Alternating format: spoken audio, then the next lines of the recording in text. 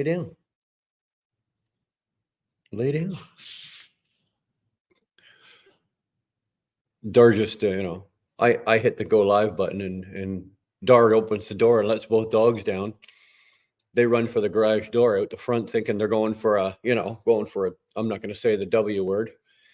I might as well say it because the damn dogs know what the W, when you say the older one here, he can spell. So when you say the W word, Charlie knows what the hell you're talking about. He gets all excited and goes looking for his leash. So, well, Curtis, read the title.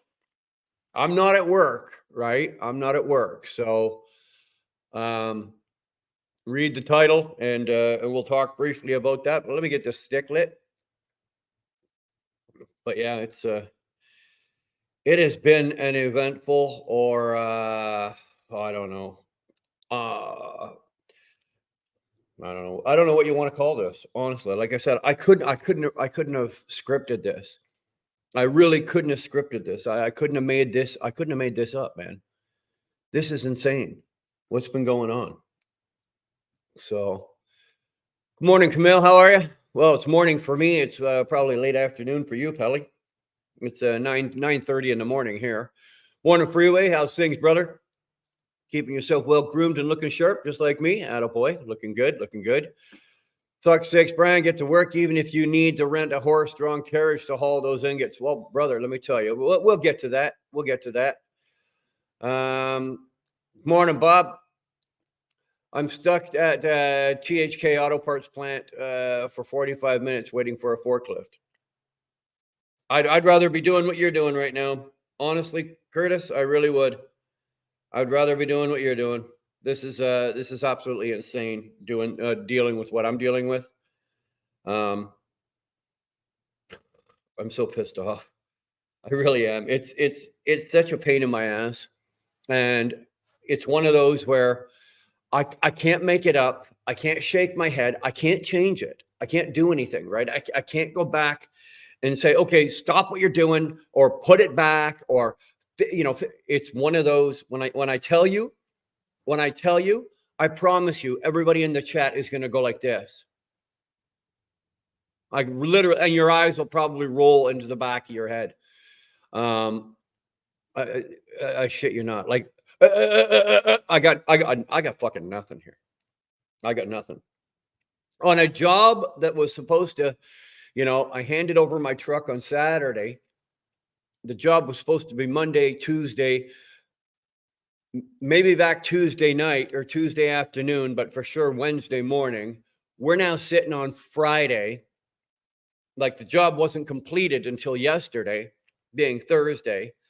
And then let me get this lit. I know we'll get there. Hold on.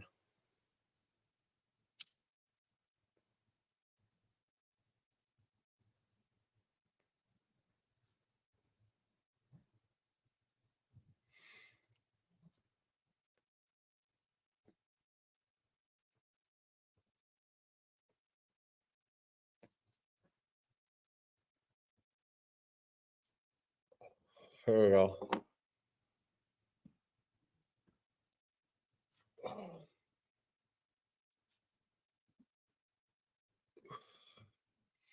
Good morning, guard dog. What's going on, Johnny? How the hell are you? Tolga's in the house. Thank God Tolga's here. Jim, good morning. Thanks for popping in. Thanks for staying, hopping over here. Buck Brown, of course, I got to step away from my phone now. Well, that's on you, brother. That's on you. Went a little old school. You guys see this one? You guys see this one? This one we pulled out of the vintage closet. Like it is. This one's probably, look at how it still wears nice though. It really does. But yeah, look at this one.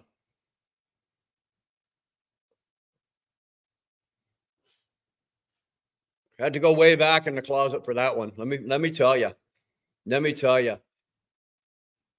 Well, you know what, Bob? It's not Stupid Friday. It's what Mike Campbell used to refer to as "Fuck You Friday." If it can go wrong, if it can happen, if anything can go backwards, sideways, or fall off, today is the day that it's going to happen, right? Good morning, bastard. How the hell are you, brother? Good to see you. So this is what happened. Like I said, The truck went last week. I handed the truck over to them. And then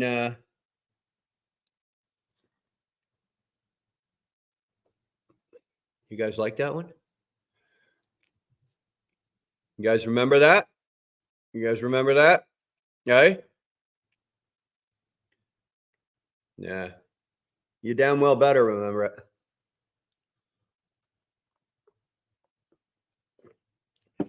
Anyway, I'll get to this story eventually. So we've got the truck went in, and there was a hole in the driver's side fuel tank, which was causing my imbalance issue, and it was coming from underneath one of the straps. So what they had to do is they had to pull the tank off, or drain the fuel, pull the tank off, and the tank was going out to an outside company that deals with that kind of stuff, and they do the aluminum welding and the patching and all that kind of shit. So they did all this. They took the tank off, sent it over there, and again, it took a little longer than I would have liked, because now I'm not only out the price of the tank being fixed, but now I'm out like Monday, Tuesday, Wednesday, Thursday. So I've been sitting for 4 days. That hurts me more than the price of the tank. Really, it does. That hurts me more than the price of the tank. But so they get it back on yesterday. Early afternoon yesterday. They get it back on the truck. They send me a picture. I'm all excited. They send me a picture, and I'm standing there, or I'm actually sitting on the front porch, and I've got my phone, and I'm literally like this, looking at my phone going, what do you think they did? What do you think they did? Anybody? Take a guess. Like I said, I couldn't make this shit up. I couldn't make this shit up. What do you think they did? Yes, it is. I can't find mine. I got the same one, but it's black.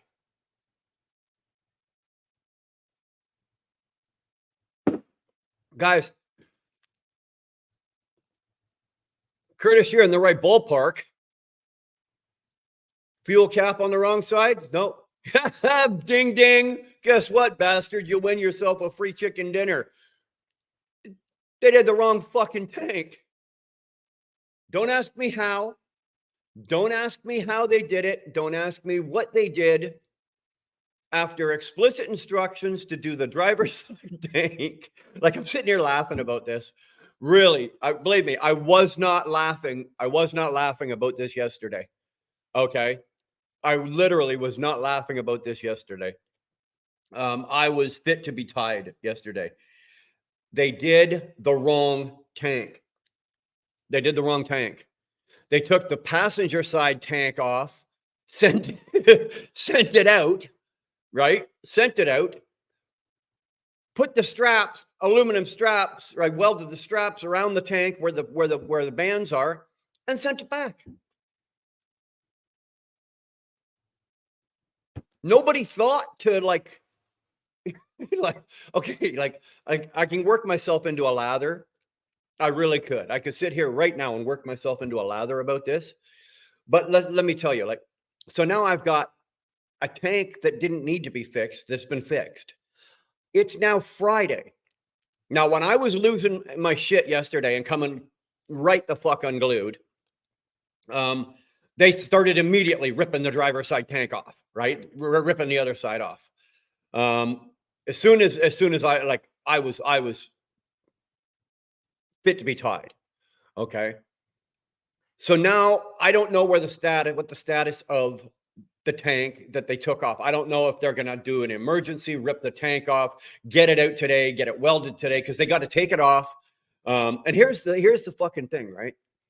When they took the other tank off, before they send it out to be fixed, they're supposed to do a pressure test on it to determine where the holes are. Right. Just because I say the tank, the crack or the hole is underneath the strap, I could be off by a couple of inches either way. So, the smart thing to do would pressure test the tank. Right. Am I right? Anybody else? That makes sense to you? Take the tank off, drain the fluid out of it, wash the tank out, put the cap back, or screw the cap, a special cap on, pressurize the tank, find out where you spray the whole goddamn tank with soapy water, and figure out where the holes are.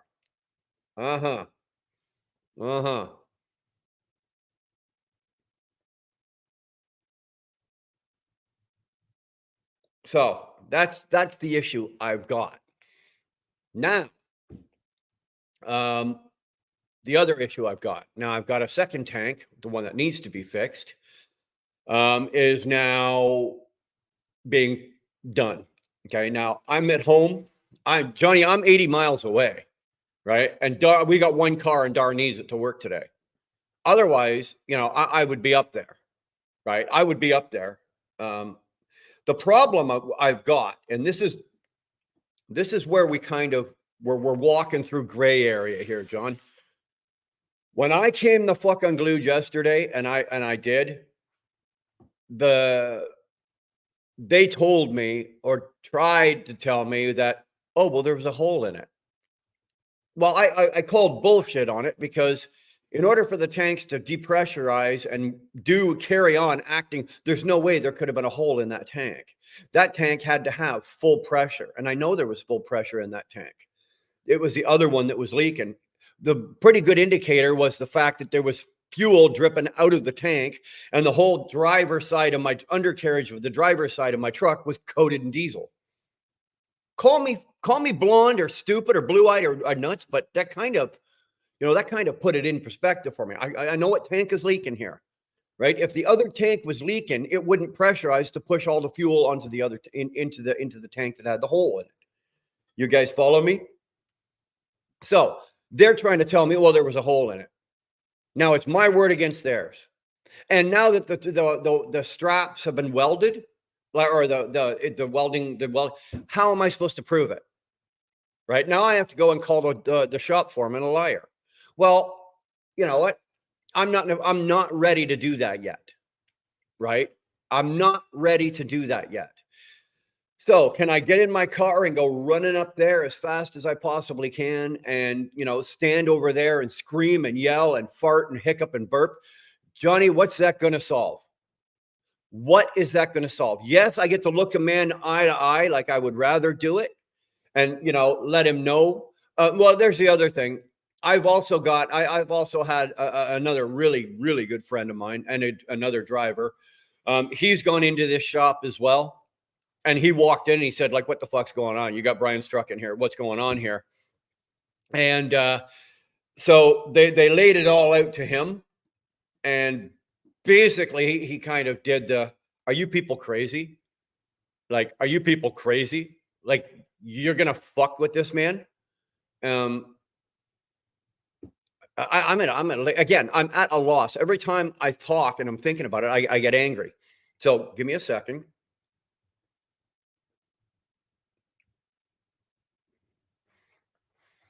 I know you guys are talking away, and I there's a lot of you in here I haven't said good morning to. Lachlan Trucking, exactly. I haven't said good morning to you.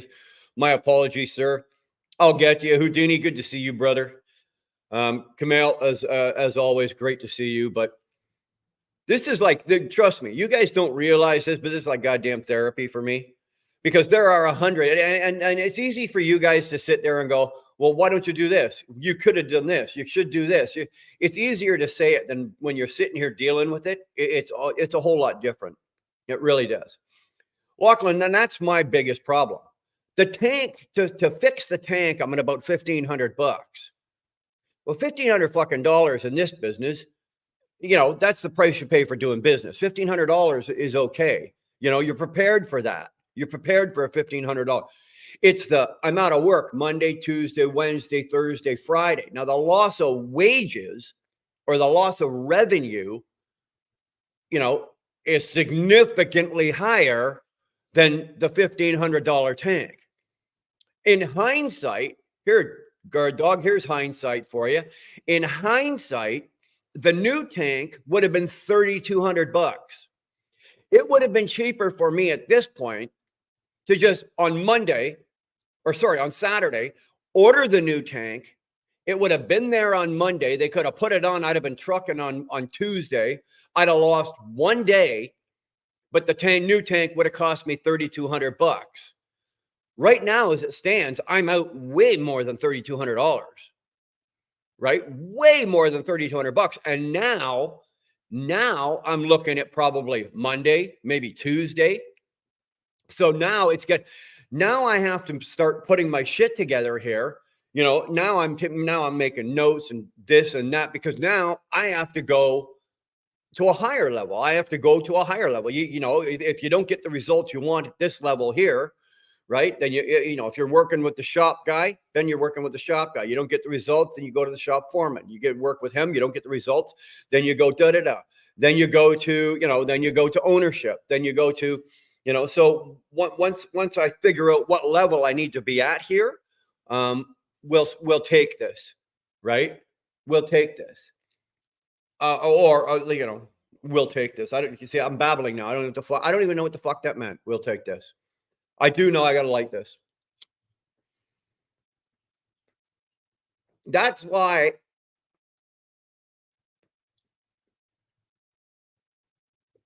Camille, to answer your question, sir, I haven't been live for the last couple of mornings, right? I've been dealing with this literally, for a day and a bit now.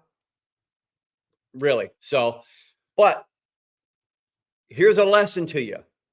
Any of you guys that are owner operators or new owner operators, when I tell you guys, because I'm not talking out of my asshole here, I'm giving you a live example. It's happening to me right now. When I tell you guys that when you come into this business, you need to have, X amount of money for your down payment on your truck, and you need to have like $20,000 to $25,000 sitting in the bank as a cushion. Sitting there, you have nothing to spend it on. $20,000 to $25,000 in it. This is why. Because I'm about to take a shop bill or a version of some kind of shop bill at the same time that I've generated no money. Well, where does that money come from? Right? Where does that money come from? If you're running around with $1,000 in your bank account, I'm telling you right now, if there was $1,000 in the bank right now, I'd be FUBAR. So this is just as much as it pains me. Here's a little lesson for you guys. When I'm telling you guys certain things, I'm not talking out of my ass. I'm not bullshitting. I'm not making it up. It's not like, he's just thinking shit up and let's put it out there. It's a true lesson. It's happening to me right now, right? I don't know what the shop bill is going to be, because there's going to be some shucking and jiving and a little negotiating in here and, blah, blah, blah. The loss of a week's wages, possibly another couple of days yet to come, plus blah, blah, blah of everything else. Who's paying for that? Yeah, I look like Santa, but I don't have a bunch of elves printing me money over here, So here you go. Here's real life proof that I'm not here talking out of my ass. Sterling's here talking out of his ass, but I'm not here talking out of my ass.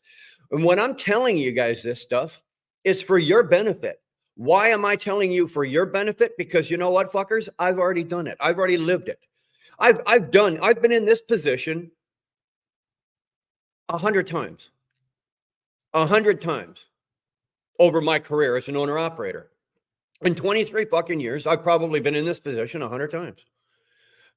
Some of you guys, or there's people out there that can't weather this storm once. So I want you to be prepared. I want you to have the money in the bank before you buy the truck. Have your down payment for the proper amount. Have the proper amount of down payment for the truck you're buying. Most people say 10%. I say 20.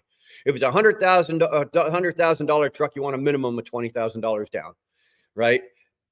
That's there. But aside from that, you need 20 grand to 25 grand sitting in the bank with nothing to do with it. All that money in the bank is sitting there for. That money in the bank is sitting there waiting for your check engine light to go on. That's what it's doing. All your money, all your dollar bills are sitting around in the bank, talking to each other, going, hey, Ralph, hey, Mary, hey, Sam, hey, this. What are we doing today? Well, we're just sitting here waiting for the check engine light on Brian's truck to come on. Okay. And that's what it's there for, guys. So there's your lesson today. There's your lesson today. Okay. And you guys can take this lesson at my expense. And you know what? I don't mind. Somehow or another, I'll work this out. Right. We've done this before. This isn't our first rodeo either. So we're going to work with the shop. We're going to work with ownership. We're going to work with management. We're going to work with these people. And something is going to be done. It's not like I'm going to eat the cost of 2 tanks and 10 days off work. That won't happen. I promise you that won't happen. If it does happen, I'll bring it to you. I'll go live, and I'll go live on 6 different platforms to make sure everybody fucking knows about it.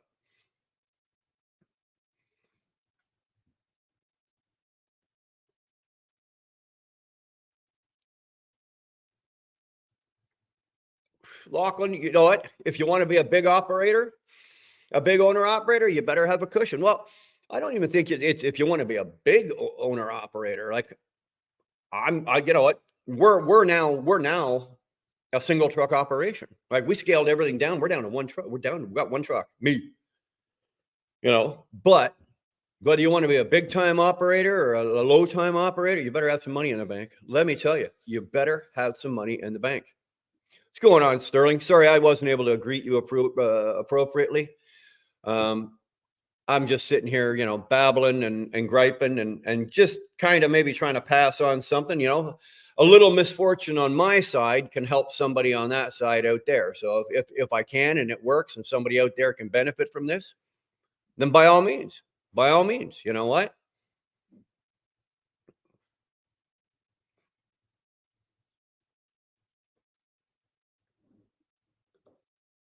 Well, Johnny, you know what it is. It's you hope for the best, prepare for the worst. We've all heard that said, right? You hope for the best, prepare for the worst. You have the money in the bank and you hope you never need it. But in this business here, Lachlan, you can you can attest to this. Dog, you can attest to this. Sterling, you can attest to this. Any of you guys in here that are owner operators, every one of you can attest to this. In this business right now as owner operators, it doesn't matter if you've got brand new, shiny, sparkling equipment, or if you're running 2, 3, 4-year-old equipment. It makes no goddamn difference. It's not a matter of if you're going to break down or not. It's a matter of when. You are going to break down. You are going to take a hit. It's not a matter of if. It's a matter of when. Lachlan, tell me I'm lying. Guard dog, tell me if I'm lying. Right? I'm not lying.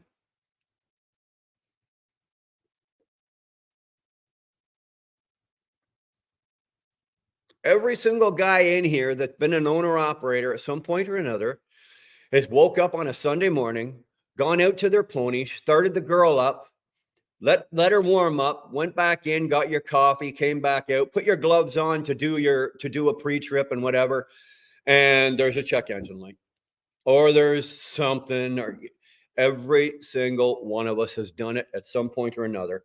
It's not a matter of if you're going to do it. It's a matter of fucking when. So having that in mind, knowing that you are eventually, why would you not start banking? How you get your maintenance fund is entirely up to you. How you save it is entirely up to you. I bet you if you ask me, Sterling, Lachlan, Buck, Guard Dog, if you ask any of us that are owner operators how we put our maintenance funds or get them and put them aside, how do we do that? Probably all of us, every one of us probably has a different answer, but I guarantee you we've all got it, right? My maintenance money gets put aside every week. Every week, my statement, the company I'm with, I bill out and my statement is paid every Friday. So every Friday, my money goes in the bank. The money hits the account. Certain things are done with that money. And then there's always maintenance. And there's a certain amount, bang, gone into the maintenance account. And you don't even think about it. You don't touch it. You don't look at it. You don't give a shit. And it doesn't matter if that account gets to 20,000, 25, 30. It doesn't matter. Let it keep going. Don't stop. Keep going. You know what it cost me you know what it's going to cost me if I blow the motor out of engine out of my Detroit or out of my Freightliner? In Canadian funds, I'm looking at $45,000. So I'm going to have a $20,000. Let's say I got a $20,000 in my maintenance fund. Well, right now I'm going back and I'm financing, another 20 grand on an engine. So take that maintenance. I do it weekly. If you guys are billed out, however you negotiate your contracts with whatever companies you're doing business with, however you do that, if it's on a 30-day or if it's on the 1st and the 15th or the third, the 15th and the 30th or however, 30 days, 60 days, 90 days, make the appropriate percentage and take that money and put it aside and then fucking forget about it. It's not there for you to go to the casino. It's not there for you to buy your wife a new diamond ring. It's not there for when the Bass Pro Shop puts those 15 to 16 footer, boats on sale and they're 30% off. That's not what it's there for. It's there for one thing and one thing only. One thing, your maintenance. Now that's not to say that, okay, you blow a tire. That's what it's there for. You need an oil change? Take it out of your maintenance. That kind of shit is regular everyday business. That's what it's there for. But luckily, if you're doing it, the money going in should be going in faster than the money coming out. An oil change up here right now is $645 for me to get my oil change out of my truck. Well, you know what? My maintenance going in weekly is more. So that's what that's there for. Your maintenance fund is for your maintenance, but it's mainly for you to build it up as high as you possibly can, right? As high as you absolutely possibly can, so that when you have that hit, when that hit hits you, you know what? You're standing there with a bat and you can hit back. You're fine. It's nice to be able, and I've not always been in the position. It's nice that when you take a big hit that you can just sit there and go, all right, well, fuck, there's nothing to stroke that check. All right, carry on, business as usual. It's nice to be able to do that. There's been times where I haven't been able to do that. Early on in the early days, fuck, man, things were tight. When in 2008, that recession in 2008, jumping Jesus, right? In the recession in 15, in the middle of the recession, I blew the engine out of the Volvo. That was a $49,000 replacement back in 2015. Let me tell you something. That hurt.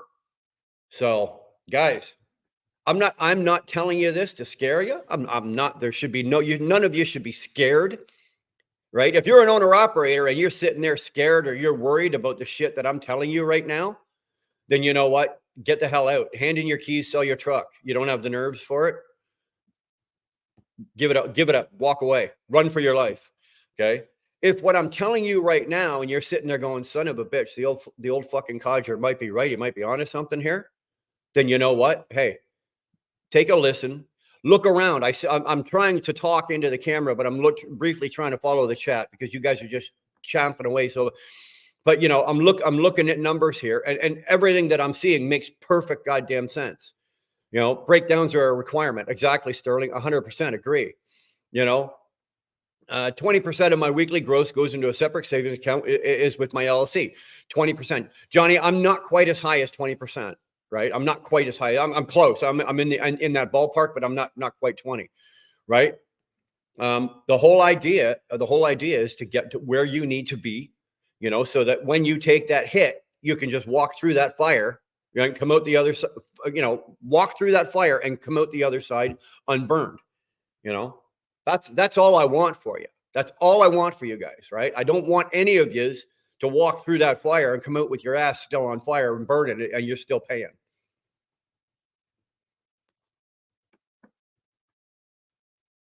Lachlan's got, I'm not following the conversation. Like I said, you guys are jabbering away.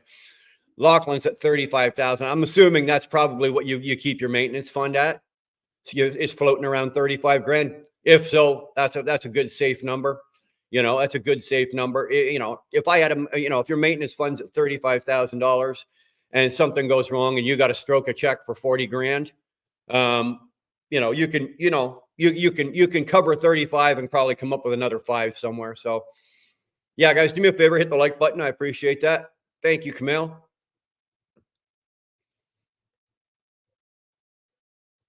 I blew up my red motor, rebuilt it, and sent auction. Broke even. Thank God. That's because it was a red engine. Just why I'm not worried and screaming about my birthday this year. If I was not prepped, I would be losing it. Well, you would, and I'm glad, John, that you are. I'm glad that you're set up like that. I'm glad you're one of the guys that are out here that, the younger guys, the new guys that are these, you're the guy that these people need to be listening to, you know, just remember chickens for Dar. I thought we were going to get through one. I should have known better. What the hell was I fucking thinking? Right? I should have known better. I thought we'd get through just one. I guess not.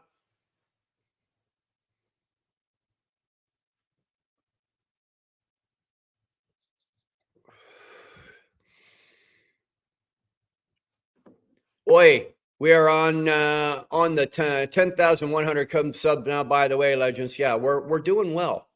You guys are actually doing a really good job. You really are. I really do appreciate it. Brian, did you send that logo? No, no. Fuck Mel. Like I said, dude, I've had 10,000 other things. It's on my list of shit to do, but like the list is like, there's my arm. There's the top of the list, right? You're about here, and we're like, I'm sorry, man. I will get to it. I know you're in a hurry and you want to get it, and I really know that I really, and I'm excited for you. But you know what? Just be be patient with me, bro. Be patient with me. I'm doing the best I can. May is Mental Health Month. Make sure you reach out if you need help. Absolutely. Absolutely. I was not aware that it was Mental Health Month. I'll be honest with you, David. Every month is Mental Health Month. It doesn't May. You don't have to wait till May to reach out for help. Listen, folks, what we do out here is important. What we do out here is very stressful. What we do out here causes a lot of anxiety. What we do out here puts a lot of pressure on us as men and women that do this job for any reason. Doesn't matter if it's May, June, July, August. Who gives a damn? There is help and all over the place. Canada, US. It makes no difference what country you're in. If you need help for any reason, reach out. If you don't know where to reach out, fucking send us an email and we'll reach out for you, or we'll fucking help you, or we'll get you pointed in the right direction. Okay? But don't wait. Don't wait. Any month is good, is mental health month. Trust me, I know. I'm not always mentally healthy.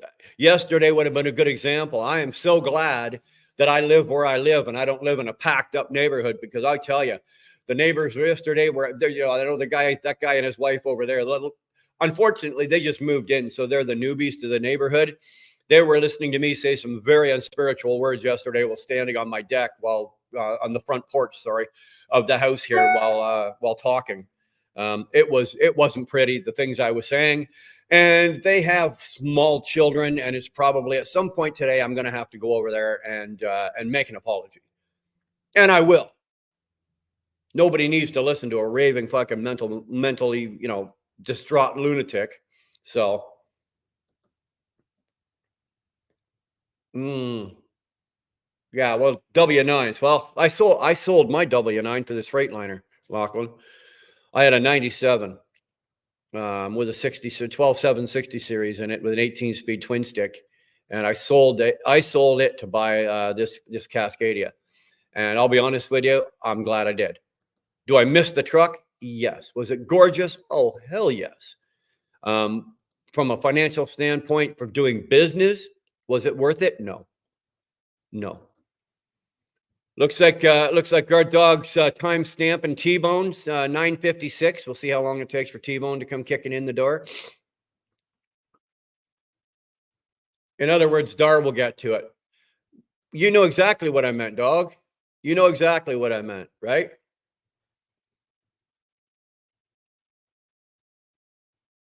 It's been a rough mental health month for you. You know what? It's been a rough mental health month for you, but you know what? Eric, you're still here. You're still breathing. You woke up this morning on this side of the grass. You had the wherewithal to probably put your pants on, put your shoes on the right feet and tie them up, give yourself something to eat, go to work or whatever you're doing right now. I don't know. Well, I know right now you're sitting here looking at me. You know what? Mental health ain't something to sneeze at. It is very hard to deal with. It's something that we should all be aware of with other people struggling, obviously. But for those that do struggle with it, it ain't the end. One bad day or two bad days, and I say that one or two bad days because I know that certain, one of my daughters suffers from very bad depression, and it can go on for weeks. So we watch it. We have it on our family, and we watch and we know, and we watch for the signs and this and that. So I know what some of you people are going through. I don't suffer from any kind of depression or anxiety or anything like that. Luckily for me, I don't. But my dad did, or my dad does. Not that I care right now because I don't talk to my father, but my daughters do. A couple of my daughters deal with issues like that. So, bro, I've watched my daughters and I've watched other people that I truly love more than anything in the world go through stuff like this. And at the very end, when the light comes, the light at the end of the tunnel, and they get to that light, it's like watching somebody else. It's like somebody being rebirthed. It's like reborn. Keep going. Don't stop. Don't give up. And when when you're ready to give up, reach out. But reach out long before you're ready to give up, because the closer you are to desperation, the more likely you are to do something stupid. And I say stupid, I mean like stupid in my eyes. Like, don't do something silly. Don't wait till you're desperate to reach out for help. If you need help, reach out for it. Reach out for it. T-bone chickens for Dar. It was 9:56. 9:56 was the timestamp. So what did he take? 10 minutes or 4 minutes? 7 minutes. 7 minutes. And by the way, did you ever been to Alaska, Dalton Highway in Alaska? No, I've never been to Alaska. It's one of the few places in North America. Well, it's the only place in North America that I've never driven. I've been to all the provinces. Actually, that's not true because I've never been to Yellowknife, and that's a Canadian territory. But I've been to all the provinces and all the states, with the exception of Alaska and Hawaii. Now, it'd be a little tough to drive a truck to Hawaii. Maybe when you got there, I could drive a truck in Hawaii, but I've never been able to figure out a way to drive a truck to Hawaii. When I do figure that out, believe me, you guys will be the first ones on board. That'll be a good driving live, eh?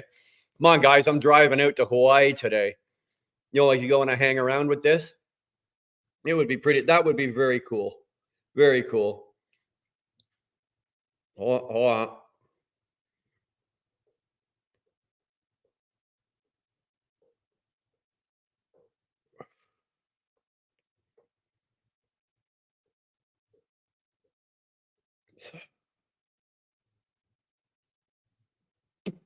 That's not the email. It's son of a bitch. Ugh. Okay, let's just carry on. I'll get back into my happy place here. What the hell was I talking about? 2-4. Good to see you, brother. Sorry, I know you 2-4. I know you've been here a while. I appreciate that. Sorry, bro. Oh no, this one was for you, 2-4. I went way back into the closet for this one, baby. This one's a vintage. This one's probably older than most of the people in the chat. Hey, look at that. She's worn too. But I want this one is for 2-4. We didn't go Metallica. We didn't go Maiden. We didn't go what else? We AC/DC. Today we went old school. We went vintage. So had to go dig this one out. Had to go dig this one out of the closet. Let me tell you, this one doesn't come out very often because it's getting thinner. Like I'm sitting here going like if you look at the arms down here, like I could probably go like just like that and just rip this shirt. Like that's how frail these things are. This one is. So I wear this one on occasions, but this one was for you, 2-4. This one was for you.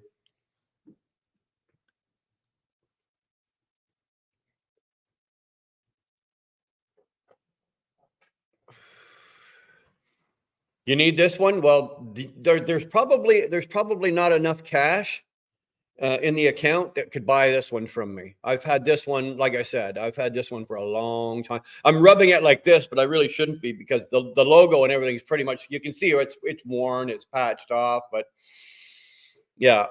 When you guys see me in the truck, those shirts there, those concert shirts there that I wear in the truck, those are the ones that, the kids get me every year and this and that and shit like that, right? And they're a couple of years or a year or two old. But these ones here, when I'm home, when you see me wearing these ones are probably, well, I can almost give, I was in grade 9 or 10. I was in grade 9 or 10 when I got this. So in 88, I graduated in 87, 86, 85. So in 1980, this one's like, for me, this one's probably, 15, 14, 83 or 84, something like that. This one, I got this one.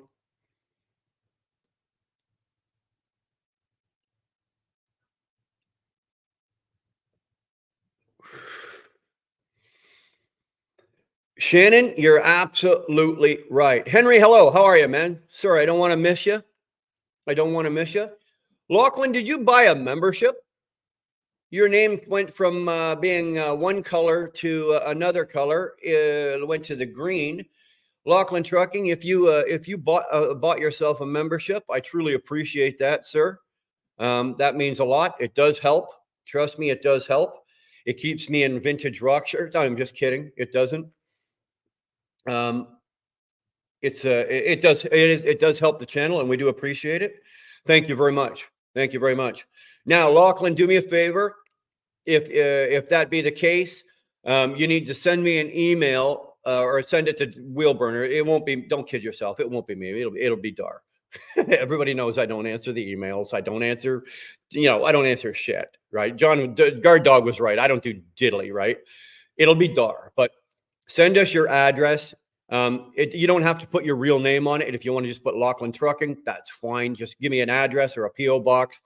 As a member, you get some merch and you get some shit. So if you want to do that, just make sure you email it to us, and we'll send you off what you're entitled to. The secretary will handle it. You're absolutely right. You're absolutely right. John 123, how we doing, brother? How the hell are you, sir? Good to see you. I'm having a ranty morning. Does that make sense to you guys? Or to you? I'm having a ranty morning. You kind of missed the first part of it. But yeah, Humberto's here. Good to see you, Humberto. Thank you very much. Did you follow that they took AstraZeneca from the market? Dude, they should be taking them all off the market.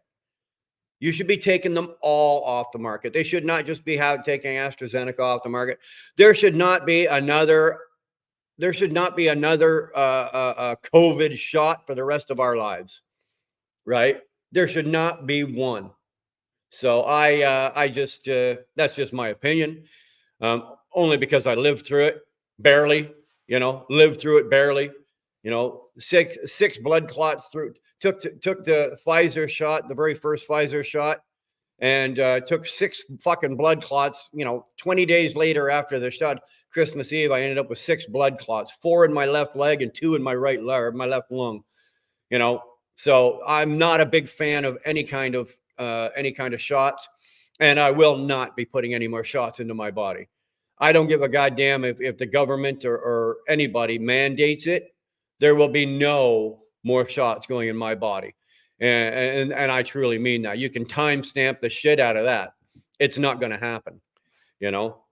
They've pushed us and forced us last time because they were threatening our way of life and our businesses, right? You can't cross the border. You can't be a truck driver. You can't do the work unless you take that shot, and you're going to lose your livelihood. And that was enough pressure to scare a lot of us to take the first shot. Well, guess what? When the first shot almost kills you, Christmas Eve, we came home from Dar's mom and dad's house, and next thing you know, I'm being rushed into the hospital. in agony, and I've got problems. So there will not be any more shots. There is a contingency in place. Trust me.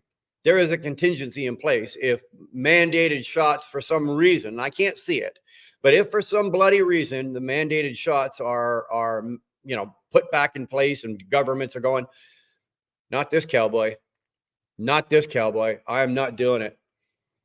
I'm not doing it.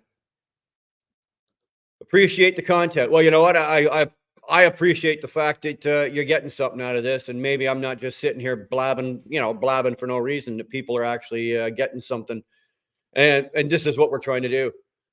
Lachlan, this is all we're trying to do. We like to sit here and we'll joke around, and we'll fuck around, and we'll swear here and talk that, and talk some bullshit, and we'll talk some trucking, and we'll talk some Hooters, and we'll talk some shit like that. We'll talk all of that, but at the end of the day, hopefully somebody somewhere get something out of this. If I sit here and talk to 30 people, for 3 hours, and one person benefits from what I've done, then you know what? I've done my job. It's not been, to me, that hasn't been a waste of time. If one guy picked up that little piece of golden nugget that he needed, that he was struggling with somewhere in his business to do with trucking or anything like that, and he's like, son of a bitch, there it is. And if we being, guys like me and you and Guard Dog and Sterling and Humberto and, all these guys, if we can offer that up to you and we can make that happen for that guy, then you know what? We've done our job. And I include Shannon Thomas in that, even though Shannon's still fairly new in the owner-op game, she's taking huge steps, and she's doing it. She's doing it right. So you know what? She's got something to say. On top of that, she's got something to say, and it's coming from a woman's perspective. We don't get a lot of that. We don't get a woman's perspective in this business very often. Let me tell you, and we need that. We need that. Shannon, your third cup of coffee, but yeah, you don't have that cup. You don't have that mug. I promise you. Look at the goddamn sun. I got two windows. You can see the windows. There's one window, there's the other window, but this is what you need to be drinking your coffee out of. You got it. Proud member of the small fringe minority. Remember? That's what they called us at the convoy. Oh, don't worry about these little ass hats. They're just a small fringe minority. We damn near toppled the country, for Christ's sake. The dumbass had to enable the Emergencies Act because some small fringe minority came along and took over Ottawa.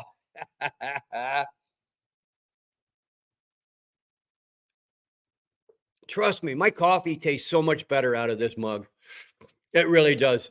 It really does. It takes all the bitterness out of my coffee. It's so good. It's so good. I wish I had one of these for every one of you guys.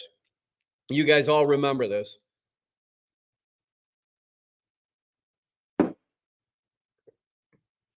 Don't ever forget that convoy happened. It is something that happened, it's been 2.5 years.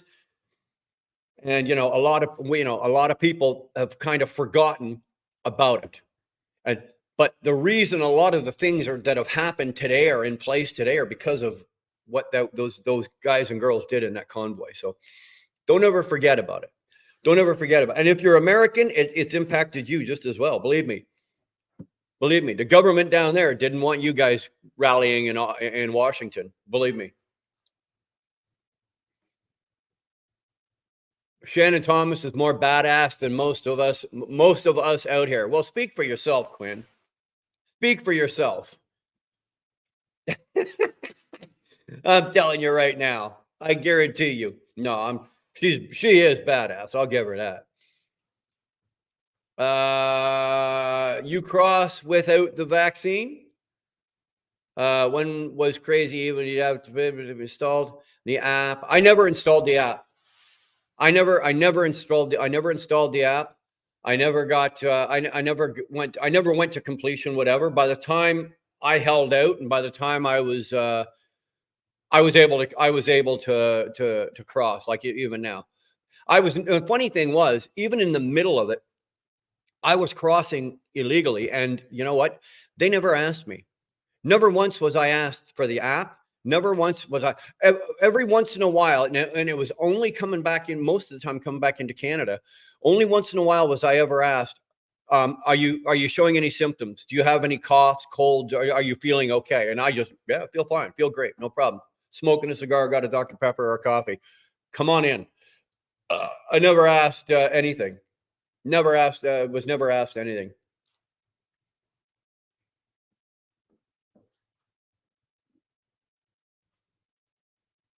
Mm.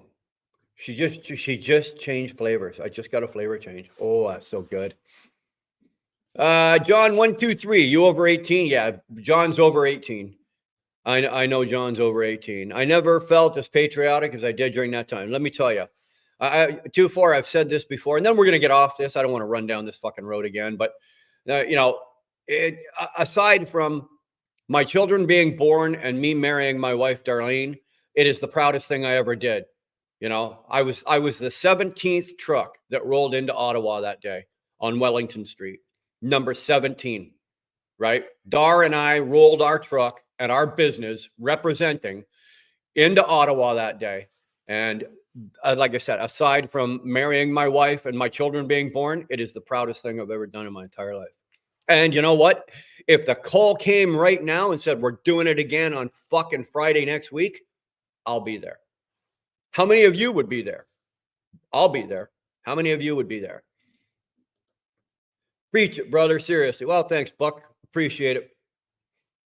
Golden Aladdin, what's going on, Rick? Yeah, truck's in the shop. Dude, you missed the beginning. You're going to have to go back and watch the replay because you wouldn't believe what the hell happened. You actually wouldn't believe what actually went on and what they did. Rick, it is absolutely insane what happened. Like I said, I couldn't script it, and I can't make this shit up. I left the word shit out of the title and put stuff, but let me tell you. Yeah, Aladdin, believe me, Aladdin's 18. He's got corns on his foot that are older than 18 for crying. He's got underwear that he's driving around with, probably the pair of underwear he's wearing right now in the truck is older than 18.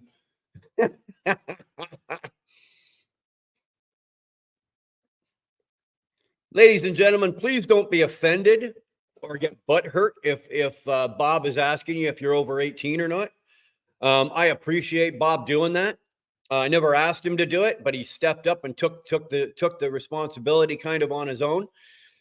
We do probably try to run a more of an adult channel here. I would prefer that everybody in here be over 18 years old, only because, like I've said before, I do occasionally mutter a few unspiritual words and say some things that are probably not the happiest, the greatest, or, I'm going to say, let's just say it. I fucking swear once in a while. No, actually, quite a bit. No, actually, a lot. Okay. I fucking swear a lot.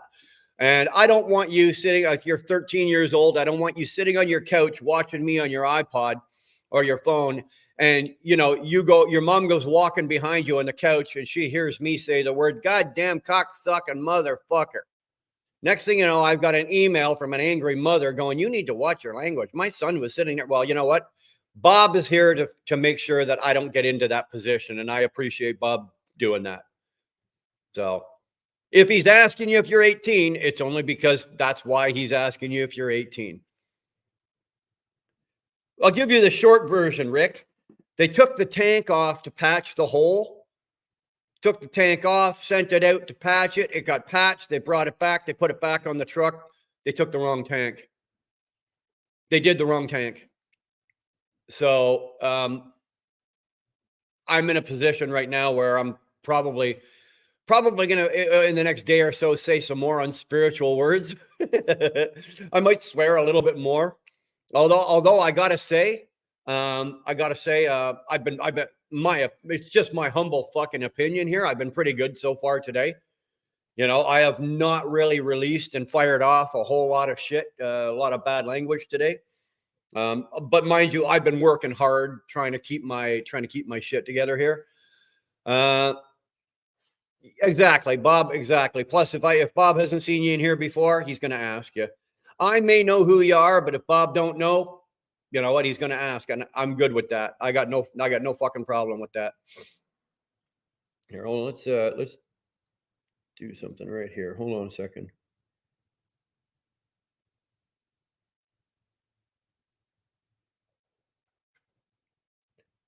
I meant to do that last time, Bob. Yes. Wrong tank. What the fuck? Yeah, CM exactly, eh?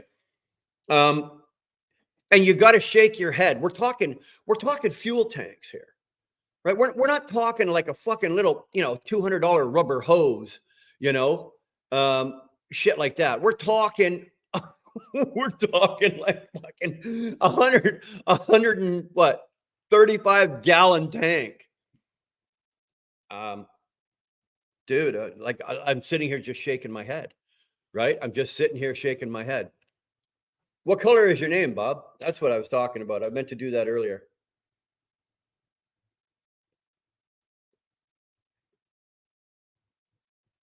I think actually I meant to do it in the last live, but I think you didn't come in. So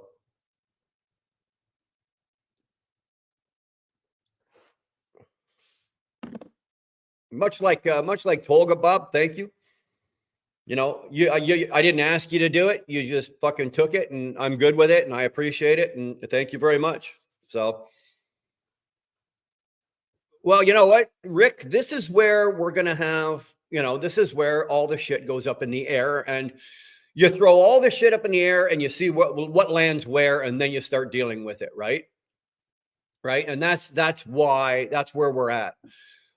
So they took the tank off I gave them the truck on Saturday. They took it off on Monday, Tuesday, Wednesday. They took them to work on it. They put the tank back on the truck yesterday. They sent me a picture. It's the wrong tank, wrong side, blah, blah, blah. So as far as I know, they ripped the tank or the driver's side tank off last night or yesterday afternoon. So I don't know what the status of that tank is. I keep getting little messages here. That's why I keep looking down. Please, I know it's rude, but I keep getting little messages on my phone here. So I'm just kind of in the middle of, I'm hoping to get that phone call going. Okay, this is because all I want is the time frame. Fuck the cost of the tank at this point now. Just get the goddamn things fixed, right? I want to go to work. I'll work out. I'll deal with and I'll work out the cost of everything later. Let's just get the fucking truck running and let's just get the thing down the road. That's where I'm at, right? Quit jerking me off. Let's get the tank fixed. Let's get this down the road. So I'm waiting for that call going, okay, we made an emergency call last night. We pulled the tank off. It went in this morning. It got delivered this morning. They're going to fix it today. It's going back on the truck and you can roll on Monday. Because one of the things I just got was a dispatch for fucking Monday. Apparently, because here's the ingots, the train switch in the rail yard never happened, right? So now they had a real nice jammy load for me, a 5-drop load out in Michigan, ending in Indiana, and then I was going to Lafayette, Indiana for my reload coming back. Well, that would have been a real nice driving life because, all you guys have seen me do is go back and forth between the ingot yards. So that would have been a real nice driving life going out, 5 drops through Michigan and then the Lafayette pickup. So that pisses me off because I'd really like to go make that run. On top of that, I really want to make some money. Don't kid yourself. Like we were talking earlier, is there money in the bank to cover this? Yes.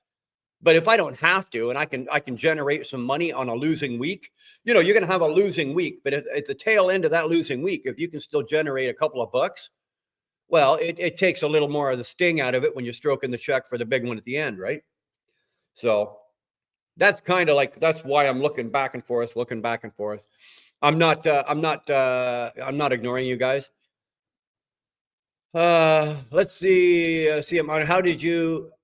How the fuck do they mess that up? CM, I don't know. Honestly, sir, I don't have a goddamn clue, CM. It's one of those things that, and this is part of the business part of this, okay? Because the old school tapes and brain of Brian would be going in there and I'd be using these and just destroying people, right? I'd be absolutely destroying people. Now it's to the point now where you're doing business. This is business. So how do we do business? Well, first of all, you use your big boy words, right? You use a pen and a pen. Well, in our case, emails. But you use your big boy words, And that's how you do business these days. Going in there screaming and yelling and farting and burping and hiccuping and pissing up a rope and all that ain't going to do jack shit. It will not solve anything, and it will not get me any farther ahead. If anything, they're liable to turn to me, or they're liable to turn to each other and go, you know what, take that tank and throw it on the shelf for another couple of days. We'll get to it, after I leave. Right. So you got it. You do have to have a certain level of diplomacy. And let me be honest with you. Diplomacy for me is something that I've had to learn. It's not something that comes naturally to me. Most of the time, Mr. B, it's great to see you, my friend. Good to see you. Diplomacy is not something that comes natural to me. I've had to learn it, and sometimes I've had to learn it the hard way, right? Because I'm accustomed to always being the one in charge or being the one with the last word. And I won't be questioned, and I won't be and that's, I don't mean now, I mean, in times of past. And that hasn't always been the right way to do business. That hasn't always been the right way to do things. So when I have to do business today, and even it's not so much business, it's in my own home, right? You got to use diplomacy. I can't tell you how many times when my kids were little, right? When we had little girls running around, the minute daddy barks, you got fucking, six eyeballs in here, right? 3 kids, that's 6 eyeballs, and just by daddy barking one time, you got 3 kids crying their eyes out. And mommy's like, what are you crying for? Daddy yelled. Can't do that, boys and girls. You can't do that. You can, but you won't get far with it. Trust me. Oh, man. I wish I was on vacation. I wish I was on vacation.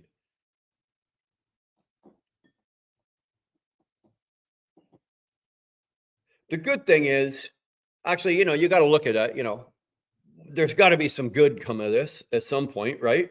There's got to be some good come of this. And so the good thing is, all right, I get to sit around and do a couple more lives and shoot the shit with you guys. I get to take care of, a couple things around the house that wouldn't get taken care of. Today's job is I've got to pull the filters out of not the furnace. We've got the big green box at all. So we got the furnace filters, but then we've got the secondary. What the hell you call that thing? Oh, son of a bitch! I'm drawing a brain fart. But anyway, those filters have to come out and get soaked today. So those are going to get done today. I've got my little list of shit I got to do today, and so those filters are on that list of shit to do. And it's going to get done. So there is, as much as this hurts me to go, oh yeah, I'm losing thousands and thousands and thousands of dollars sitting here. Something good is coming out of that. And you know what? Maybe that's just how I'm wrapping my head around being so goddamn angry. Who knows?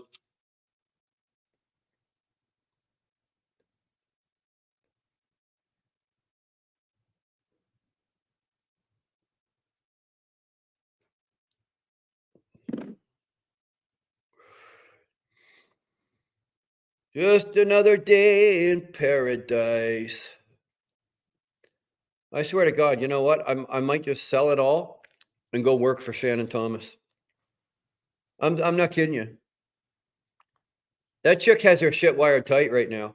I swear to God, if I could do it, I'd sell it all right now and go drive for Shannon. Yeah. If it wasn't BFE Missouri, I'd fill in for your Durango Life team, but cell signal spotty at best.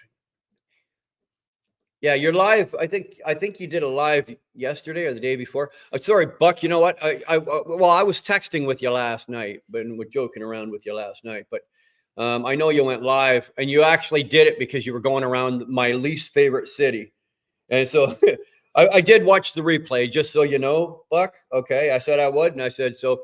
I kind of like the fact it's like, oh yeah, I'm waiting for Wheelburner to chime in here. I'm not telling you guys what city I'm in because I'm waiting for Wheelburner because this is his least favorite city. So, Yeah, yeah. I kind of figured it out. I could tell by the signs, right? The signs that you were passing or going under the overpasses. But yeah,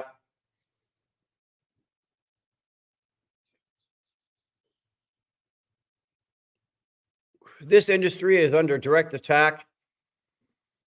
Is under direct attack. Sorry, man. From multiple sources of high fuckery. That's very. I like the way you said that. You know what, CM? That was well. I'd put that on the back of a T-shirt. Matter of fact, fuck you. You didn't patent it, motherfucker. I'm stealing it. Sorry. There we go. I shit you not. CM, I'll put that. I'll even have that put on the back of my shirt, and then underneath, like I'll put CM. You know how they always put the author or whatever. We'll put CM underneath it. So at least you get partial credit. Maturity learning as we go. Well, you know what, Lachlan, some of us learn a little slower and faster than others, right? Most of the time I tend to pick up on shit pretty quick. What works, what doesn't work. I'm a firm believer, and you only make that mistake once. If you're making it twice, okay, accidents happen. But if you make the same mistake 3 times, you're fucking stupid. I don't know. What do you want to say? Tell me I'm wrong, right? Definition of insanity is making the same mistake over and over again, expecting a different result. Come on now. You know, I'm just, I, I'm just, I'm just not being that subtle about it. You make the same mistake 3 times, you're fucking stupid. Bottom line. Yeah, it's my honey-do list. Yeah. Well, actually, the honey-do list was yesterday. Today's list was just a little, hey, we got to take it. This is what we got to do. Da, da, da. So she's eased up on the honey-do list. So it takes a week to spray for Flex Seal over a hole. What the fuck, kids today? No, they're not spraying Flex Spray seal over a hole. I want the tank repaired properly, right? I want it repaired properly. So we could have gone that way. I don't know if the diesel fuel would have eaten through the Flex Seal over enough time, but who knows? Can't you jump in a company truck to make some money at least? There isn't one. Rick, every truck is full. Every truck is full. I know, because I recruited the last guy, the guy that took the last truck. I know.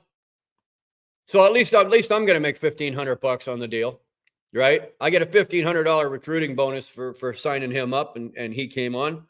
So all he has to do is work 90 days, and I get $1,500. I told him he better work at least 91 fucking days, or I'll put him in that one of those holes that we have conveniently dug out back there. I want my $1,500. My boss was sold a piece of crap. Who needs display dashboard that costs thousands? Replace. Give me an older E model without the delusional environment fairy tale fluid. Dude, you know what? I am very much against these new dashboards. I've seen like all the new Pete's we've got. They've all got the digital dashes. They've all had problems. The new Cascadias now come with the digital, but you can get with the Cascadia. Now, wisely, our company took my advice, because the Cascadias that were ordered, I spec'd them. They took all the direct specs from my truck, because they saw the numbers that my truck was getting. So they got 6 Cascadias, and all of them got the analog dash, got the analog cluster. They did not go with the new digital cluster. And now they've come back and said, oh, thank God we didn't do that, because now they got 15 new Peterbilts that every single one of them has had a glitch, a problem. So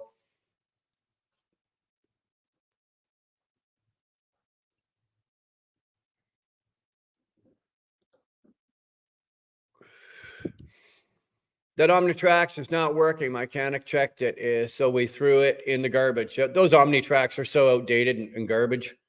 They really are. What's going on, MP8? You gonna change your name, what? Like, I think you've even got the Volvo in your picture. Do you not? Or not the Volvo, the Mac. Your little icon there has a Mac in it. I'm struggling to see, but Come on, man. I love when they offer you a truck rental at 300 a day. Well, believe it or not, they don't. They don't charge us. They don't charge us. I've done it twice with this company, and they don't charge me they don't charge me to rent the truck. What they do is just for the amount. So let's just say you're doing it for like 2 days or 3 days. What they'll do is they just do it like a driver's Inc. model, right? So they'll pay you whatever the company driver's rate is. So let's say it's 60 cents a mile.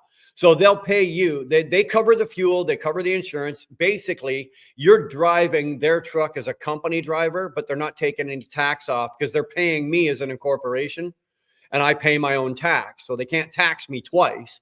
So I would just make 60 cents a mile for every mile I run, and I make every penny. And that's how they do it. Now, you can't do that over a long run. Revenue Canada and IRS both don't want us doing that. And they're going to be actually outlawing it and banning it shortly if they haven't already. It's called the Driver's Inc. model. But that's what our company will do. They won't charge you for the truck. They'll just pay you as a company driver, but they don't take any taxes or anything. And you still make all your accessorial shit. Like you get paid, you get your extra for your loading, your extra for your unloading, your extra for your tarping, the pins. We make $9 just to every time we cross the border. So you cross the border, you get $9. You will get all of that business as usual. But instead of making what I would as an owner operator per mile, you make whatever the company drivers at the top tier of whatever the company drivers is paying. So no, they do okay by us on that, Lachlan. It's not bad. I don't mind it. Today's equipment is junk. Well, I agree with that all day long. CM, if I didn't have to have the Cascadia, right? If I didn't have to have the fuel mileage that I'm getting, I'd still have that 97. I'd still be running a 97 W9, or I'd be looking for like a 95, 96 T600, not quite the square W9 and not quite the square T800, but at least, it's a little more aerodynamic. And I'd probably have a 60 series or an N14 red top in it, right? That's just me. I think all of the equipment today is over-engineered, over-micromanaged, over-computerized. Volvos are a perfect example of that. Volvos have actually had to dumb themselves down because they went way too far, right? Way too far with too much electronics. Oh, I like that. CM, I like that. DEF equals delusional environmental fairy tale. How true is that? Damn, eh? Damn.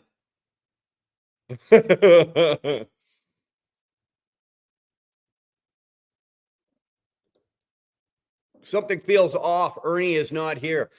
Did he not go live this morning? I'll be honest with you. I have not been on. I did not go on YouTube this morning.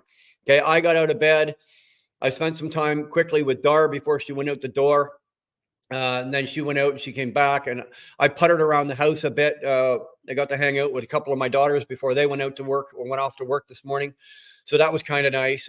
But I did not look on YouTube. So if Ernie went live, I wouldn't have known. And if he didn't go live, obviously, I don't know. Hopefully he's doing okay. If he's not live, although Ernie bounces back pretty well. Like and subscribe, everyone, if you haven't already. And do know what's amazing about that? It doesn't cost any money. Click on the 3 dots. Top. There you go. You heard it from the man himself. Thank you very much. Good morning, Red Lady. How are you, kind lady? Nice lady, Red Lady. You're on, hold on. What time is it here? It is 10:39 here. So what is it? 8:30 something. What, are you just getting to work? Or there's no way you're on break already.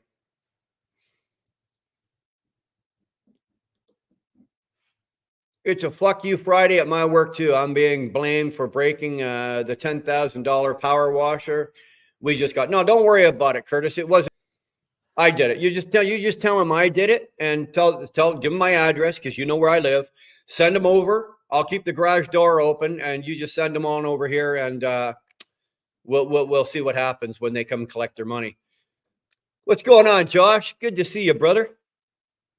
There's another cool cat, guys. There's a really cool cat right there. Josh Harris, JD and the Queens. Go check that channel out. If you like music, I love music. So I have just recently found Josh and his little band of misfits over there because they are good. They are good. And I'm really enjoying it. And the covers that they do and some of the music that their own music, you know what, man? I'm loving it. So if you like good music and you just want to hang out, or if you like what, just go check out Josh Harris. Go check out JD and the Queens. It's worth the subscription. It's worth the watch. It really is. It really is. I'm really digging on him. I'm actually almost tempted to put myself together a JD and the Queens playlist, right, in my phone. So when I'm standing out back barbecue and I can just hit play and it'll play a list of all the songs that they've put out. Sorry, an itch. You know that. Okay, there it is. It's gone. It's gone. You guys. Every single one of you drivers know exactly what I just did there and what was going on. And so if you're a lady, so do you. You know what's going on as well. Yo, Brian, I will go to work for the company you work 90, so you can get the bonus. You guys all come over to KBD and work 91 days. I'll take the 1,500. I tell you what, I'll take 1,000. I'll give you 500 of it. Well, if you make 90 days, you get $3,000. So you get $3,000 as a sign-on bonus. I make 1,500 to get you to sign up. So yeah. Did you hear about the Newfoundland driver found dead in the trailer? 2-4? I did. I was talking to, who the hell was I talking to? I was talking to Jeremy about it yesterday because I didn't hear about it and he brought it to my attention. I actually thought about making a video about this and seeing if we can get some law enforcement to be held accountable for this, because that is insane. That is absolutely insane what happened. And if any of you guys don't know, Google that. Okay. Google, just all you need to do is just Google Newfoundland driver. What the hell was his name? Brian, his name was Brian something, believe it or not. Fuck, I can't remember, but just, they found that the guy went, basically the short version of this, the guy was driving truck. Okay. They found his truck still hooked to the trailer. It looked like he'd walked away or something had happened, except all of his personal belongings, his wallet, everything were all still in the truck. They couldn't find him. They searched, OPP, blah, blah, blah. Finally, they cut the truck loose after a couple of weeks. So the company sent a driver out to pick up the truck and take it back to Newfoundland. And when they got it back to Newfoundland, they got it off the ferry. RCMP opened the trailer and they found the dead body inside the back of the trailer. You're telling me that nobody thought to open that fucking trailer while it sat in Ontario for fucking 2 weeks while they were trying to figure out where this guy was? Nobody thought to open that trailer. It was a dry van trailer and it was some hot days. You telling me something wasn't smelling right, coming. So that's the short version of it, but definitely go check that out.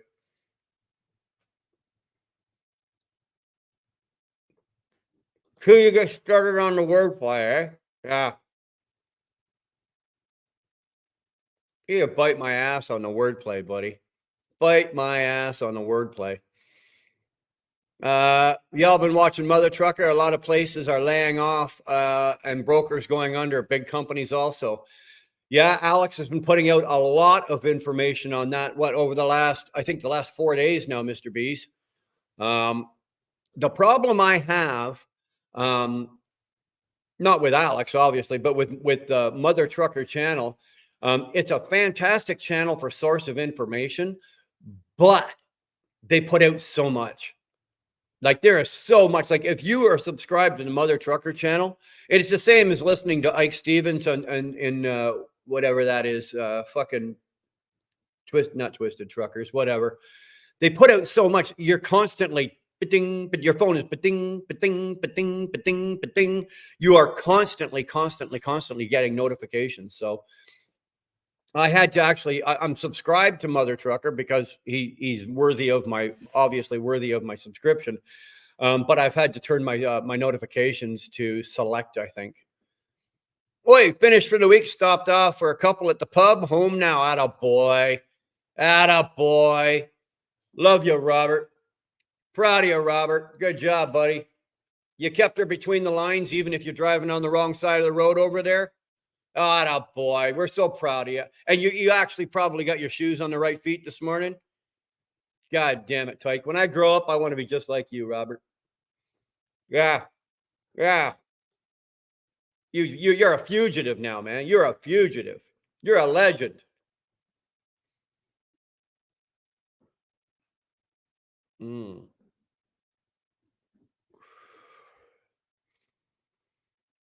I meant barking at people who are expecting them to do something for you doesn't fare well. Hard lesson to learn. I learned it, dude. You know what, Lachlan, I'm still learning it. If here's one of the best pieces of advice I was ever given when it comes to that exact type of thing.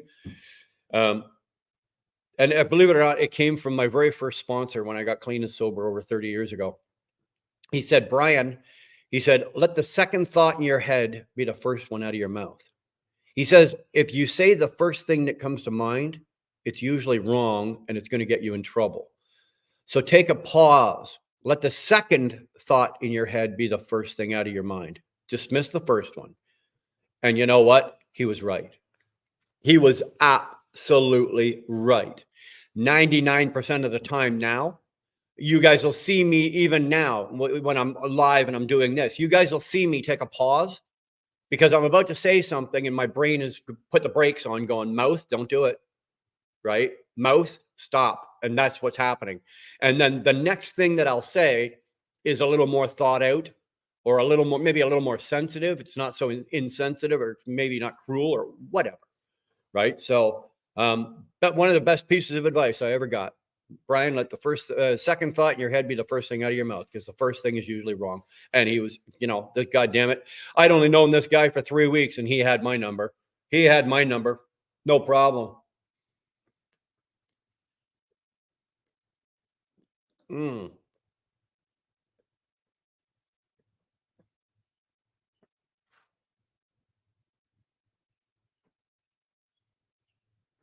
I think what it is, Bob, is that when you turn on we've got it turned on, so you have to be a member of the channel in order to talk, or not a member. You got to be a subscriber. So no kid is going to sit there and wait the 5 or 10 minutes or however long Dar set it for.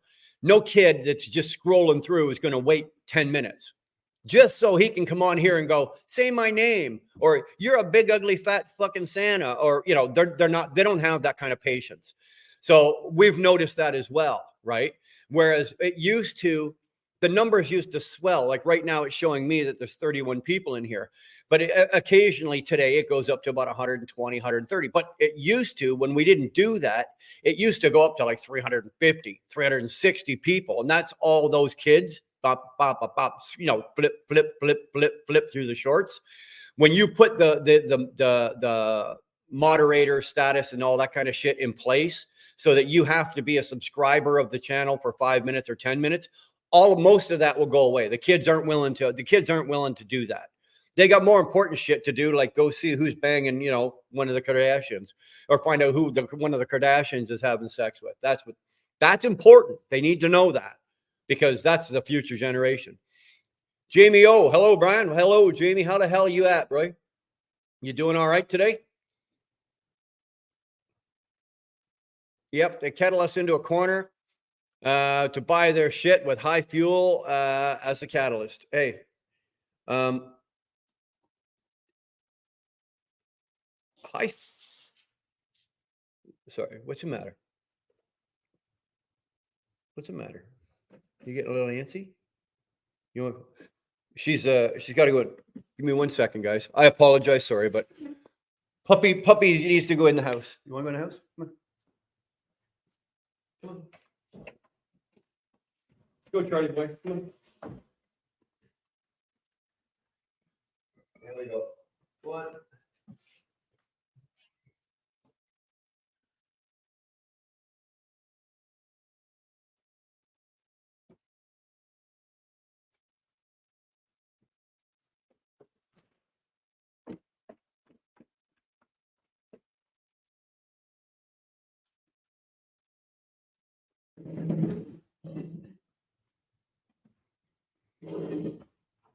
Here's living proof that this live's been going for an hour and 25 minutes, and most of you guys are still here. But yeah, my dogs can't sit and listen to me after an hour and 25 minutes. That both dogs are like, "Oh fuck, get us out of here! Come on, old man, open the door. I got to go inside." The funny thing that I find about the fuel, like here's the thing about fuel. Okay, like Canada, and I'm going to talk about Canada, but it does kind of apply to the U.S. as well. Canada's got 37 million people in it. Like we're tiny. We're tiny. And yet we're the fourth, I think, third or fourth largest oil producing country in the world. We produce enough oil that if we refined our own gas, our own oil to make gasoline and diesel, we could be doing what the Saudis do, and we'd be charging 40 cents a gallon. But they won't do it. The government here won't do it because we sell our oil to the United States and to South America and all the third world countries, and we sell it for more than we buy it from the Saudis. We buy in Canada, we buy our oil from the Saudis cheaper than we're selling it. So we're making money on the whole rigmarole of oil. The oil coming into our country is paid. We pay less for it than we're actually selling. So you in the United States, you guys, I think are the second or third biggest purchaser of Canadian oil, and you guys we're raping you. We're absolutely raping you on your oil, right? Meanwhile, you guys go down to Texas or out to certain places in the South, and as far as the eye can see, it's pumps, pump, pump, pump, pump. Where's that oil going? And here's the other thing, and the funny thing is, the United States is supposed to have an oil reserve that's only supposed to be used in the time of war, and yet you don't have it. Where is it? Where'd it go? Where's your reserve? Gone. CM, petroleum-based extortion. I like that. Dude, you're coming up with some really good fucking slogans here. My 2,004 mile per gallon uphill downhill doesn't it doesn't matter.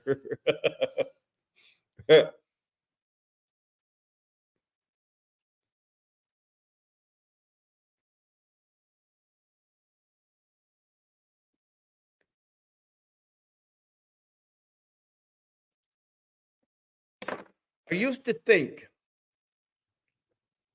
think that when because I sold the Volvo and bought the W9, I paid cash for the W9, so I didn't have a payment. And I used to think that, okay, the truck's only going to get 6.5 miles per gallon, but I don't have a truck payment. So if I take the 6.5 mile per gallon, I got no truck payment. If I take that into effect, it's probably equal to getting 8 miles per gallon. And that was my thinking when I did this. And obviously the thinking was, if you've got a 2000 or a 98, 97, like mine was a 97, you're not dealing with a good portion of all of the electronic bullshit, all the ECMs, the EGR, the DPF, all the fucking emission shit and all that kind of stuff.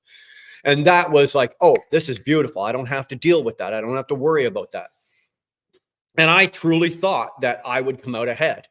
Yes, I'm only going to get 6.5 miles per gallon, but I don't have a truck payment. On the Volvo, when I was making payments on the Volvo, I had a truck note on that of $2,800 a month. It was $2,796. So let's take $2,800 a month, right? Is what my truck payment was. Well, if I remove a $2,800 a month truck payment to no truck payment, but I'm only getting 6.5 miles per gallon. Oh, wow, I'm doing okay. Well, guess what? I was wrong. I was absolutely wrong. Not only was I absolutely wrong, I was so wrong, it's not even funny. It turned out that the truck, the best it would do would be 6, right? And then the price of fuel went up. And, it went through the fucking roof. And what could you do? So a 6 mile per gallon truck, even with no payment, I was taking a loss. I was losing money, right? It was a losing proposition. Yeah, it was a gorgeous truck. Loved it.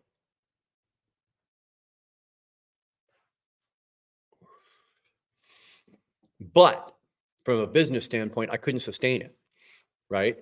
6 mile per gallon. Now, and again, I've told this story before, and what opened my eyes at that time was Ronan on the ET channel. A lot of you guys know who Ronan is, and you know the ET Transport, you know, and I used to work there and I used to work on their channel. But Ronan made me a bet, right? He's like, I guarantee you, he says, you can run that W-9 for 90 days with no payment, and we're gonna track it. We'll run that W-9 for 90 days. Same shit you've been doing, nothing different. We're gonna run that and see how well you do.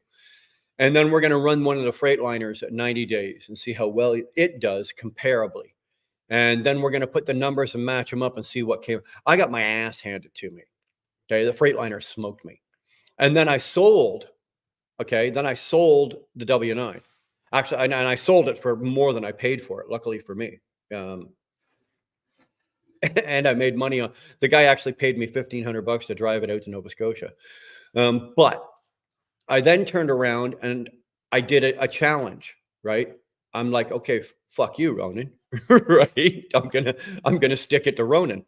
So I did a 90-day challenge with the truck that I own, right? It was an 8-month-old truck, right? It was an 8-month-old truck, and I did a 90-day challenge on that, and I took that truck and ran it for 90 days, right? And it was incredible, the difference. So then I went and turned around and I bought the truck. You know, I've told the story a million times. I'm not going to tell it, but I bought the truck, got a good deal, blah, blah, blah.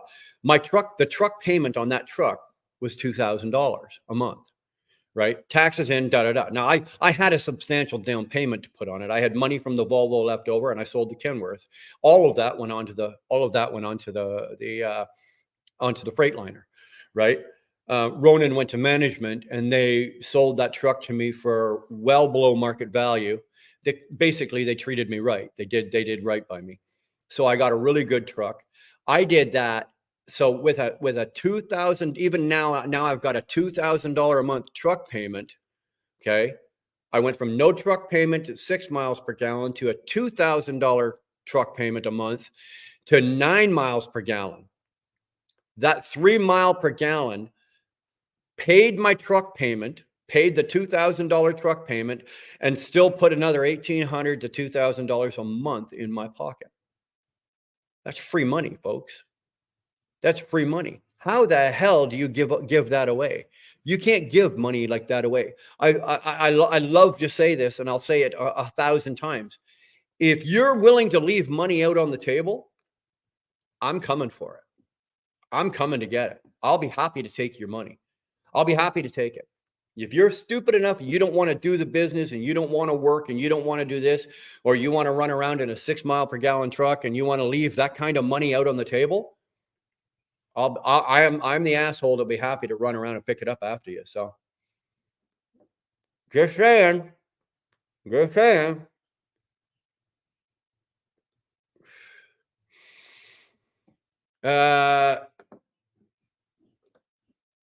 Do you guys producing and using LPG out there? I know that it's not an option for the cars out here, but maybe it's different vehicles producing. You can use liquid propane gas. You can use propane here. We've got a couple of trucking companies that have experimented with it. It's not like it's not outlawed. You can have it if you want it. I think that they found Cat was the big company in Canada. Cat tried it. I think Robert tried it. I think they found that with the propane trucks, they couldn't get the horsepower out of them, right? They can't get the same horsepower out of them that you can with diesel. And fueling them was different. It's one thing if you're going to do a regional run, you're going to go 500 miles out and 500 miles back or something like that, you know, and you're doing shit like that, or 300 out, 300 back, stuff like that. Then the propane would work. Or say you're running a fleet of day cabs and all you're doing is running LTL around the city and shit like that. In that case there, it might work. But to do like long haul, like you couldn't take then this screwed them a couple of times. In order for them to take a load, say out of Ottawa, Ontario, Canada, down to say Laredo, it would take them fucking 8 days to get there with a propane truck, because they'd have to route themselves to where they could get it filled. There's just not enough options for liquid propane to do that. And like I said, could you imagine trying to haul 47,000 pounds in a propane LPG truck up Fancy Gap? Could you imagine that? Dude, you'd be in bull low with your four ways on, walking along the side of your truck, pushing it as it was going. You know, you really would. It's but you can, here in Canada, and as far as I know in the US, you can run them. You can run propane, you can run natural gas. Again, natural gas. I think natural gas burns a little cleaner and a little hotter than even propane does. But they can't get the horsepower out of those engines. It sucks. And I know that in some cases, with the four wheelers, they've got cars now that can go back and forth between gasoline and propane with the flick of a switch. So how they do that, I don't know. I'm not an engineer. I don't know the dynamics. Sterling would probably know something like that better than I would.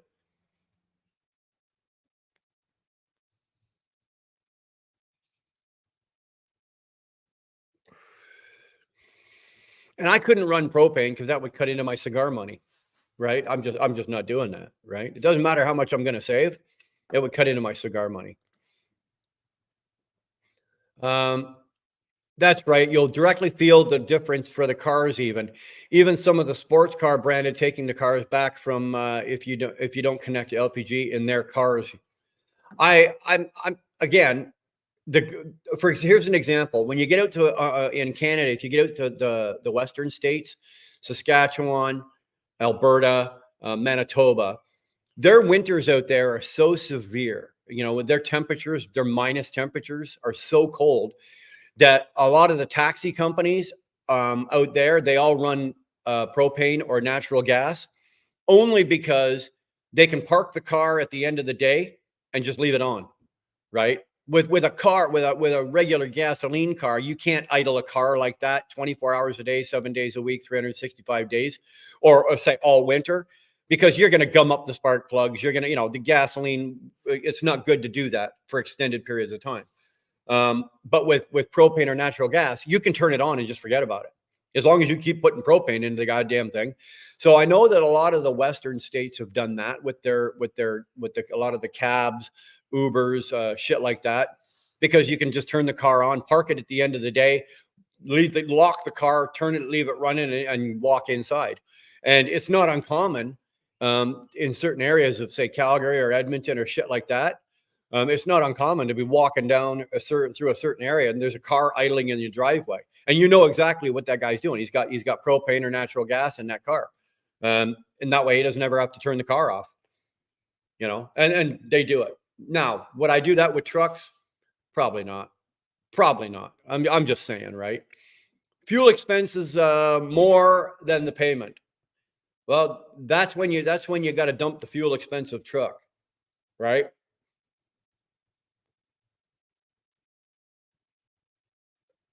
My trick is, right, and this is just me and how I do certain little things with my business, right?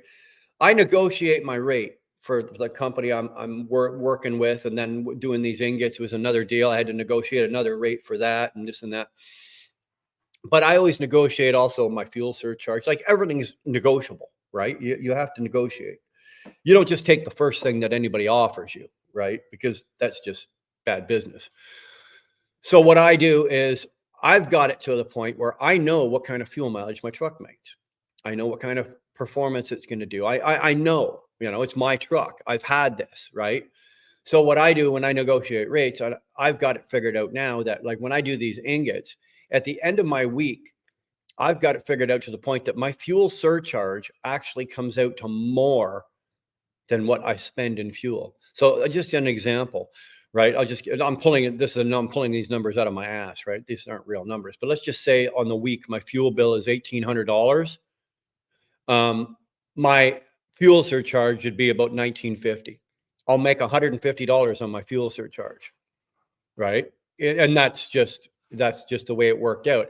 I estimated when I quoted these lanes, I estimated that my truck was only going to get this much for this many miles per gallon. It actually did better than I estimated. So I built in a lower fuel mileage and a higher fuel surcharge. They'd agreed to it, and now, as it turns out, I'm actually making a little bit of money on. I don't have a fuel bill every week, so what I'm making is actually all mine.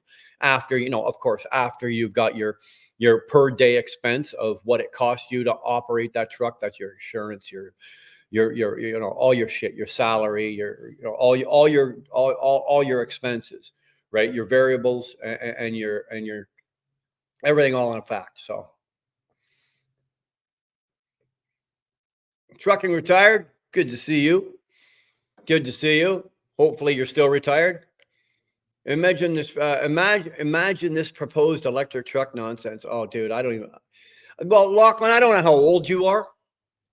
Honestly, I don't know how old you are, but I'm 54, right? I'll be 55 this year. So I'm not going to see the electric truck market come in and take over. I'm not going to be, well, I'll be alive, but hopefully, but I won't be in this business. I'll be retired. I will be trucking retired junior, right? Trucking retired is already here. So I'll be trucking retired the second. Okay. By the time that happens.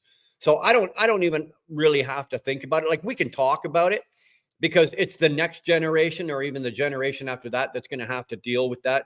These are the poor bastards, because right now we're looking at 10, 15 years before even the infrastructure is put in place to supply that kind of power to charge all of these goddamn things. So Lachlan, you and I aren't going to see this, right? We're just, at least I'm not. I don't know how old you are, but I know that I'm not going to see it. And I'm happy for that. I'm quite happy to run my, I've got that little sticker on the side of my truck, zero emissions, blah, blah, blah, blah, blah. I'm quite happy to run my diesel engine truck down the road.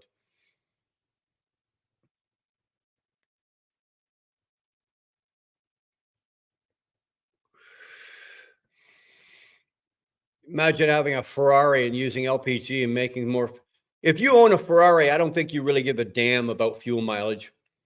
If I can afford to go buy a Ferrari or a Lambo or a McLaren or a Bugatti, if I can afford any of those, fuel mileage is not even it's not even in the conversation, right? It's not even in the conversation. I'm not overly too worried about it. Real men use benzene for their Ferraris. It's time for a Western Cascadia, a Western Cadia. You know what, man? It might be, it might not be. We got shit going on.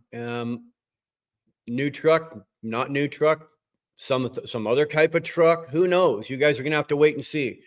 Right now, we're just focused on the move. Right? We're focused on the move. Let's get the move done and let's get settled. And then I was about to say something, but if I say that, it'll give it away. So I'm not going to say nothing, but there is some shit coming. There are some not possible. There are some changes coming. And I'll be honest with you. I think you guys are going to like it. Be honest with you. I think you guys are going to like it. So hopefully you guys stick around for that journey, because it's still going to be, trust me, we're still going to be trucking, right? But there's some other stuff going down.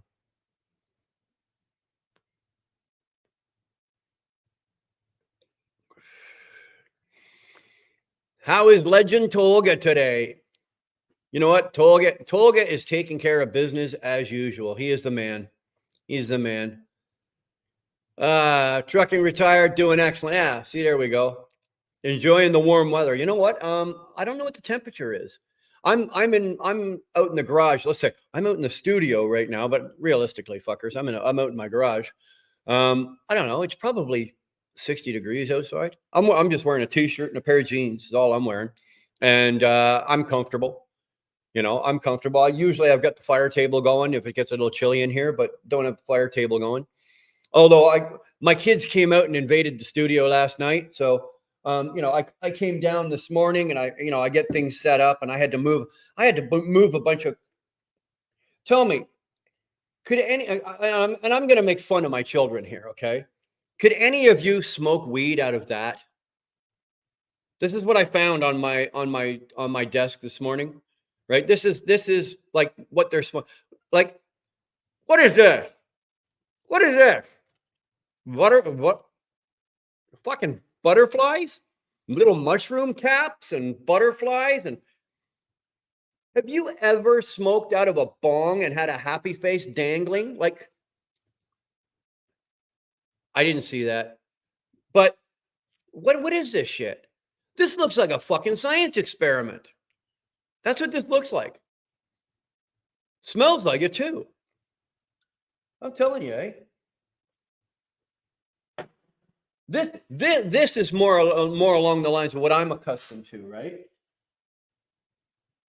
Back in the day, you had your little tray, right? This is what I'm accustomed to, right? You got your little tray, you got your, you got your grinder, you got your shit, you got your lighter, and then over here, now mind you, I'm very glad that I don't see one here because nobody wants to see that, that 8x8 piece of glass or mirror. No father wants to come out and see that mirror sitting there with a little white residue on it. So I'm quite happy that I don't see that. Really, I am. But look at this shit. That bong. That's a goddamn science experiment, man. Yeah. Okay, Buck. Yeah, I got you. So Lachlan, you're 61. So bro, you're ahead of me, dude. You're ahead of me. You and me are not going to see those days, right? We are not going to see electric vehicles. Well, we're going to see them, right? We're going to see them because they're already here. But we're not going to see the day where they go, okay, the United States and Canada, we're online. Let's go. And they go flick and hit the button. And all of a sudden, everything's up and running. We are not going to see that. Or we're not going to be in the business when that happens. I'd like to be here and watch it happen just so I can laugh. Right? I don't know about you, Lachlan, but I'm going to be sitting there giggling my ass off when that goes, because you think there's going to be a learning curve. There's been a learning curve in the trucking industry, for the last 25 years now. You wait to see the learning curve when these monkeys try to figure out how they're going to do this, or every 3 hours when this grid blows, or they got to recalibrate this, or they got to fix this grid, or the sensors in the highways and all. It's fucking endless. I'm gonna be that guy sitting there with my cigar and my Dr. Pepper going, yeah, keep going, boys. You're killing it. That's going to be me. And if that's going to be you, Lachlan, come on up here and we'll do it together, man. I'll be happy to supply the cigars. Whatever you're drinking, I'll supply it, and we can sit back and just fucking joke and we can just point fingers and laugh. And that's all we're going to be doing.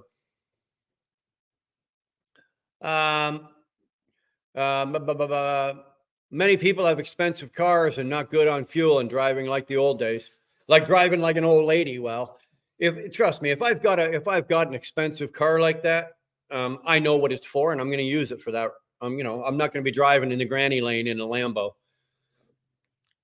Hey, is that Marilyn Monroe behind you? Yeah, but unfortunately, it's just a picture. Unfortunately, the real Marilyn, she's not here to be behind me. Let me tell you something. If Marilyn Monroe was, in my house right now, I wouldn't be here talking to you. No, I really wouldn't. We'll stick around. Oh, I appreciate that. I really do. I think you guys will get a kick out of some of the things that I think that actually, sorry, you know what, James, I'm sorry. Is that Marilyn behind me? Yeah, it is. But hey, James, thanks for popping in, man. Appreciate that. I like some of the comments you were leaving on the videos earlier today. I was going through some of those, seeing some of the shit. At least you got a good sense of humor. That's right. But guess what? There was a guy here from Turkey. He literally did that for his car, and the Ferrari sued him and took the car back. Some people ain't it, I think a lot of these, Ferrari is the worst one for it. You're not allowed to alter their cars, change their cars. If you buy one, you have to hold it for 3 years before you can sell it. I think personally, that's ridiculous. If I buy something, it's fucking mine. It's mine. If I want to stand in the middle of the intersection of with a Ferrari and piss on it, dump put a gallon of gasoline on it and light it on fire. It's my car. I paid for it. I should be allowed to do whatever I want. Unfortunately, Ferrari doesn't see it that way. James the brother. Doorman is here as always. Thanks, Bob. Couldn't do it without you, brother. There's Scotty. How's it going, brother? Hi, Brian. Back to work now. I haven't had time to talk to you. Just managed to see you. Just managed to see me now. Well, you know what, Scott? You know what? Some people that's just enough. But just 5 minutes of me, and that most people get their fill, and they. But make sure you hit the like button for me, Scott. All of you, hit the like button.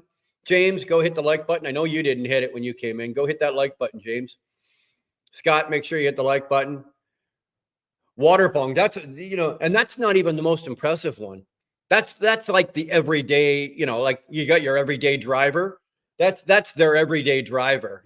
Like these kids got some impressive shit downstairs in their apartment down there. And I mean, I'm talking like shit with like multiple this and multiple that. You need 30 gallons, 30 gallons of fucking water. You know, if you're smoking weed and you need to run it through a bong to smooth it out, like man, the old school boys and girls, we used to do it a lot differently, and all it involved was a paper towel or a toilet paper roll and 2 ice cubes. I can give you the same effect that bong can with an ice cube, a couple of ice cubes, a fork, and a toilet paper roll. Everybody's got a toilet paper roll, and I'm sure you can scrounge up two fucking ice cubes and a fork, right? I don't even know what one of these things cost. I know they're not cheap. I guarantee you they're not cheap. Well, the good thing is at least they don't leave their weed laying around. It's not like I'm going to smoke it, right?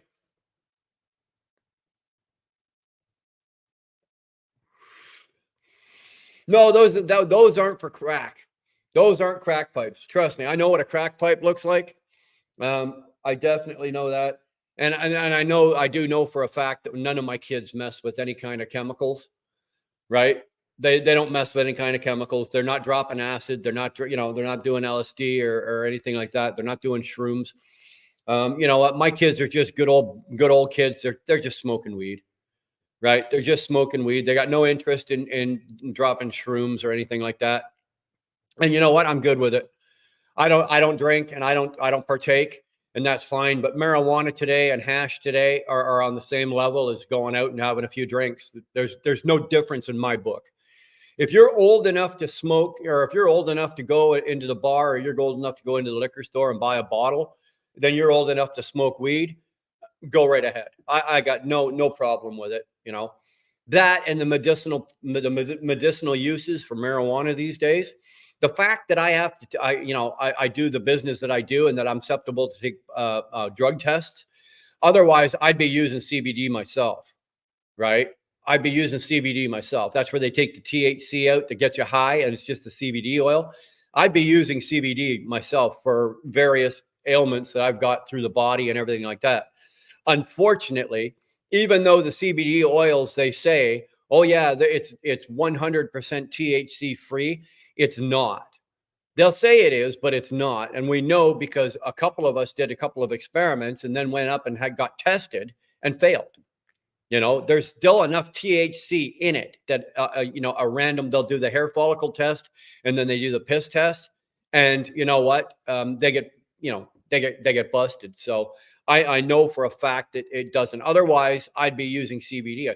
Marijuana's got some great medicinal uses to it. I got no problem with it.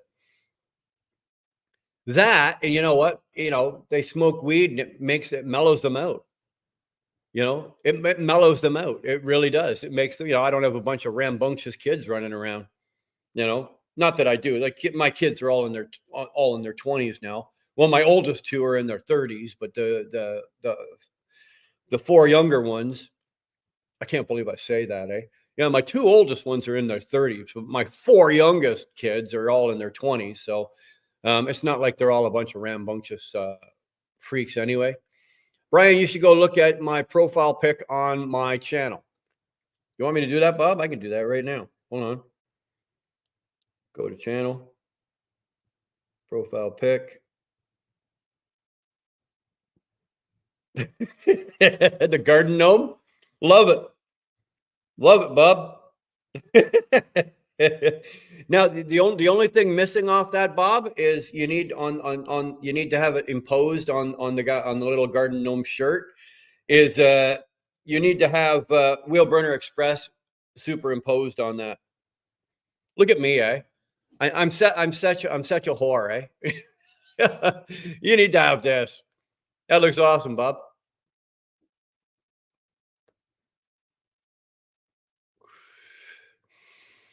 Yeah, I think it's actually funny when I'm watching these guys when these guys hit this thing. You know, the noise that it makes, and that and again they take a hit off this bong and they do the, they're like sucking it up, and then they sit there for a second and they're doing the.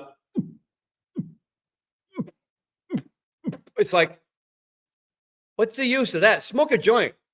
You know, I'll be happy to sit. My kids, none of my kids can roll a joint. That's one thing that they keep dad around every once in a while. They want to smoke a joint, so dad has to roll their joints for them because none of them can roll a fucking joint. Luckily for me, I had one of those moms that was really cool, and my mom could roll a joint with one hand, and she used to do it all the time. She could actually roll a doob with one hand. And she taught both my brother and I. She didn't teach us a lot of life lessons, but she was very proficient and made sure that me and my brother Glenn could both roll a joint. So I've been able to pass that on to my children. So they do have a use for me here. Yeah, Lachlan, we'll do it from our rocking chairs. No problem. We'll sit there and just point and laugh from our rocking chairs, brother. I'm all on with that. You just say you just say when. I'll come to you, you come to me. I don't give a fuck. We got rocking chairs here too. If you got rocking chairs, I'll be happy to come rock in your chair and just sit there and smoke cigars, and I'll drink Dr. Pepper, but I'll supply you with whatever you want to drink, man. I know the basic reasons why the Ferrari or other Italians doing that. Long story, but basically some rubbish business competition laws and rules for the luxury stuff globally, sir. Just rent them, though. I'm not renting. I'm not going to rent a Ferrari.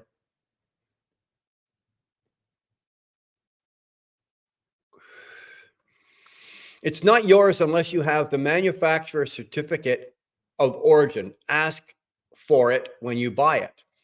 But I think it's Robert, it's not just that, but I know for a fact that with Ferrari, it's a contract. You will sign a contract at the time of purchase when you pay for the car that says you cannot do this, and you will be susceptible to legal prosecution or legal problems if you do this.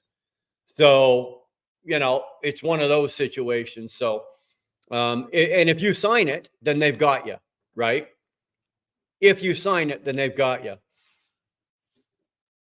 One time when I was going to town, there was a guy on the ground, so I stopped and had to call it in, and it was not fun. It was not fun around a whole bunch of drunk guys. No, I'm not big around drunk people.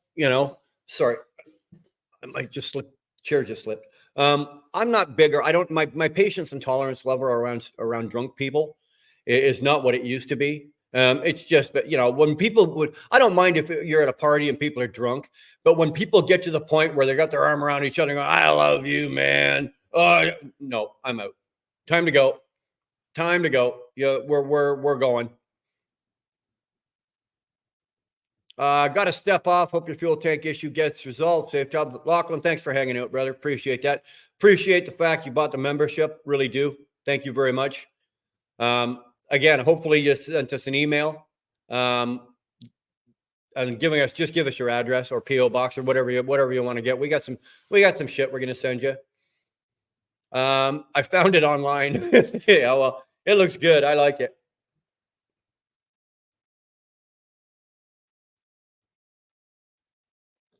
You can't have the manufacturer's certificate of origin if you bought it with credit. The same as title to your home on a mortgage. I did not know that. Really, I didn't. I'll keep listening while I'm driving. Are you sure you really want to do that, man? That could be dangerous. That could be dangerous to your health there, Scott. I appreciate that. I appreciate you want to drive and listen to me. Thanks, man. Most people don't want to do that.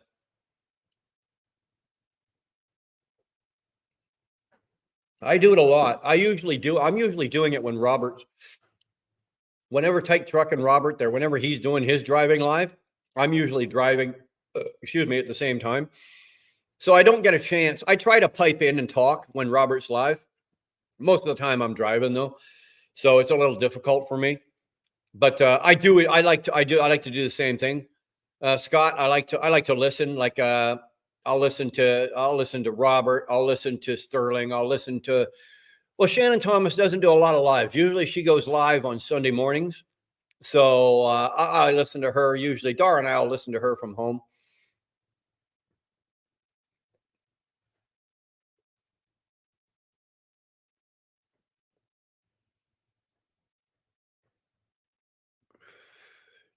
After that guy, the new contract clause specifically for Turkey, you can't connect the LPG system to your Ferrari.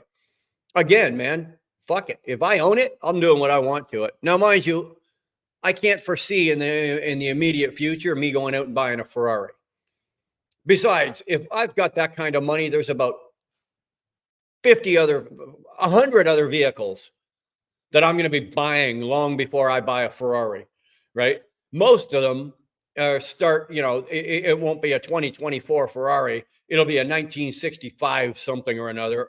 60, probably 1950, 1952 to 1975. Those are the years that I would, if I had that kind of money, I'd be filling my garage with those cars, right?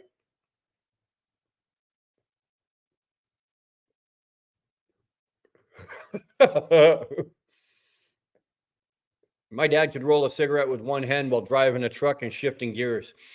That's talent. Robert, that is talent.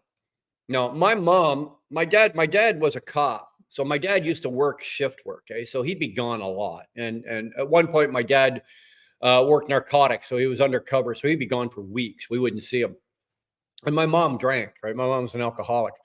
And my mom drank a lot. So she used to drink with us kids, right? So us kids, we'd invite all the boys over to my parents' place. And my dad and my grandfather built this beautiful basement with a great big bar and everything. So we used to have massive parties at my place or at my parents' place. And my mom would be the head of the party, right? She'd be behind the bar, fucking serving drinks, rolling your joints, and then the one time, I couldn't find my mom. She was in the laundry room. Now our laundry room was probably about half the size of this garage. And she was sitting in the laundry room and she was on the floor and she had about fucking 10 of my friends all surrounding her. And she was giving lessons on how to roll a joint, right? Not with one hand, but just how to roll a joint. And I'm sitting there going, for Christ's sake, Ma, you're teaching these guys how to roll dubs. And she goes, well, if they were any good at it, they could do it with one hand. So then she proceeded to sit there and roll a joint.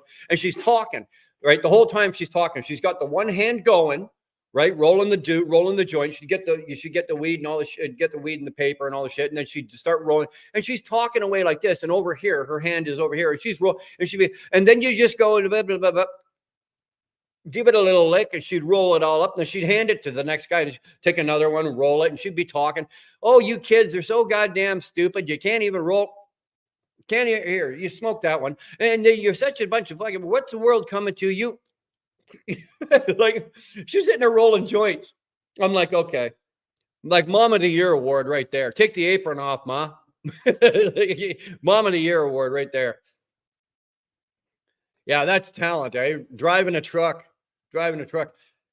Well, think about this. Like Tolga, that's talent. But back in the old days, right, before we had cell phones and before we had GPSs and before we had, any of that kind of shit, comfortable trucks to drive, we had like Rand McNally map books. Or Robert, you might remember they were called Pearlies, right? Back before Rand McNally, there were the Pearlies map books. So you'd be driving down the road, right, with your Pearlies or your Rand McNally open across the steering wheel.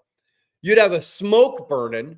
You'd have a pen in your hand with a small notepad on top of the map that you were looking at, shifting gears, driving, going through traffic and doing this all at the same time. And then when the cell phones came out, you'd be sitting there like this, right? With your cell phone on your ear like this, with the cigarette, shifting gears, map book, writing down instructions. Oh, I'm telling you, you want impressive.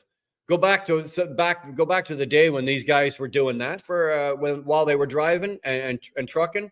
That's impressive.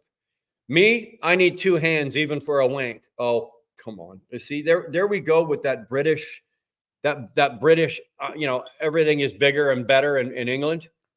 Come on now, Robert. We all happen to know that that's not the case.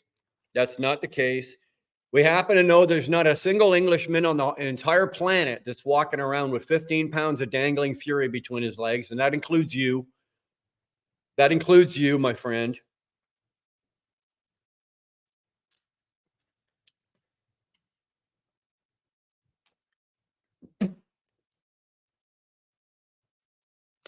There we go.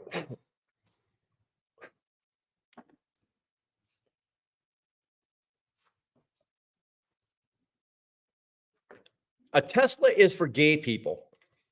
I don't know. I know a couple people that have them. There's one that it's on our street. That's what I think of them. Honestly, that's what I think of the Teslas. But I have never driven one. I've never even been in one. So I can't speak from that. I know that it's kind of creepy that, I'm standing at the end of my driveway, and the other day I was standing at the end of the driveway and I had my camera up and I was taking a couple pictures of the house, and the car went by me behind me and I didn't hear it. When the car got within distance, I could hear the tires crunching on the road, or the tires on the road, but I couldn't hear the car. I honestly, I kind of thought that was kind of cool. I kind of thought that was kind of cool. But every once in a while, like if we're in town and we've got a couple of charging stations in town over in Napanee, if somebody's charging while they're doing something, I'll ask. I've asked them, like, how much? First of all, how much does it cost you to charge the thing? Yeah, how many kilometers? Because these people up here all in kilometers, so they don't know what a mile is. How many kilometers are you getting on a charge? And I find that ridiculous. If the best you can get is 300 miles, right, out of a charge, and that's what they say you're going to get, you never get the full 300 miles. I don't know anybody that gets 300 miles out of a Tesla, out of a full charge. Not a single person has told me that. But they're impressive. I don't know if any of I've never seen one of the Cybertrucks yet. I've not seen one or been around one or anything like that. I got to tell you this, though, it's impressive as hell. Anybody that saw Elon Musk, he was in with Joe Rogan, and he had the Cybertruck there, and he was boasting about it. It's bulletproof. It's this. It's that. And Joe Rogan's a big bow hunter, and he's got a real impressive bow collection. And Joe Rogan challenged Elon Musk. He says, he's saying how it's bulletproof. He goes, I bet you one of my arrows will go through it. Elon said, no, it won't. And so they brought the into the part of the warehouse, I guess, where Joe's studio is. And they took the cameras down to the warehouse, and Joe Rogan sat there, and he pulled that bow for all it was worth. And he shot the car. Now that's money, right? That is absolute money. Right now, it's also good advertising for Elon Musk. But talk about when you've got so much money that you can willingly say, yeah, here, man, there's my truck. Shoot an arrow at it or shoot a bullet at it. Right. What do you care? Right. But yeah, he did. He shot the arrow at it, and it was some kind of super tipped arrow, and blah, blah, blah, blah, blah, blah, blah. It scratched the truck, didn't penetrate. It put a scratch in it. The tip disintegrated, the arrow disintegrated, and Joe Rogan was impressed. So I'll be honest with you, so was I. So was I. So it was actually pretty cool. If you haven't seen that, go watch that episode. It's actually quite impressive. Those Cybertrucks are going to be something else. But again, what fucking good is a Cybertruck if the best you're going to get is 300 miles out of it? It's going to take you 20 days to drive from New York City to Los Angeles in a fucking an electric car.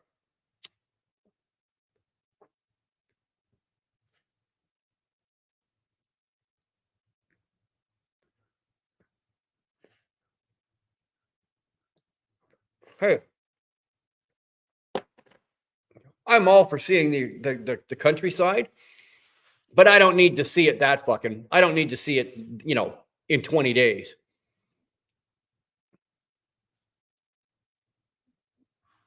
Robert still has WinWorld Auto Map in his old laptop. Yeah. Nick Earl's here. What's going on, Nick? Good to see you, bro. Good to see you. I'm pretty sure I'm not the only one back in the day who set the cruise on a long stretch of road, got out of the seat to kneel between seats to pee in a bottle. What do you mean back in the day? Dude, we still do it today. You're telling me, Buck, that you know what? When you're pressed for time, or even when you're not pressed for time, you just don't want to stop. That's why you use, those 1 gallon jugs. They got the big opening on the front of them, right? Dude, I'm not stopping. I'm not stopping. This secret, I'll let something off here. There's been a couple of times where we're doing those driving lives. I'm chattering away and talking, and the chat's going, and the camera's looking out the front of the truck, and I'm having a leak. What do you think? How often you guys, I do one of those lives. It takes 6 hours to do one of those lives. How many times do you ever see me go pee? Right? You never see me take a leak. Why do you think?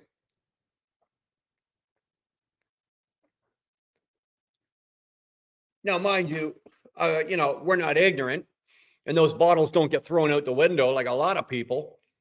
That doesn't happen.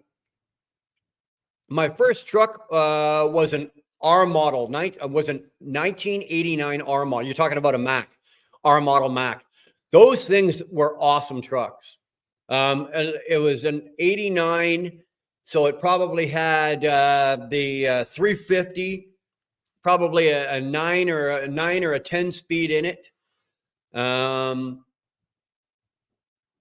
And I love the look on those. Like when you stood like on a 45-degree angle, like if it's looking at you this and you stand over here and look at the lines on that truck, in my opinion, are just sexy as hell. I love the R model Max. And those were the days when they, especially with a Mac, because they weren't the most comfortable.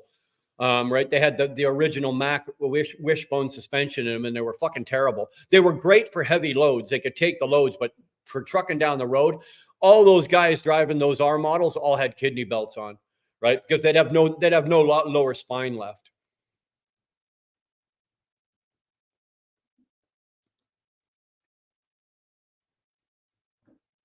If you own a Tesla, you must be a bit thick cunt. Thick cunt. Well, I don't own one. I've never owned one. I've never been in one. I'll be honest with you. I would like to take one for a rip, right? I'd like to take one of those new ones, like the S model or whatever the fuck that is. I would like to take it for a rip, like do a quarter mile in it. I don't care about driving around on the street with it. I would like to see what it'll do. I would like to see what it'll do on a quarter mile track, right? Because I've watched those videos, right, where it buries everything. It goes on the quarter mile. It buried a Hellcat. It buried the Jack Roush Mustang. It buried, everything. It just killed everything, right? It was so goddamn fast in the quarter mile. I would like to try that. I'll be honest with you. I would. Do I want to own one, and do I want to buy one? No. Do I want one in my garage? No. Even if I had, like I see somebody saying, Joe Rogan calls that fuck you money. So even if I had fuck you money, Buck, would I buy a Tesla? No. But if somebody else had one, I'd like to try it out just to see, to feel that, get pushed. And I'd love to be able to push the accelerator pedal on that thing and not hear the roar of an engine. Just go, I don't know what noise it makes. I don't know if it makes any noise. It probably makes nothing. You probably hear nothing. All you hear is maybe a little bit of wind and probably the hum of the tires. It's just about all you're going to hear.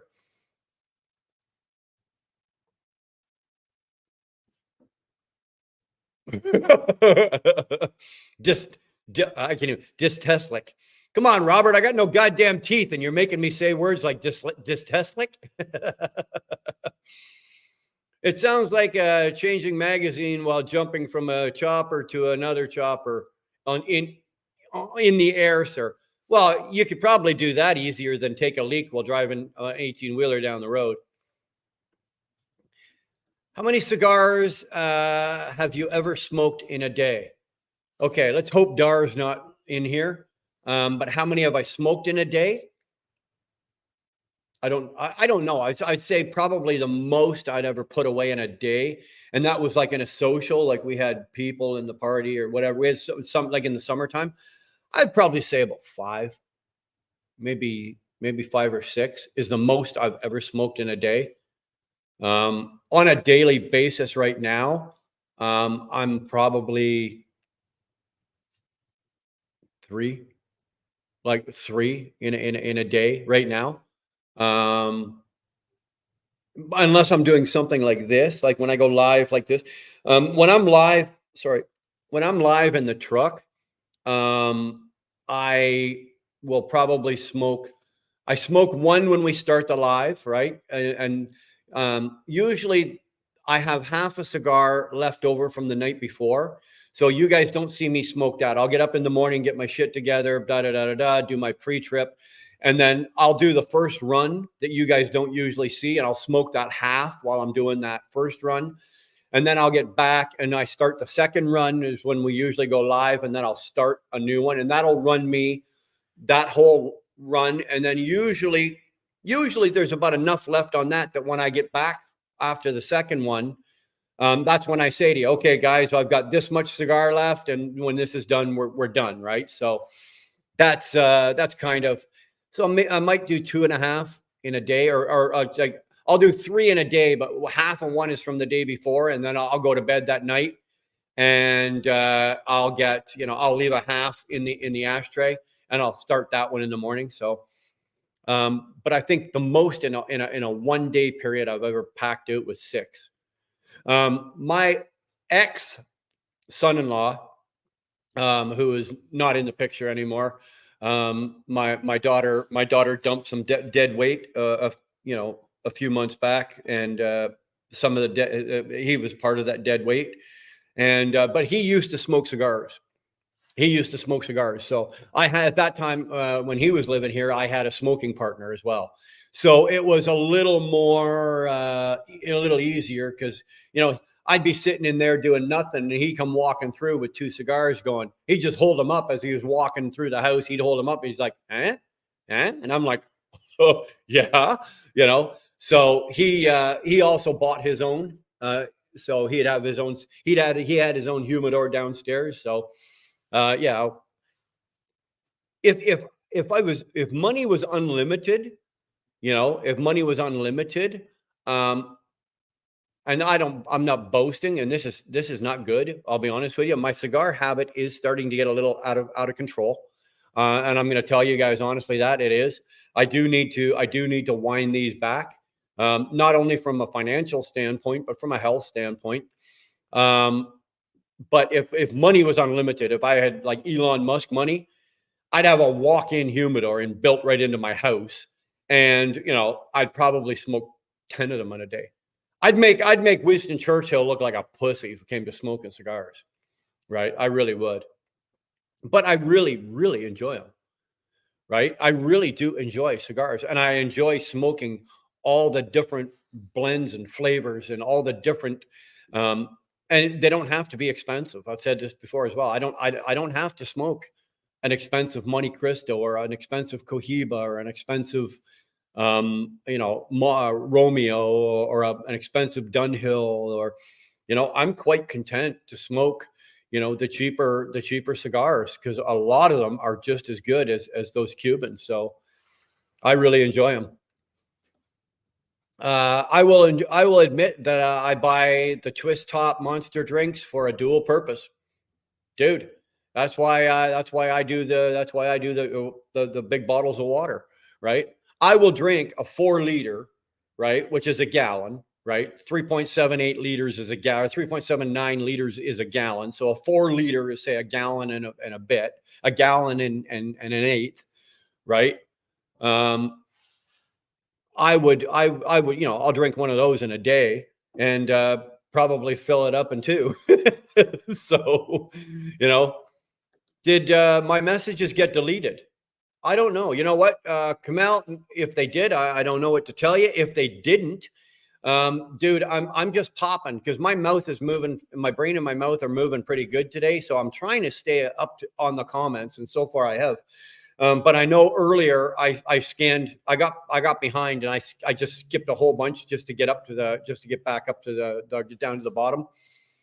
So there was a company back in the 80s from Barnsley that ran rubber duck style Max on tippers, dump trucks over here. We also had the cab overs over here. A lot ran on Middle East runs.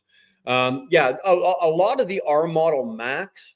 I think the R model Max were actually designed mostly for construction application, and then they put sleepers on them and whatnot like that. And you could take them, but they weren't designed for that originally. A walk-in humidor right beside my walk-in gun safe is a dream. Murph, yeah, 100% agree. 100%, 100% agree. Yeah, walk-in, yeah. I'd have, and actually, I'd probably have a door connecting them. So I'd have a door going from like my man cave into my humidor, and then I'd have another door from my humidor into my gun safe. Right? I'd have a walk-in gun safe. That would be ideal. Yeah.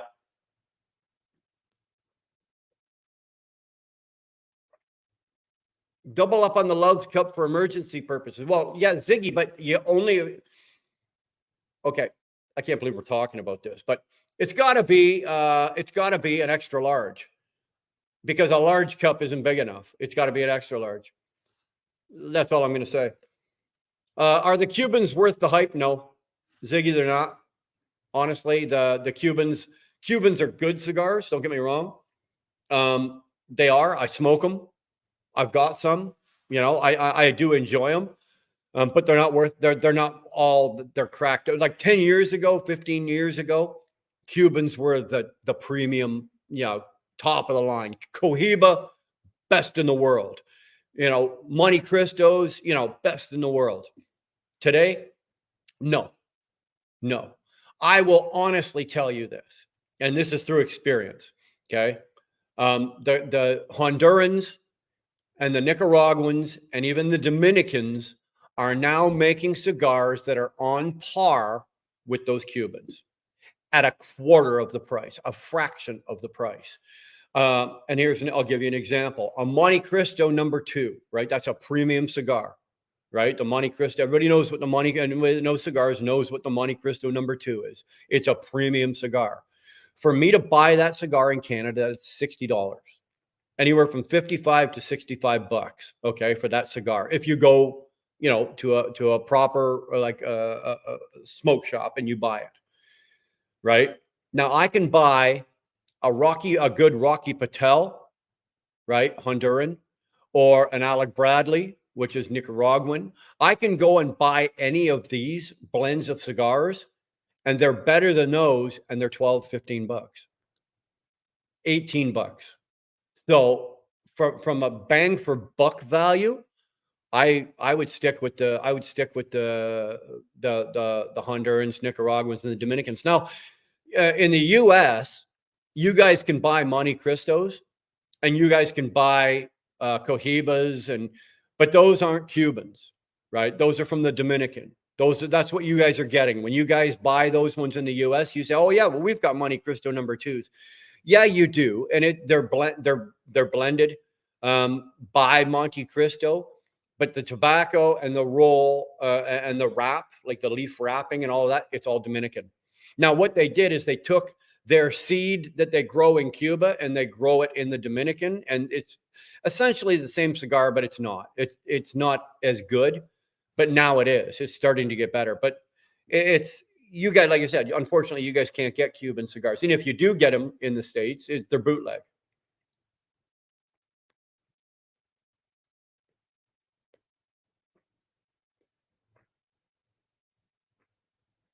Mac used to make a V8 500 engine, not here. Well, maybe they did here. I'm not going to say that I know, right? I'm not going to say that I know everything because maybe they did. If Mac made one, um,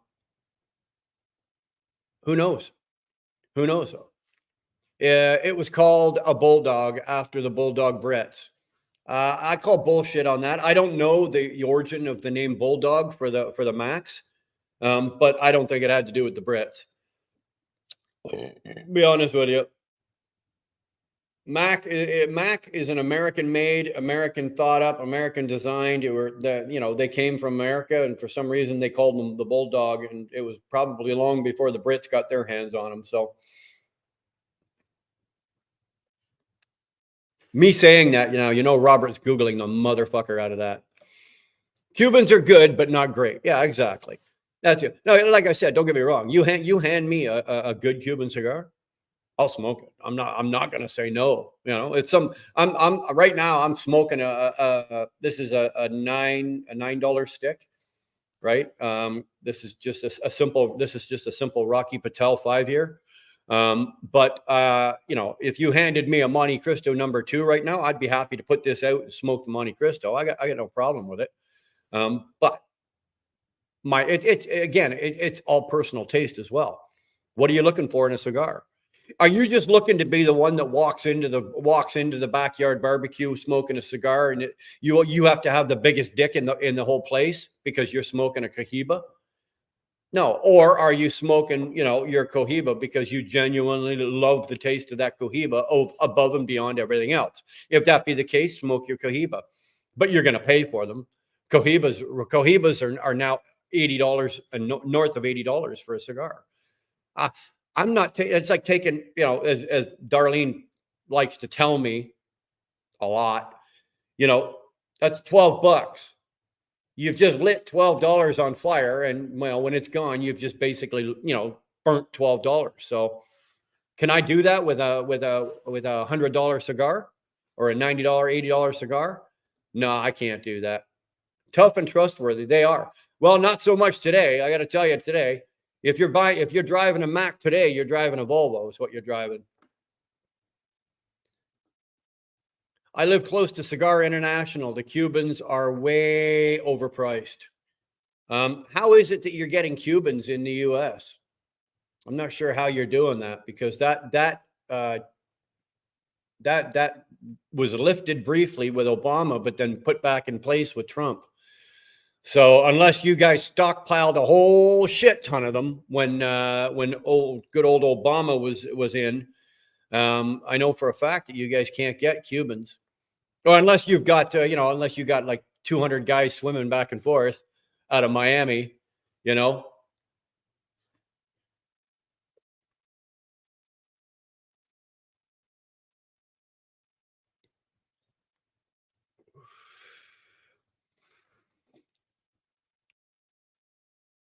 Sorry, I don't want to miss too much.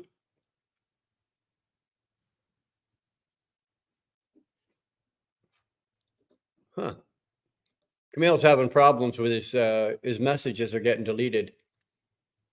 There's a part of me that misses my old 85 cab over freight shaker, 3405B straight 9. Do you mean 3406? Or 34, yeah, 30. I don't think you mean 3405. I think you mean 3406B straight 9. Yeah. Tell me, Buck, could you heat your lunch just on the floor? Like if you took your lunch box and put it right between your legs, right there between your legs, and drove for say 3 hours, I guarantee you could heat your lunch. You could warm your lunch up. I didn't see any held. I've not seen. I'm bouncing back and forth between here. I'm not seeing any messages being held either. So they wouldn't show up on StreamYard if they were being held, but they would show up on my thing here. So 3406. Okay, 3406. That's I I'm thinking, damn, did I miss something with a 3405? But no. Yeah. Yeah. Exactly. Right.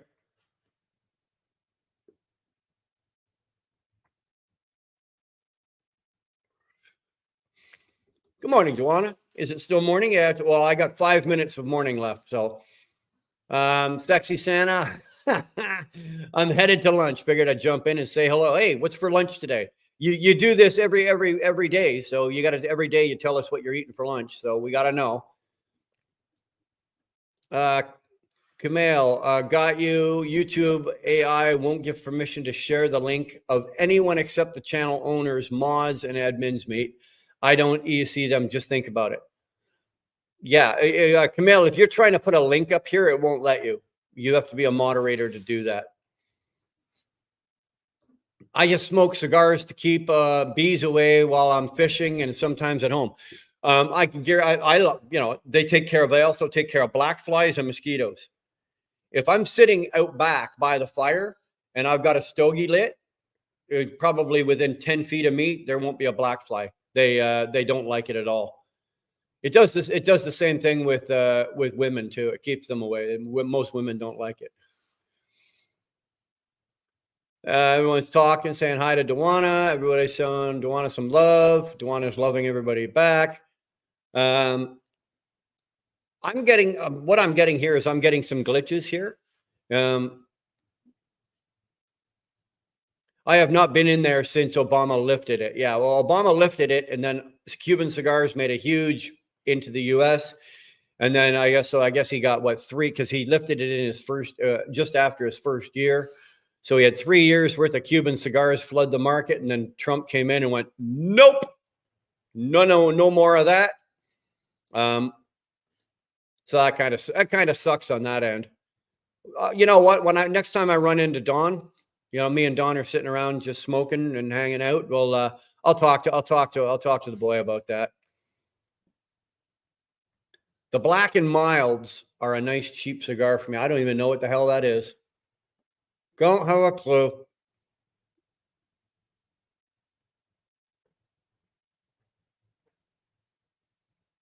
$11 a.m. and hot wings and Mountain Dew. Oh, come on. You Dr. Pepper. Hot wings and Dr. Pepper. Come on, Duana. Mountain Dew ain't it. Dr. Pepper is where it's at. Can of beans, tie wire to the turbo. Been there, done. Yeah, 2-4. We used to. You'd take like a sandwich, right? Like a sub, or like for me, it was like a ham and cheese. Same thing. Wrap it in tinfoil, put it on the manifold. 30 minutes later, you get a nice warm sandwich or a warm sub, or same thing with a can of beans. For me, it wasn't can of beans. I did Chef Boyardee, the ravioli. Same thing. Exact same thing, though. Although you don't leave it on there too long, or what happens? You go pop your hood open and you've got ravioli, boom, all over the goddamn place. Made that mistake a couple of times. 3 hours from home. You're in the home stretch, baby. Go to the whip, Sterling. Go to the whip, baby. Come on now.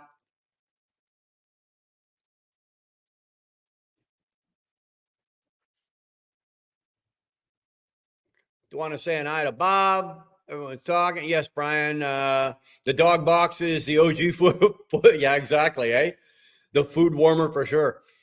Yeah, like I don't drive, like with the exception of doing ingots, and this is the first time in my life I've ever had to do this. But I don't drive with running shoes on or boots on or nothing. Like my boots come off, and like from the day that I bought this truck, it's been sock driven. Right, the pedals have never seen. But now doing these ingots, I have to wear boots and workwear, and it's just too much for me to take my boots off and on. So now the pedals, but I've never, ever. But I remember back in the day on some of those older trucks that, you've got bare feet or you've got sock feet, and you're sitting there like you're doing this with your feet because the goddamn floor is so hot. You just can't drive like that. Nowadays you can't. Real men being 3 hours, real men being 3 hours from home. Yeah, there we go. He'll make it. He'll make it. I love Dr. Pepper, but it leaves me with heartburn. You know what the heartburn is? That's me. I'm the heartburn. So when it leaves you with heartburn, it's leaving you with lasting memories of sexy Santa. There you go. There you go. Drink the Dr. Pepper. Real men smoke big black cigars. Well, there you go. Right?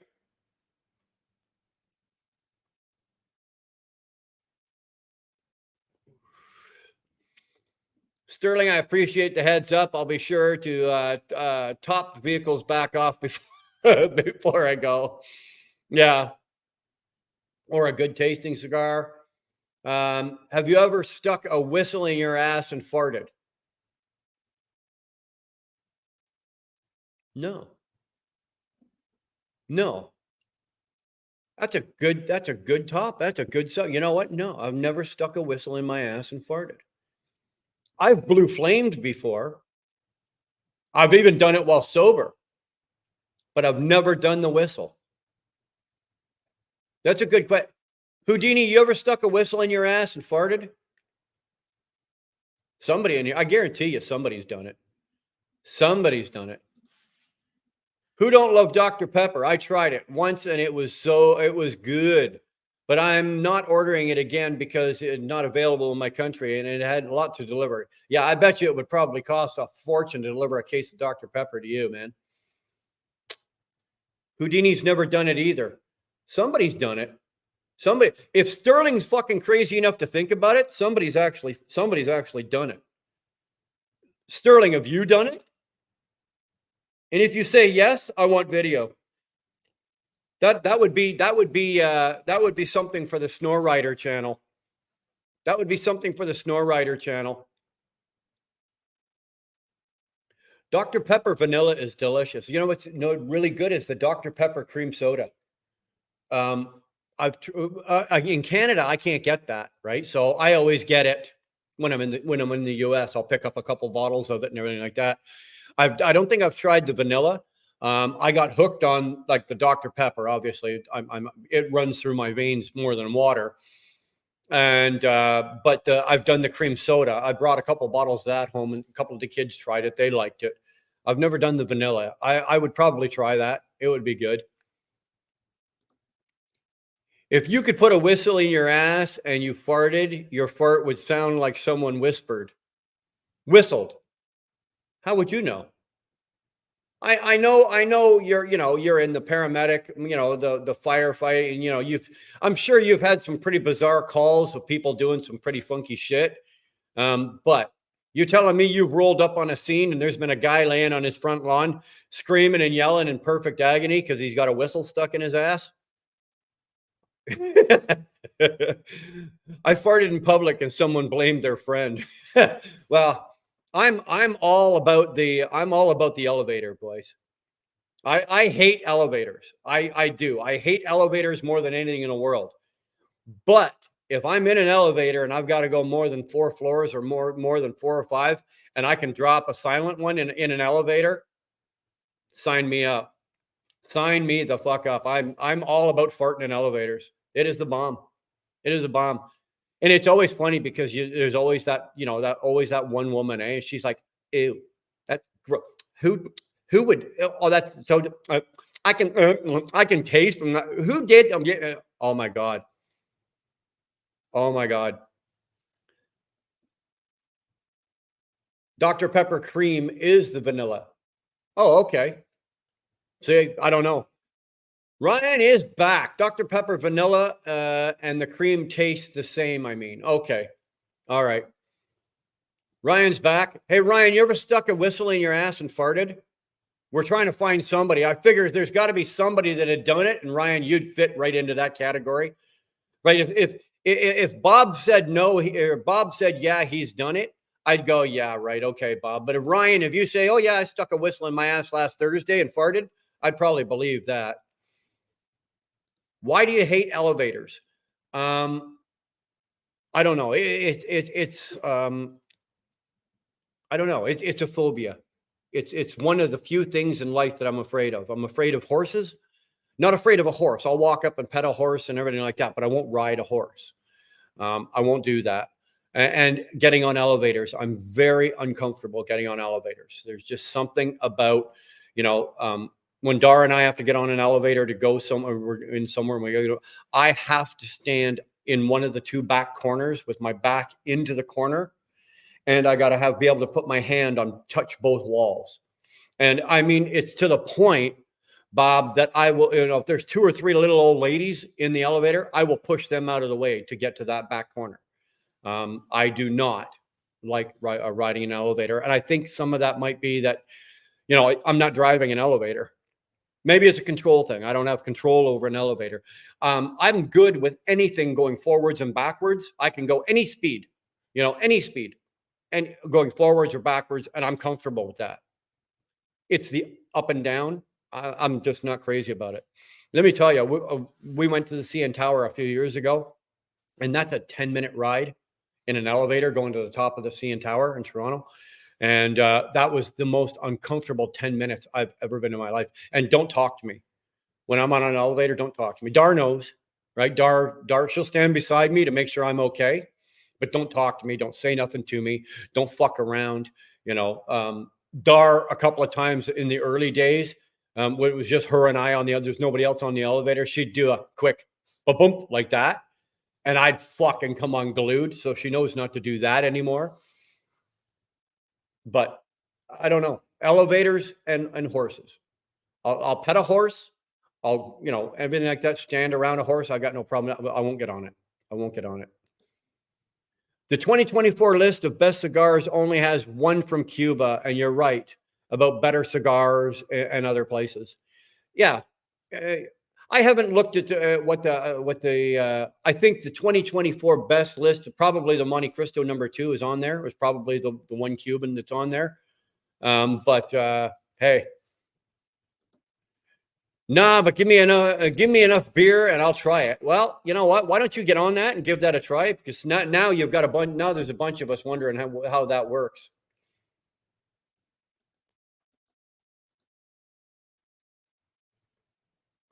On first time when I ordered it was $73, and I was shocked. It was 20,296 rupees in my country. Are you shitting me? $73, like for what? Like one can, or for like a case of 12? Because you can buy them by the can. I think you can buy them by a case of 12, and you can buy them by a case of 24. I think you can buy them by cases of 36, but fucking $73. Oh, forget that. Nothing you can drink tastes $73 good. There might be a YouTube video of someone somewhere putting a whistle in their ass. Oh, I don't doubt that. Oh, I don't doubt that. First responders and tow truck operators have seen some sick shit. Oh, dude, let me tell you. Well, usually because they're the first. Tow truck operators are usually on the first on site, along with then the paramedics show, and then the fire department usually shows. Or sorry, usually the cops usually show. I know that being a first responder it's a great job. But it's also a horrible job at the same time. I watched the toll my father paid. My dad was a Toronto cop for 31 years, and the toll that it took on him mentally and emotionally, spiritually, whatever. It can kill a man. It can kill a man or woman.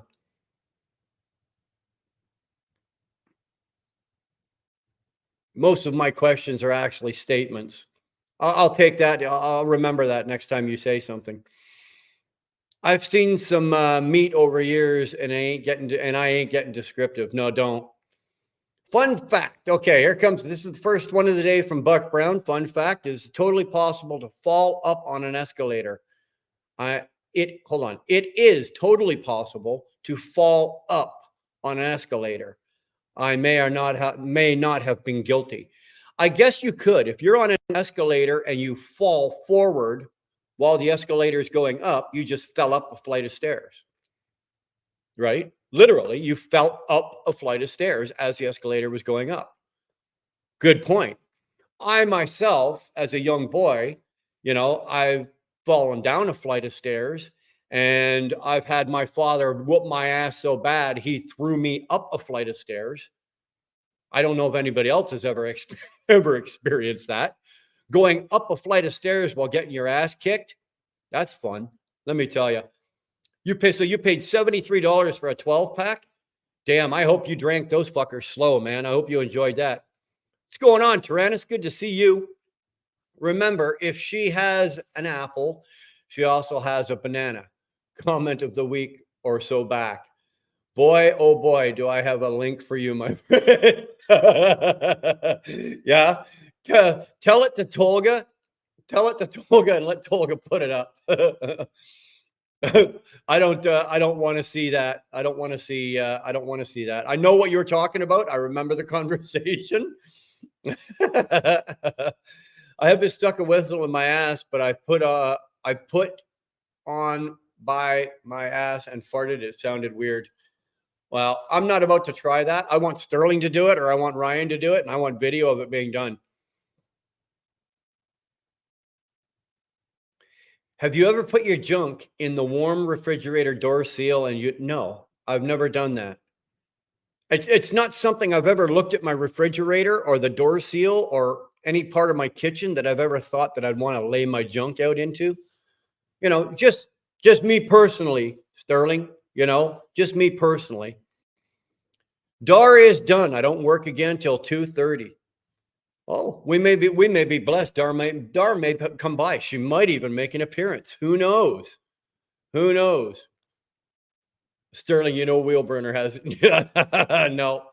I've never looked at any of my kitchen appliances and went, yeah, I want to stick my junk in that. No. So it's safe to say your theme song when you're on an elevator is Godsmack song, Crying Like a Bitch.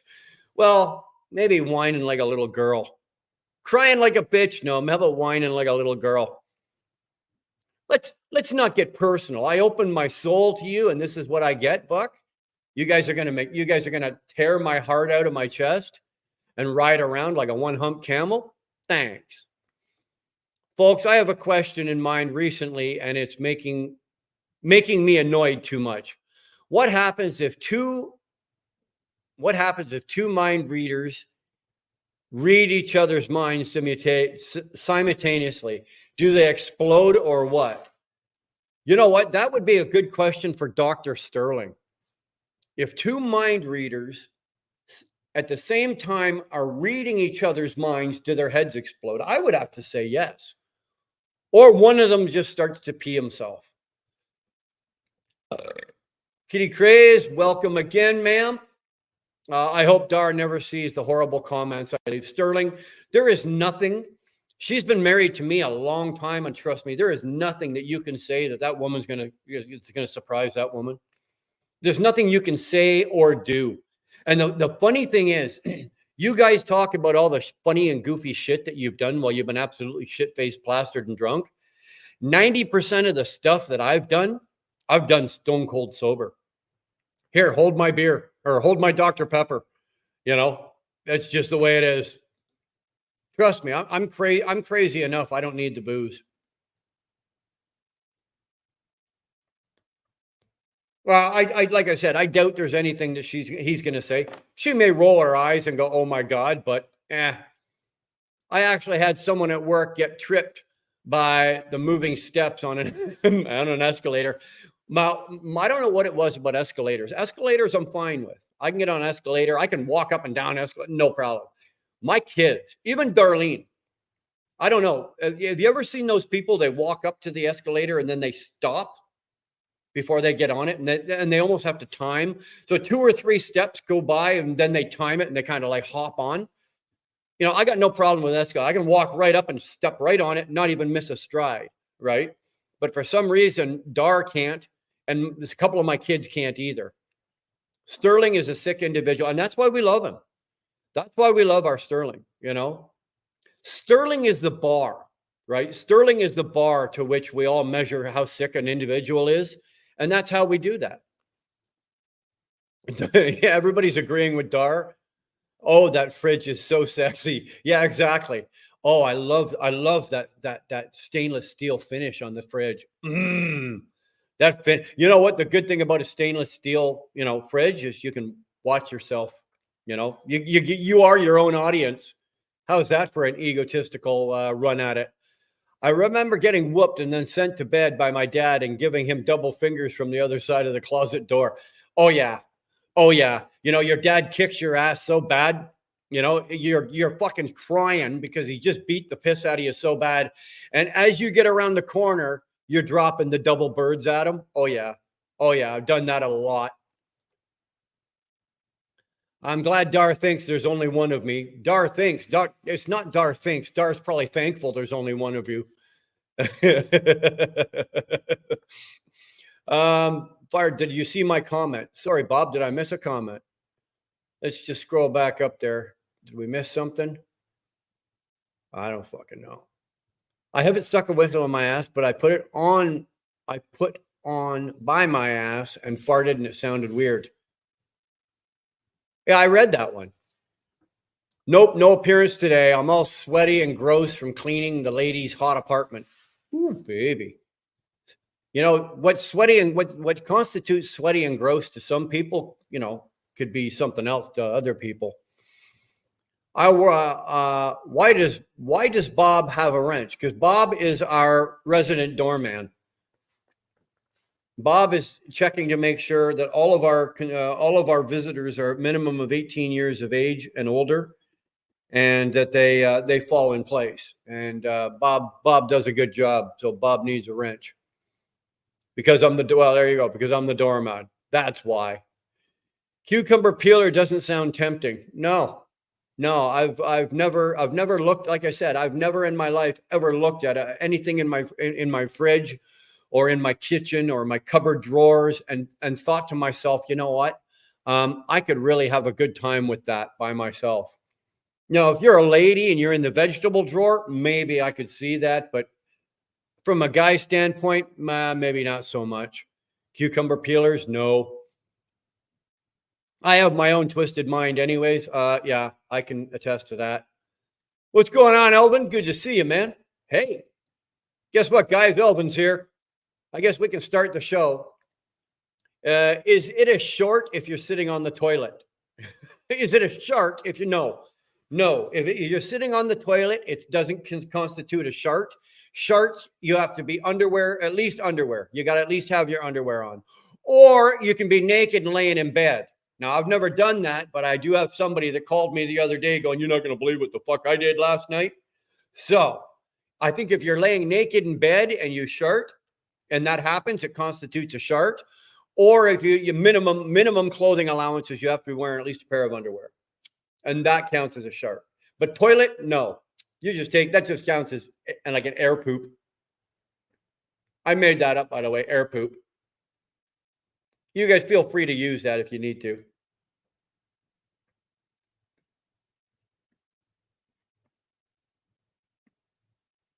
Are we going to light, or are you thinking about it, or are you just going to sit there and...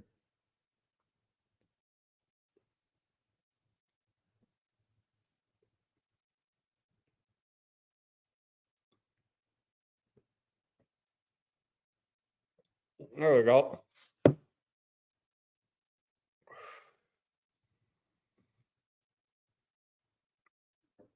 No. Dar says, yes, it is. I say, no, it isn't. And in this court here, I hold the gavel. Bang. No, I can actually, anywhere else in life, Dar can usually overrule me, but not here. No. Elvin, are you over 18? Oh, yeah. Elvin's over 18. Elvin's been here. Elvin's been here. We know who Elvin is. He's good.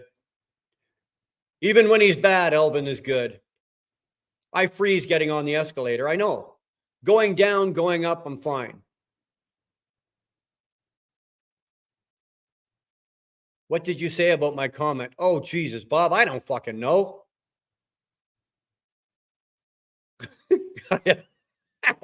I don't know. I'm trying to balance this out with 60 other fucking comments. But having a bad time. 2 days ago, my dog died. Had him since I was 5. We had to put him down. Damn. Elvin, I know your pain, brother. I know your pain. It's one of those things that you have that you know you're going to go through the day you buy a dog or you get the dog. I've 2 years ago, we had to put down my longtime dog, my Cassie. She ran in the truck with me for at least eight or 9 years. And then she got a little too old to be getting in and out. So she came home, but she made it to, I think, she was 14 when cancer took her. So we did, she was still alive, but her quality of life wasn't very good. So we had to put her down.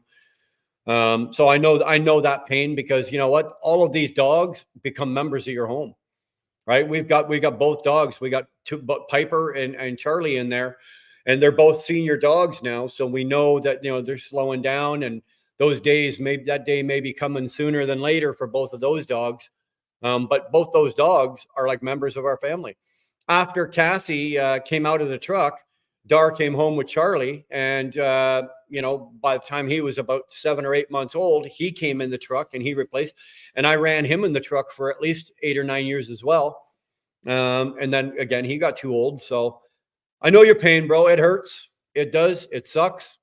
But it's one of those that when you take an animal on and you love it, and it's not so much that you're going to miss the dog because you love it. You're going to miss the love that dog gives you. That's the one good thing one great thing, but it's one thing about an animal, especially a dog. They love you unconditionally, right? People have beaten their dogs to an inch of a life, and that dog will still come back to them and cuddle up to them. And I think that's the most retarded thing in the world, but it's the love that I miss from my dog, almost more than I miss the dog. About the whistle. What did I say about that? Well, it's still gross. Still gross. Now, if you stuck a whistle close to your ass and you got a sound out of it, I'm more interested. I want to see Ryan take a fucking, like a police whistle, jam it in his hoop and fucking fart. That's what I want to see. That's what I want to see. Yeah, sorry, Alvin.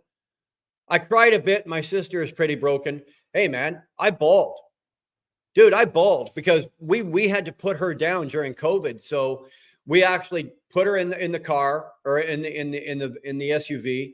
We drove to the vet, and we had to do it out back. So we laid out a bed in the back of the SUV, and the kids and Dara and I were all there. And they very humanely came out to the car, and they did it, very humanely. And we were all able to sit there, and I was able to hold on to my dog. I was able to hold the dog like in my hands and we let her go. We watched her go. And I'll be honest with you, both me and my daughter Brianna were bawling, right? Bawling over this. So it's rough, man. It's rough. I know.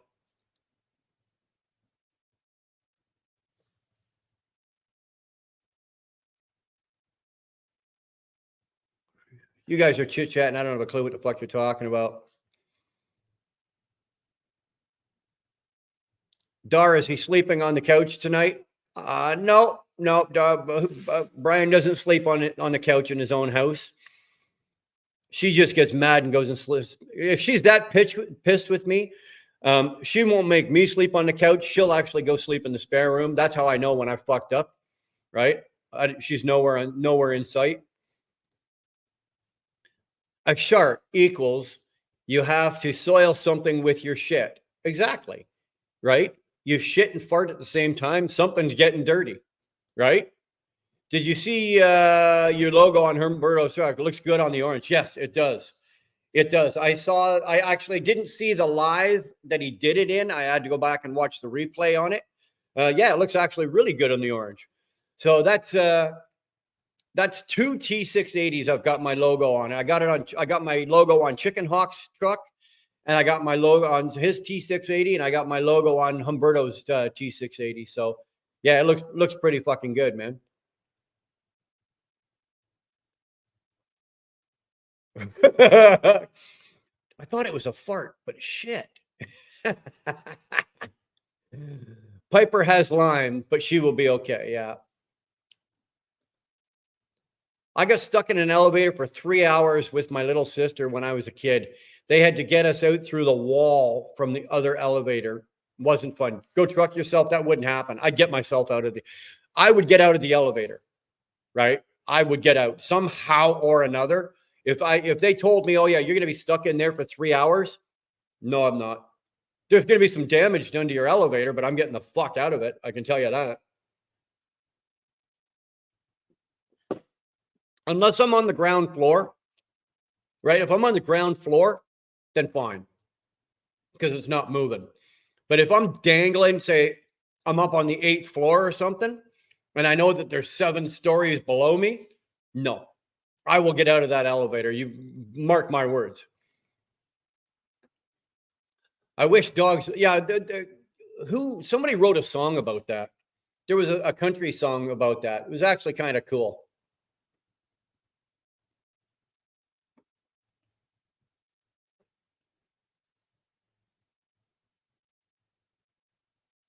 Yeah, Tolga, it was.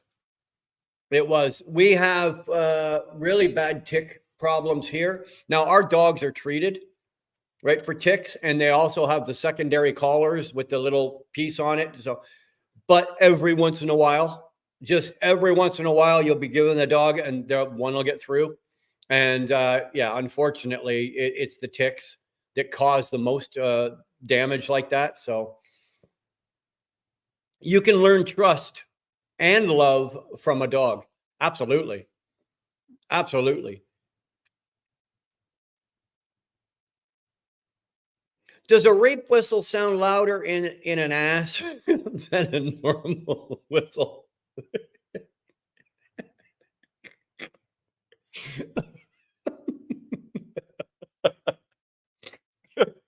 Fuck, fuck if I know. I, I don't know. I don't know. You know what? Let me just say, in my life, I've done some pretty chaotic and ridiculous and stupid shit. That's not one of them. Uh, yeah, it's sad, eh? It's sad when you have to decide not to let them suffer, but I'll never remember him as a good boy. The little thing I'll miss the most. I also feel you lost. Yeah.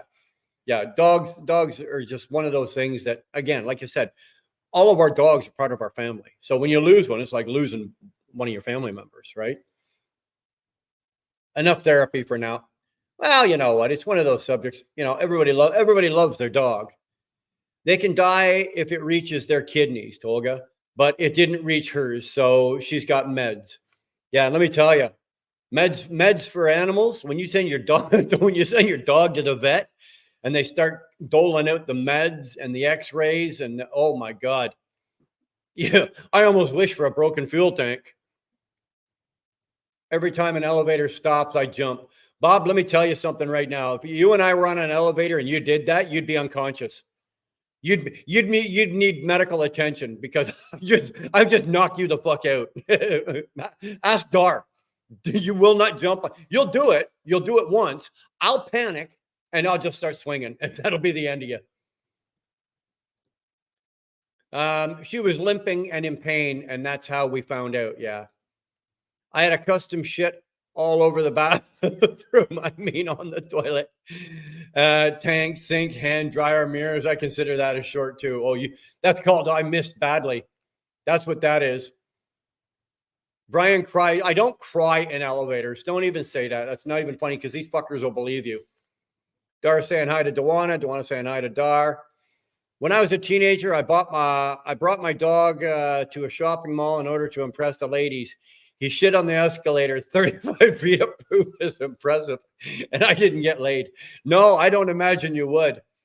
That I got to say, picturing that'd be as funny as hell. If you really want to piss off somebody, that's one way to do it. Have a dog shit on an escalator.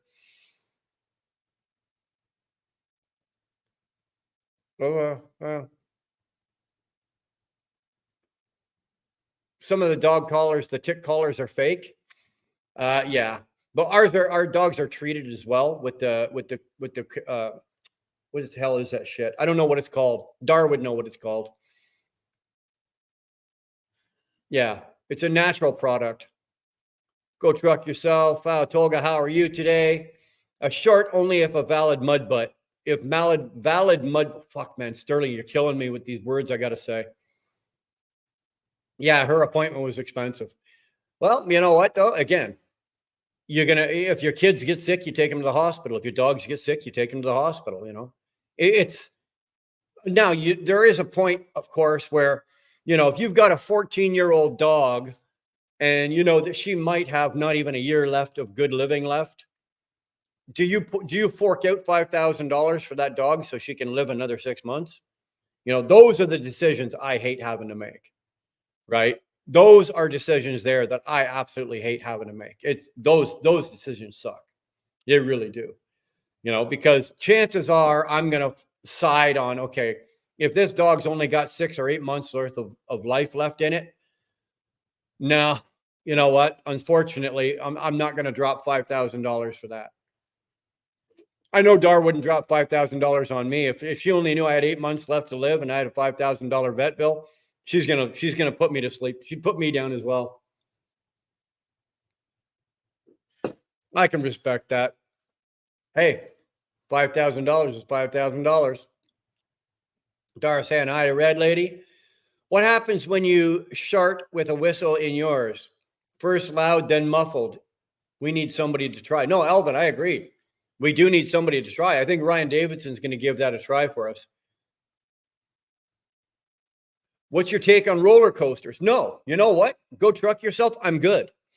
I'm good on a roller coaster. I'm good on a roller coaster. I'm good on any of those. Like we go to Canada's Wonderland and they got some of those, the twists and turns and loops upside down, side to side, all that. No problem on a roller coaster. I don't know. Well, I'm good on a roller coaster. Elevator. It's again the roller coaster. You're moving forwards, right? Even when you're going up, over, and around a loop, you're still moving, traveling forward. You're being pressed into your seat. In an elevator, you're going up and down. So for me, I think it's the up and down, and the fact that there's nothing below me, there's nothing beneath me. Right? There's nothing but fucking air down beneath that. Like there's 8 inches of elevator floor and then there's fucking air, right? 70, 80, 90, 100 feet of it. So I don't know. No.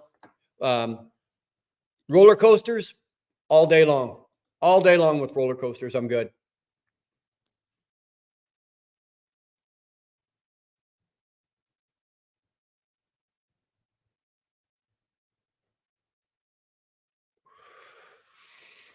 The Polish are infamous for getting shit on the walls. I asked, did he have an arsehole in his back or was he touching his toes and he fired that one out? Well, Robert, you've been a truck driver longer than me, so you've seen some of these bathroom stalls at the truck at the truck stops. I've seen some pretty, you open the stall door and it looks like a crime scene. It's like, okay, close that one. So I've seen that as well. I can't tell you. I can't tell you what denomination or what nationality laid that crime scene out. I don't know. Fart equals having to take a fucking dump and blowing up the toilet. Pretty much. A fart is a turd honking to yield. I can't believe, that this is where our live has gone, which is the road it's gone down to. Do I like flying? I got no problem flying. Elvin, I got no problem. A matter of fact, I'm so comfortable flying that I irritate. I'm one of those irritating fucking guys that I can get on an airplane. And so we board the airplane and we're people are boarding. I get into my seat. I put my seatbelt on. I'll fiddle around on my phone and I'll fall asleep. Like I can sleep on an airplane. I can fall asleep before we even take off and sleep through it. Dar, not so much. She likes flying and I think she likes the takeoffs and the landings. It's not so bad. But flying doesn't bother me. Again, and I can even look out the window and I'm good with that. Again, I'm moving in a forward motion.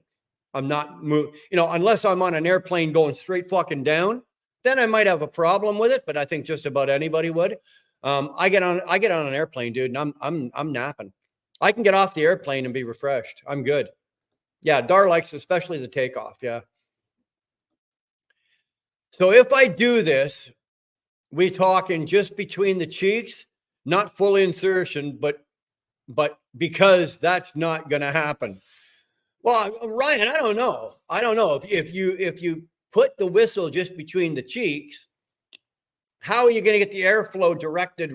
Like there's some science involved to this, buddy. Right? There's got to be some science involved. Am I saying jam the whistle in your asshole? No, but you could maybe like put the edge of the whistle just sort of like there's your hoop, right? So put the edge of the whistle just kind of like that, like that. I'm just thinking out loud here. Why? He sleeps the whole time. Yeah, I'm a terrible flight pass. Like Dar has to read or she has to look at her phone or because I'm of no entertainment value when I get on a flight. Like I can clench and blow 8. Well, you go ahead and try it. You go ahead and blow right. Yeah. Like I can clench and blow, right? Yeah. If dude, how you do it is entirely up to you. If shit's all over the seat, that was a Muslim because they won't do the same seat as the infidels. So stand, shit, and miss. I do know something about that, but I'm not going to discuss it. You and Dar joined the Mile High Club. We have not. I have not, whether it be with Dar or in my life. No, I have. Believe it or not, I've not joined the Mile High Club. Attempted it, got caught, didn't make it. Duct tape. All right, Ryan, now you're thinking redneck here, buddy. Good old boy from Texas. He's breaking out the duct tape and the fucking rape whistle. There we go. Make it happen, man. I want to see it. Okay. What is it with you guys? What's your fascination with poop?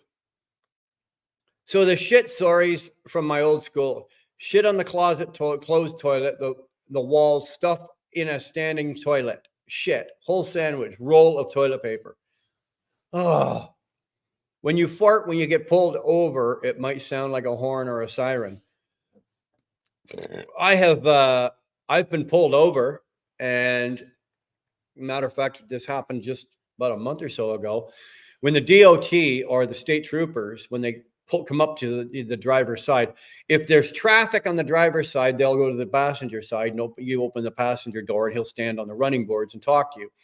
But if not, if they're doing like an inspection or something, you have to open your driver's side door. Well, I guess the timing was right or wrong, I guess. And I dropped a double deucer, like it stunk so bad. And this poor kid, he opened the fucking door and got a face full of it. And he knew exactly what it was.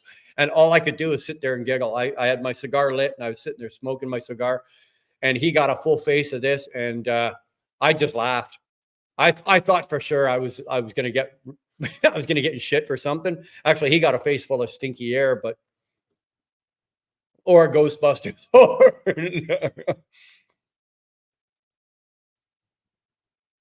What does age have to do with whether you can clench your butt cheeks or not? I'm twice your age, Jack, and I still got full rectal control.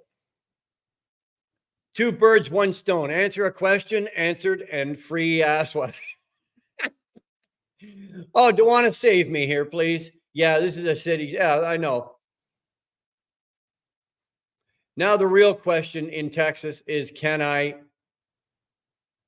cues? Can I cues? I don't have a clue. I was telling Humberto how lucky he was to get IRP temporary paper on the spot while he's getting actual plates in 7 days. Ontario IRP don't give you temporary. You just have to wait for 3 to 5 days. I didn't know that he was struggling with all that. For some reason, I thought that I was under the impression that he was up to date, or not up to date, but he'd already taken care of all of that. IRP plates in Ontario. Like I know that when I put my truck on here, it was 3 days. They ordered them on Monday and we had them on the truck Wednesday afternoon.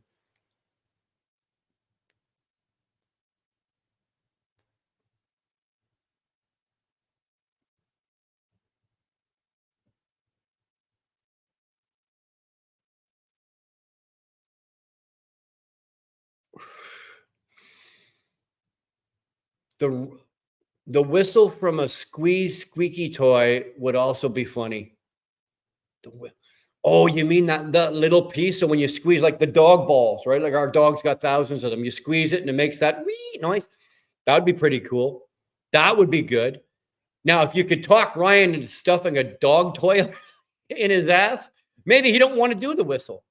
Maybe he's looking for a dog, one of those. Get him one of those ones that is shaped like a hot dog, right? It's the size, it's only that long. It looks like a hot dog with a squeaky toy. You can insert the hot dog. I'm sure he's been to the doctor and had at least a thumb in his ass. What the hell? Go with the squeaky toy, Ryan. Have you got your weenie waked? Have I got my weenie waked? Bob, you're asking a question that's above my pay grade. I don't know anything about weenie waking. Honestly. There we go. Something going on here. Are you guys I'm sitting here going like my screen keeps glitching. My screen keeps glitching. I don't know if you guys are getting the same thing. You guys screen glitching? Real question in Texas is, can I butt plug a silencer and silence and will make it silent but deadly? Can I butt plug? Can I turn a butt plug into a silencer and it will make it silent but deadly?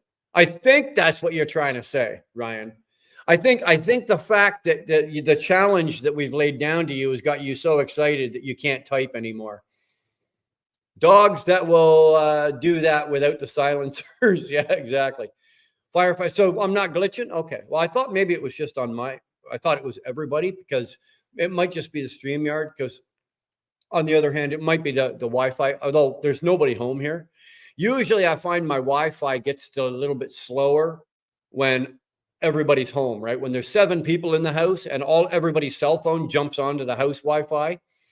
I find that, and then plus the cell phones, and then, Madison and her wife are downstairs and they've each got their own computer and they're gaming. They're huge gamers. So they're sucking up 1,000 billion fucking joules of goddamn Wi-Fi. And so, but I'm the only one home here. We had a group of comedians back in the 80s called the Grumbleweeds. One of them used to tell a tale of his granddad. It's a glitch when I have no service. Yeah. 2-4, the train's gone. It's gone. Like we can talk about anything in the world, but yet we're sitting here talking about putting whistles in Ryan's ass and him farting. We're trying to. I still don't think we came. Well, I think I made the decision on what constitutes a shart and what doesn't. So I think that one's closed. But this is the path that we've walked down. This is the path we've walked down. It's interesting. Hold on, I do have to check this. Sorry.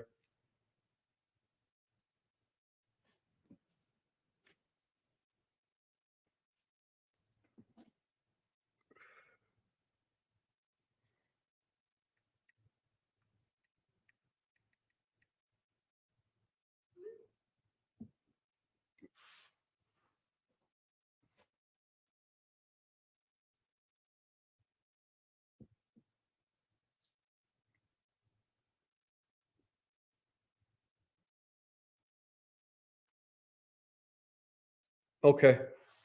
I got that email. Lachlan's already gone, but just so he knows, I've got the email for his address and everything. Very cool. Very cool. Picked up another member. Appreciate that. FYI, dog toys are ribbed more aggressively than sex toys and cheaper. Just hide your dog first. Do I want to know? Like, every woman, at some point or another has a tickle trunk, right? It's that little box or shoe box or little trunk or whatever that they keep their ladylike toys and shit in. So do I want to know if Red Lady has dog toys in her tickle trunk, Sterling? Right? Matter of fact, I'm not asking you for confirmation if she does or she doesn't. I'm just, if dog toys are cheaper, and they're more aggressively ribbed than. So I'm that guy now. My mom would be so proud. Not gay, by the way, just grew up around military personnel. Yeah, my granddad would get up at 6 o'clock in the morning and he'd do it on the kitchen table. My God. I hope you didn't take after him. I will try that silent science experiment this weekend. You do that. You do that. You can smell it all the way up the stairs. It's pretty fucking gross. Come on. Good afternoon, Karen. How are you? Thank God you're here. Karen, please save us. Please save us. How you do it is entirely up to you. What you do is entirely up to you. But God damn it, please save me. I'm dying here. These guys are the chat is right off the hook here. Guys are right out in the left field.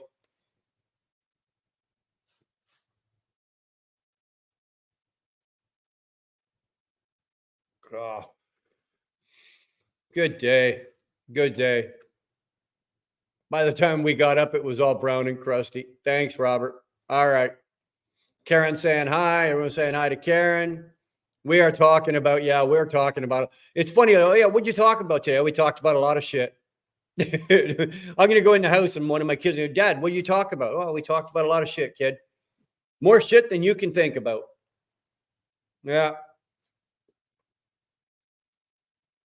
The good thing is, at least we're not talking shit about anybody else. You know, we're talking good, clean shit here. If you can have clean shit. In fact, he worshiped bread. He was a Jehovah's Witness, Jehovah's Witness. Oh my God. Ladies with tickle trunks. What about guys that have their toys? Yeah, but there shouldn't be enough toys. Well, there shouldn't be. Guys that have toys, maybe there shouldn't be enough toys that they need a trunk. We forgot to discuss about the price of tea in China. You're free to fire away there, Buck. Fire away. Whatever you're thinking, man, but the price of tea in China. What I know about the price of tea in China, you could probably write on a postage stamp.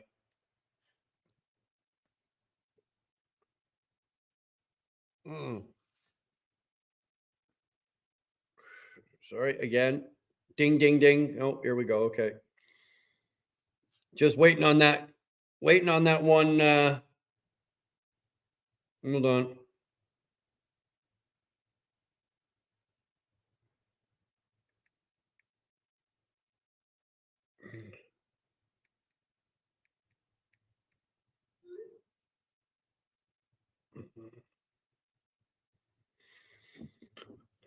Getting angry.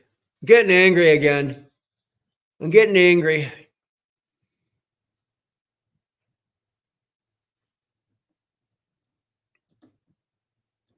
When I am home alone, no one will come in my house. I have 3 pit bulls. I love pit bulls. I really, truly do. Pit bulls are a great dog. They're a great breed. Probably one of the smartest breeds. I've seen a pit bull sit there and actually do calculations and figure shit out. I don't mean mathematical calculations, but I mean just sit there in general, watch something, how it's done, and then figure it out. And next thing you know, the dog was doing it and nobody trained it how to do it. It's pretty cool. I've owned a pit bull. Smart, like I said, one of the smartest dogs I ever owned. Jehovah sounded like European-made vacuum cleaner brand. Brian, do I want some good news? Oh, Karen, lay it on me. Come on. Elvin, can you do a stream watching Minions with all the wheel burners? You may need a fluffy minion for your truck afterwards. There will be no minions. Let me tell you right now. You missed the punchline. Go back. Oh, I got the punchline.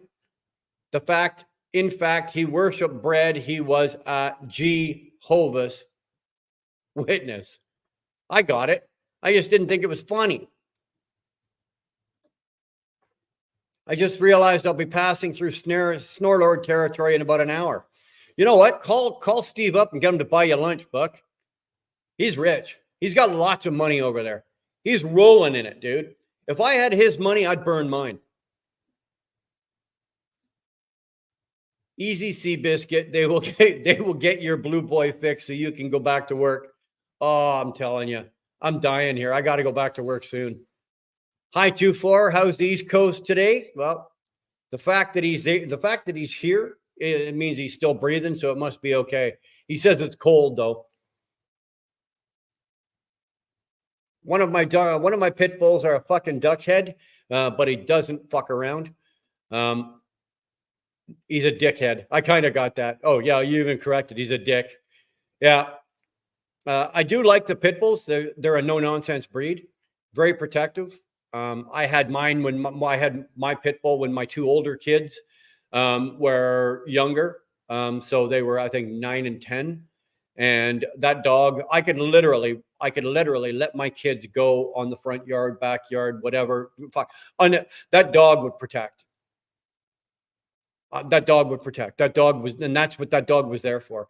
Like we lived on a corner, so our house was on a corner house, and people would walk along the sidewalk and they'd want to cut across the lawn, right? They didn't want to walk to the corner and then turn the corner and blah blah blah. So they'd walk across our front lawn, and the kids, when they were younger, they'd be sitting out in the front lawn doing something, whatever, and all of a sudden somebody come walking across, and the dog would just walk off the porch, go out and greet them, escort them back off the lawn, back down to the sidewalk, and then walk with them along the sidewalk, along.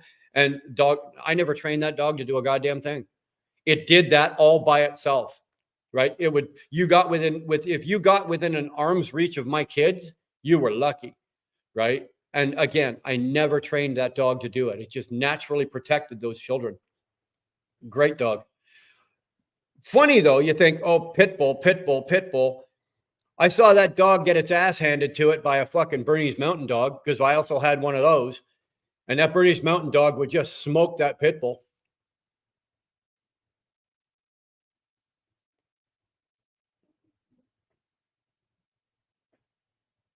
I'm finding it, Karen, you cold down there? We're not bad here. Hovis is a loaf of bread in Britain. Jehovah's. Okay. I get your joke now. It still ain't funny. Still ain't funny. The punchline was he was a good baker, our granddad. Good evening, sir. Cragrat, well, it might be, I think it's evening for you. For us, what are we at here? We're at almost 1 o'clock in the afternoon here. So it's not bad. Not bad, but good evening to you. Thanks for coming in. Evening, Robert. I'm stuck at the limb. Did I say that correct? Limb or lime? Was that be lime or limb? I think it might be lime. Whatever. You're at the Lime truck stop. I'm assuming Robert would know where that is. You two fine Englishmen are talking Englishness. You guys are talking Englishness to each other. So if you got nothing going on, Cragrat, you're parked at the truck stop. We've got a challenge going. You need to take a whistle, put it in your butt, and fart, and see if it'll actually whistle. Don't ask me. It came from the chat. I'm a spectator here, just like everybody else. One of my pit bulls can be off leash, and when I stop, he will stop. Yeah, mine could, and so could the Bernese Mountain Dog, and even my lab Cassie, the first truck dog. She could. Piper can be off leash if it's just me alone. But if there's any other kids or Dar, she gets stupid and just decides to fuck off and do what she wants. Charlie can be off leash. I can take my dogs off leash and go for a walk, and they're okay. Oh, Dar's home. She's on the phone. I just heard her. I see her top of her head walk by as she went by the window there.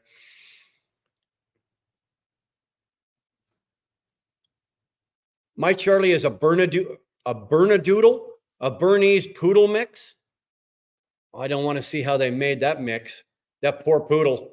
I'm gonna hope better hope the poodle was the giver and not the receiver. Oh my God. Yes, I'm freezing, being sick with a sinus infection and dizzy spells at work all week. Holy shit. Well, I thought you said you had some good news. I'm looking here. I don't see you dropped the good news. Oh, Alan case with the foot ulcer is finally over and closed. Okay, that's the good news. All right, thank God. And now you got a sinus infection. Jesus Christ. I like pit bulls, but don't think an 86-year-old should be caring for one. Probably not. You need a strong-minded, strong-bodied person to have one.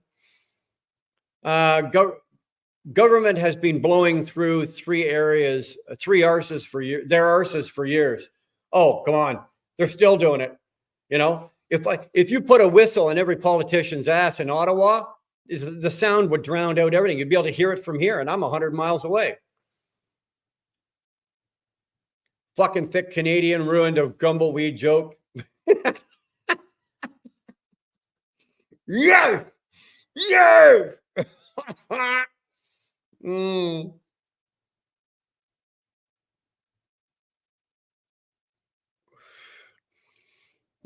You've been resting a lot with my fur babies. There we go. Butt plugs were invented to keep you from spraying during an embalming process. And what point did you think we needed to know that? I'm just curious. It's good information to have, you know. It's good information to have next time we're walking through the sex store, and and you've got the ones that are this size, and then you got the ones that are that fucking size. But it's good to know that I can sit there and think, in the long history of the world, those butt plugs were invented, because of the to keep from spraying of the embalming process. Thanks, Sterling. That's another piece of fucking useless information I've got stuck in my head now. Just what I need. When you're gonna drop information on me like that, do me a favor and give me a warning so I can take something else out. There's not enough room in there anymore. My hard drive is full, bro. Bog-eyed, at least you can buy beer at W.H. Smith, seeing as they turned the bar into a Cornish pasty. Well, there you go. You see, that's something you guys can do in England that we're not allowed to do here, right? Like, in Canada, there's no liquor. Like, I can't park my truck at the end of the night, walk into the bar and drink, and then go back to my truck. We're not allowed to do that. The whole time we're on duty during the week, you have to zero tolerance. There's a zero tolerance for alcohol. We're absolutely not allowed, and you're not allowed to drink in your truck. Even if you're doing a 36-hour reset, you're not allowed to drink in your truck. It's an absolute big no-no.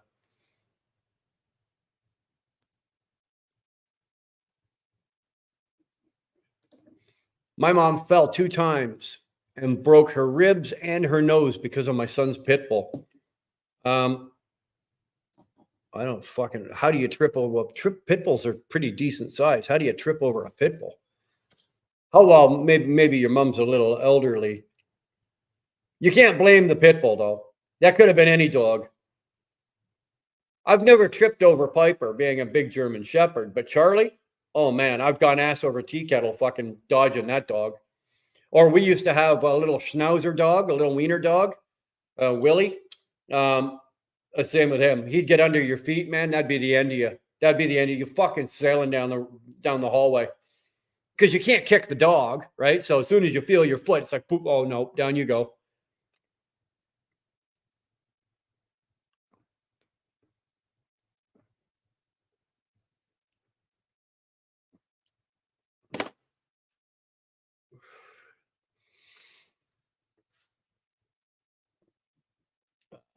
They banned to drink in public and in your own car, even if the engine isn't running, because you still being outside. One stone, two birds situation, I guess.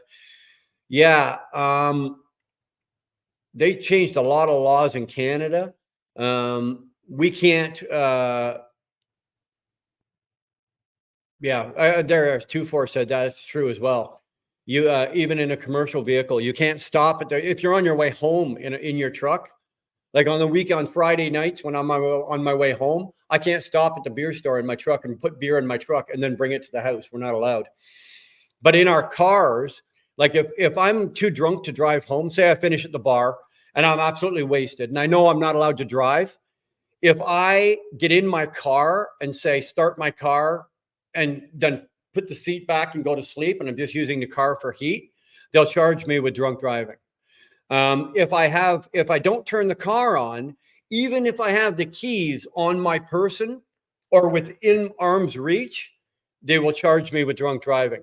The only way to get around that is you have to take your keys and lock them in your trunk or put them in your trunk. And then you can get in your car and, pass out while you're drunk. Any other situation will constitute drunk driving.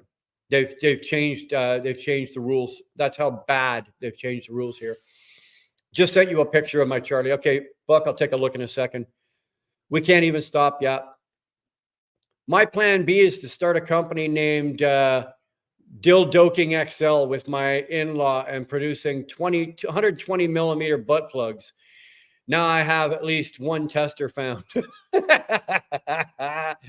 Yeah, Sterling's going to be your tester. Yeah, she's 86. The pitbull has no training, and he's knocked me up against.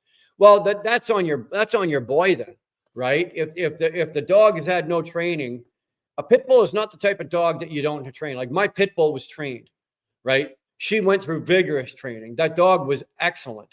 Even though a lot of things I didn't have to train it, it just picked up naturally. That dog would walk, it would sit, it would lay, it would be out of the way. It knew certain areas. It didn't go in the kitchen. Certain things like that.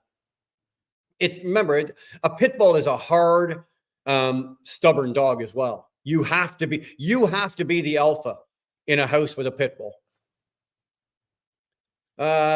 Just had dinner. Better get back on the one and only. What? Better get back on the only one. Only an hour and a half to go. Okay. Well, have fun. Get on it. Drive safe. I used to do it all the time, though. Well, you know what? I'll be honest with you. I've occasionally, like, if the kids say, "Hey, Dad," like, because there's certain things that you can get at duty free, or you can get in the U.S. that you can't get here. So the kids will occasionally ask if I'm coming through duty free, and I've got the proper amount of time in the U.S. Like I've got 48 hours in the U.S. and I can bring one bottle across. I have done that. But it's not that you're breaking the law. It's if you get into an accident, right, and somebody hits me, even if it's not my fault, and they find that bottle in the truck, I'm fucked. I'm absolutely screwed. So for the most part, I just don't mess around with it. It's not a law that I want to be dealing with. It's not a situation I ever want to have to call my wife and go, "Yeah, I just got into an accident. There's a 40-ounce bottle of vodka in here for one of the kids, and now I'm screwed. My CDL is screwed. My authority's screwed. My everything's screwed because of something like that." So I don't even play around with it. It's a gray area here, but there's only legislation, but no law against it. Too many pussies just do as they're told. Well, for me, it's the consequences. I can't afford the consequences. Like I said, I'm not worried about something with me. But Robert, if a fucking another car hits me or I get into an accident and has nothing to do with me, and they find that bottle, I'm done. I'm screwed. So I just don't take that gamble. I don't screw around with that. Yes, that's true, Brian. I saw RCMP do that down in Nova Scotia, and they check. Oh, hold on. Oh, underwear was riding.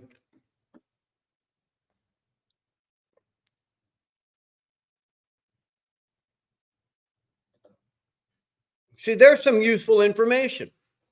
There is some useful information, right? For all you pregnant women, don't go buy a breast pump. Just use your husband's penis pump. There you go, right? You don't have to worry about it. Make sure you wash it first. You don't want to give that to the baby. I had a side gig when I was stationed in South Korea, bootlegging Pop-Tarts of all things. Dude, let me tell you something. If for any reason I ever ended up in a foreign country, trust me, any work that I did or any kind of job that I had, it would be bootlegging. So I'd be bootlegging something. Basically, you find the population, you find what it's lacking, and you supply it to them. If it's Pop-Tarts, make it Pop-Tarts. Whatever it is, I don't give a fuck if it's clothespins, right? You find what any population in any country, it doesn't matter. If you find out what's lacking or what they're needing or what they want, and you can supply it, hey, I'm all for it. Sign me the fuck up for it, and I will do it, right? I will do it. Hold on. Well, actually, hold on. How old do you have to be to drink beer in the US? And can you drive with a bit in your system? No. Zero, zero, absolutely zero in your system. And to drink in the US, you have to be 21. In Canada, you got to be, in province of Ontario, you got to be 19. But I think the rest of Canada, you only got to be 18 to drink. I'm parked in a truck stop now. All the foreign drivers are staggering around their trucks. Here, the max is 0.5 per 1,000.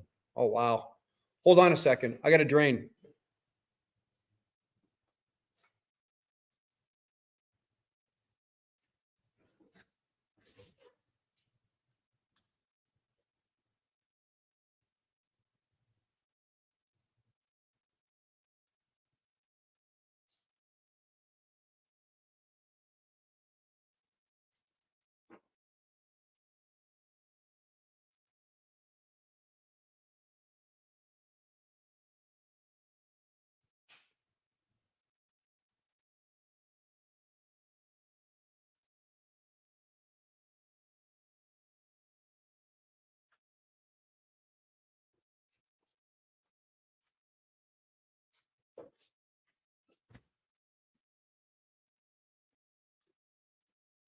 Let me tell you, I love living in the country. I really do. I really do. You think I'm not going in the house to have a pee? Forget that. Whew.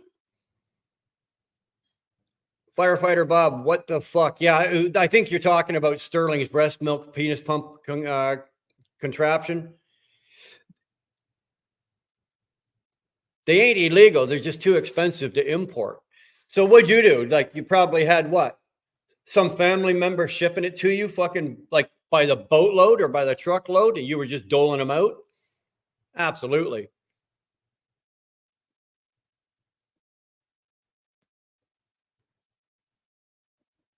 Yeah, it's kind of nice. You know, when you live, I can walk, because from where I am, the bathroom is at the other end of that house.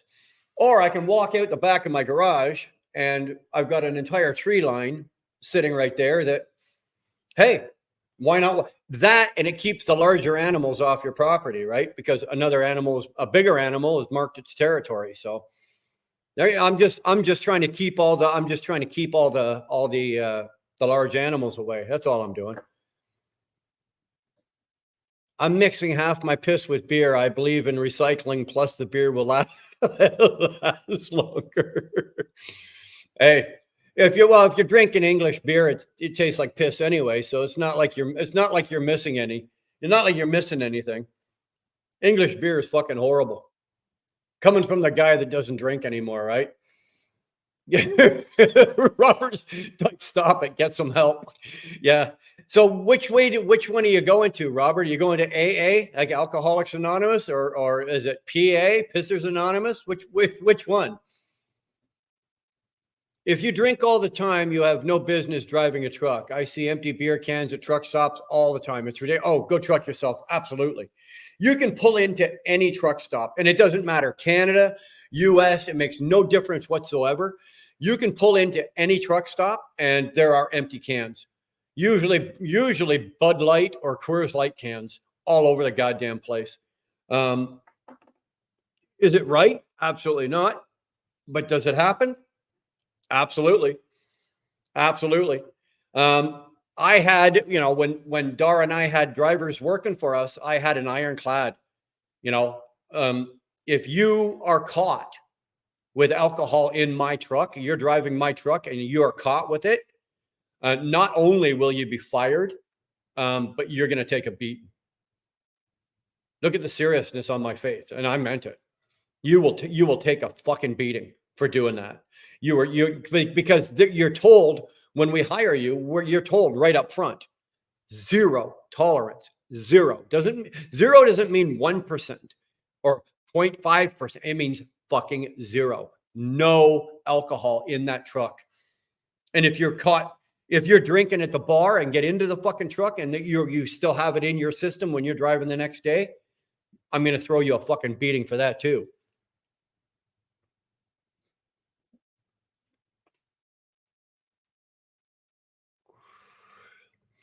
That's just me.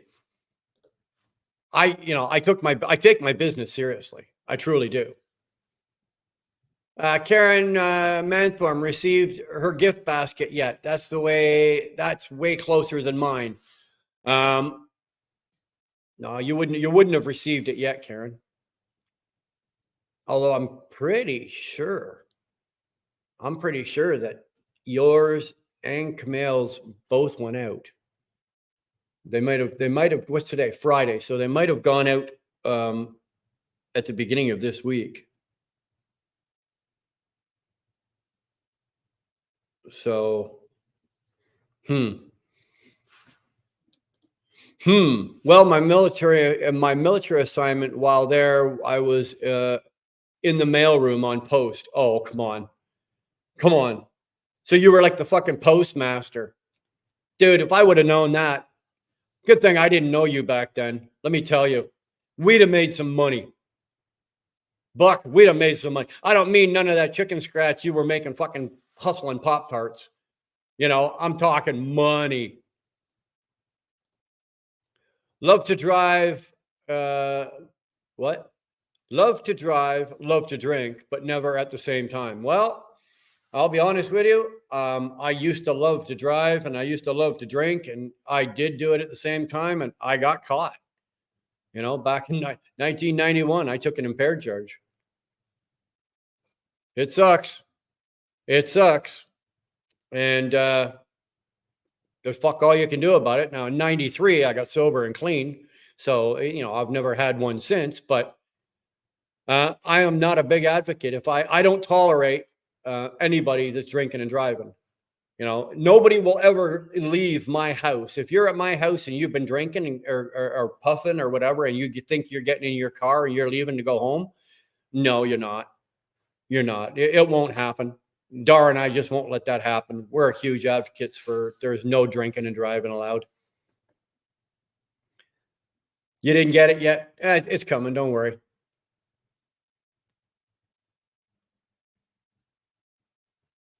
Who came up with the measure for alcohol in the blood that makes you unable to drive? Piss off, you wankers. I could drive a truck better than most wankers with zero alcohol in their system. Maybe you think you can.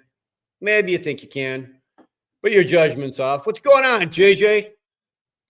Excuse me.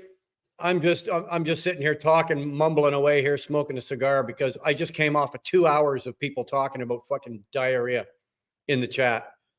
You missed it. Be grateful. Glad you're here. Thank God you're here. I'm afraid Mrs. Dar is going to throw her hunting knife to me, and I'm going to remind her the tracking number again. I wouldn't ask her. Did you put the signed picture in my gift basket or you forget it? No, we didn't do that.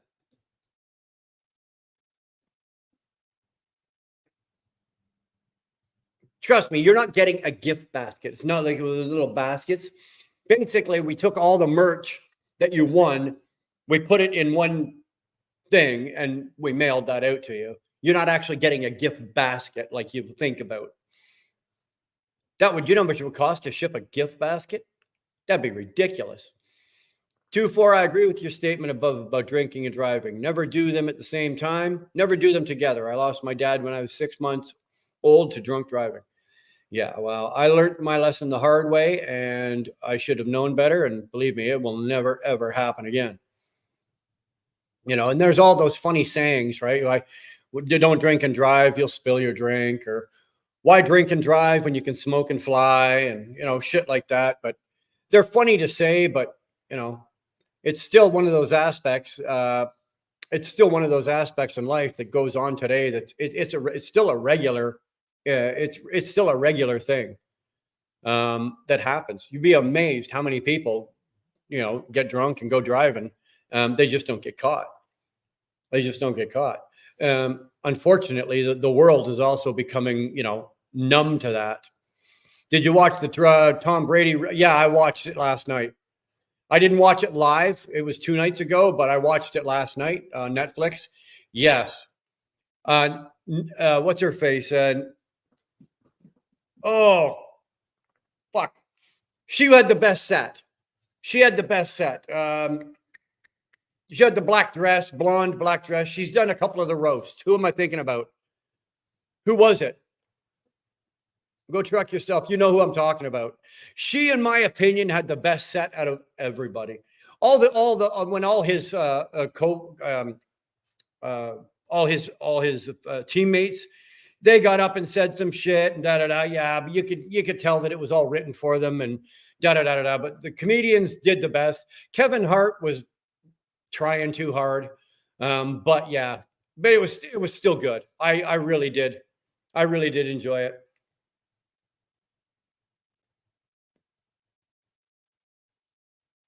Patience, young Padawan. Hey, I'm always, you know what, Buck? I'm always up to something, something like that. Brian, you should get some naked noms. Naked noms. What the hell are you fucking talking about, Bob? I should get a naked nom? I got no problem with nudity. I got no problem running around. I'm the first one that wants to run around naked, but everybody else says no. I know I can't, but I can't pissed. I know my limit. It's over the legal limit, 2 points. What's going on, Rusty? How are you doing? I'm doing great. I've got I got about that much cigar left and probably about that much show left. When we're done that, yeah, we got enough in there for a couple more mouthfuls, and we got enough stogie left, and then we're gonna call this a day because I do have some chores that I have to get done today, but we'll keep her going until the stogie's done.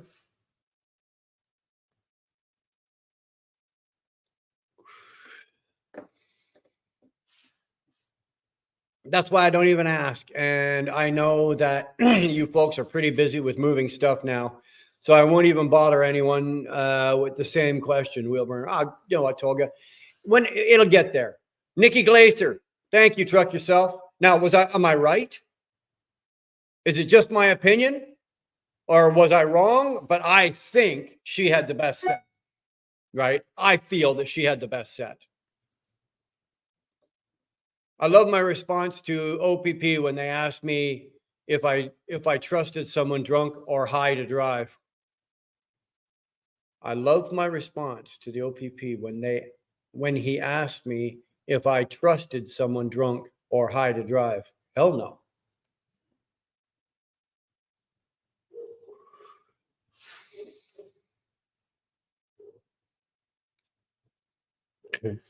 Nikki Glaser, yeah, she nailed it. She was hilarious.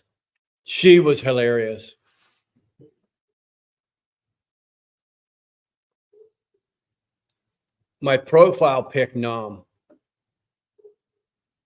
Yes. Oh, yes. Old enough to hold the steering wheel. Attaboy. Well, in Canada, in Ontario, you only got to be 16 to do that. No, I think about the small box. I tell you many times, send me your signed picture. That would be great. We're working on it. Just kidding, though. Welcome, Ziggy. I'm doing okay. Rusty, I'm glad to hear that.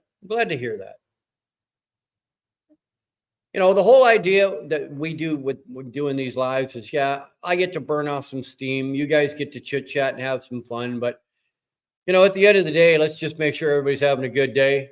Anybody that's not having a good day, you know what? Let's help them out. I said, I put out a video the other day, and it's just, what's important in life. One of those videos, which none of you fucking went and watched. Well, some of you did, but not all of you. More of you should have watched. Shame on you. But anyway, something I did say is, we all strive to get to the top of that mountain. But what do you do once you get there? After you throw your hands up in victory, and what do you do when you get to the top of that mountain? What you do is you turn around, you reach down, you help the next guy to the top of that mountain, right? That's what we should be doing. And that's what we're doing. That's what we're doing with these lives. And that's what we're doing when we're fucking around here. You know, we're just helping out the next guy, having a little fun. You're listening while driving. That's fine. Just don't be listening and drinking while you're driving. Okay. Oh, phew. You said chores. You guys are a bad influence. Well, I got to go clean those filters out. I got to go clean those filters out. They're big filters. They got to come out of the unit. They got to go up to the sink. You got to wash them, right? You just wash them out. But it's a chore to get them out. It's a chore to get them done. So that's the only thing I've got really on my list of shit I got to do today. I don't have to do, I got to mow the lawn tomorrow, but that's like, okay, I got a lot riding more. So you grab a couple of Dr. Peppers and a cigar and you go out there. I always put on my shorts and my tank top and my wife beater and just totally disgust the neighbors.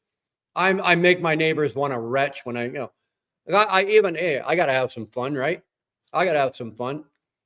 Thought I heard something totally different. No, you didn't hear nothing different. I meant naked gnomes. Okay. I mean naked gnomes. Okay. Well, you spelt it Noms. Sorry.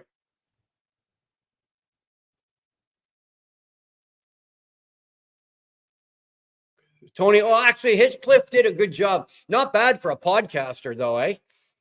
Tony? Not bad for a fucking podcaster. Actually, I didn't think Kevin Hart even said that to him. He said, that was well done for a podcaster. He's not even a stand-up comedian. He did a really good job. Yeah. I still think Nikki did better, but truck yourself. You and I can have a difference of opinion on that, but you're wrong. I'm right. I watched it three times to understand it fully. Oh, well, yeah, some of that, unless you know the twist of words in the English language, you probably would. I've watched it twice. Well, like I said, I watched it last night. I might go back and watch it again today. It's worth the watch. Now, what I want to know is how much did Netflix pay these people? Right? How much? Now, that's the other thing. Tom Brady's ex-wife, oh man, she got rode hard and put away wet. And you could even see there was a couple of times, especially Kevin Hart, there was a couple of times they said something about her that Tom Brady just did the, ooh, he was like taking that shot to the gut. It's like, oh, he wasn't smiling.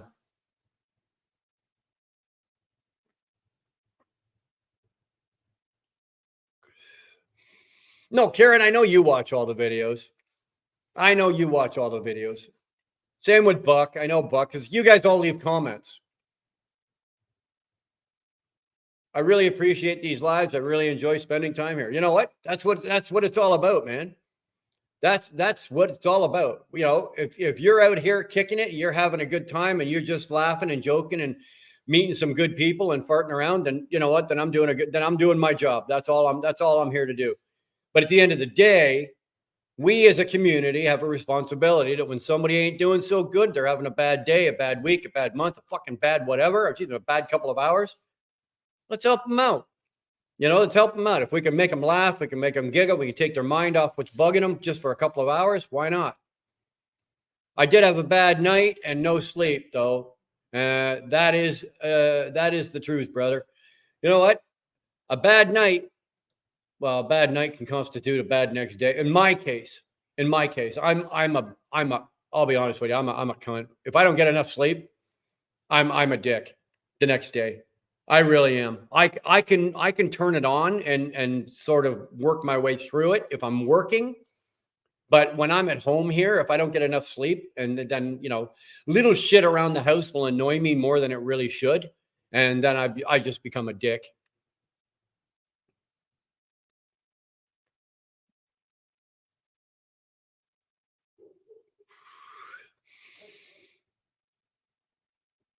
But Rusty, hey, if you had a bad night, hey, let's make it a better day, dude. Let's make it a better day. Firefighter Bob can't spell worth a shit.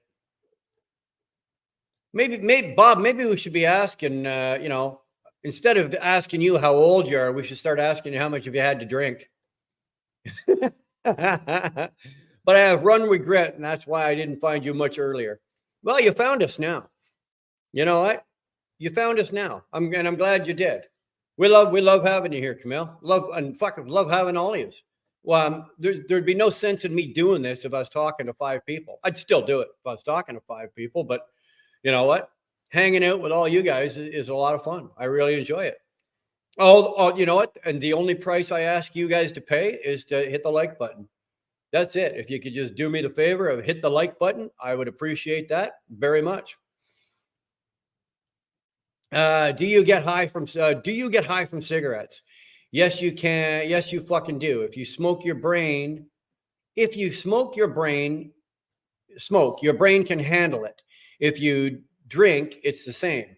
So don't piss up my back and tell me it's raining. Rules with no measure. No, Robert, I'm not pissing up your back. Don't get your idea. I'm not riding you at all.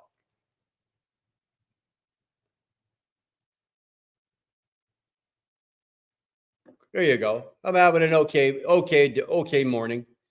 Well, you know what?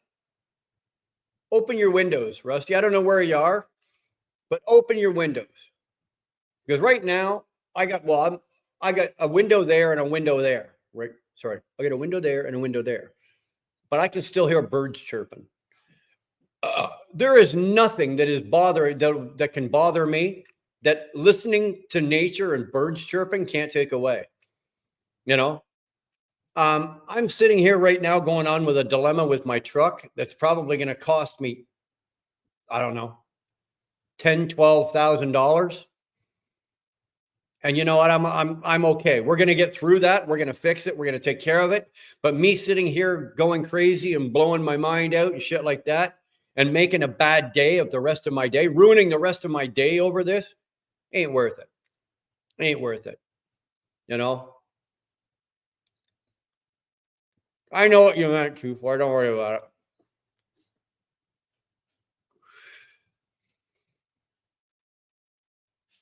I was the same a while ago. I didn't watch all of your videos when I subscribed to the channel. There was about 400 videos, but I'm watching it one by one.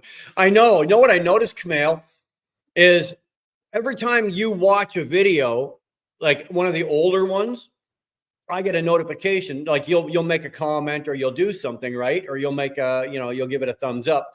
I get a notification that you've done that. So then I go back and I'll either reply to your comment or I'll see something. But I'm sitting there going, like, that video is a year old, but I know that you're going back and watching all the older videos. And I think that's super cool. I appreciate that. Thank you. I respect you and Dar. You guys gave me a place to chat during COVID. I never felt alone while hubby worked through it. You know what, Karen, we were doing this so much through COVID for our own sanity as well. We really were. Yet was it working and hanging out with you guys? And if it was helping you, awesome. Thank God. But it was also a lot for our own sanity because just like you guys, we were cooped up in here just like any of you, right?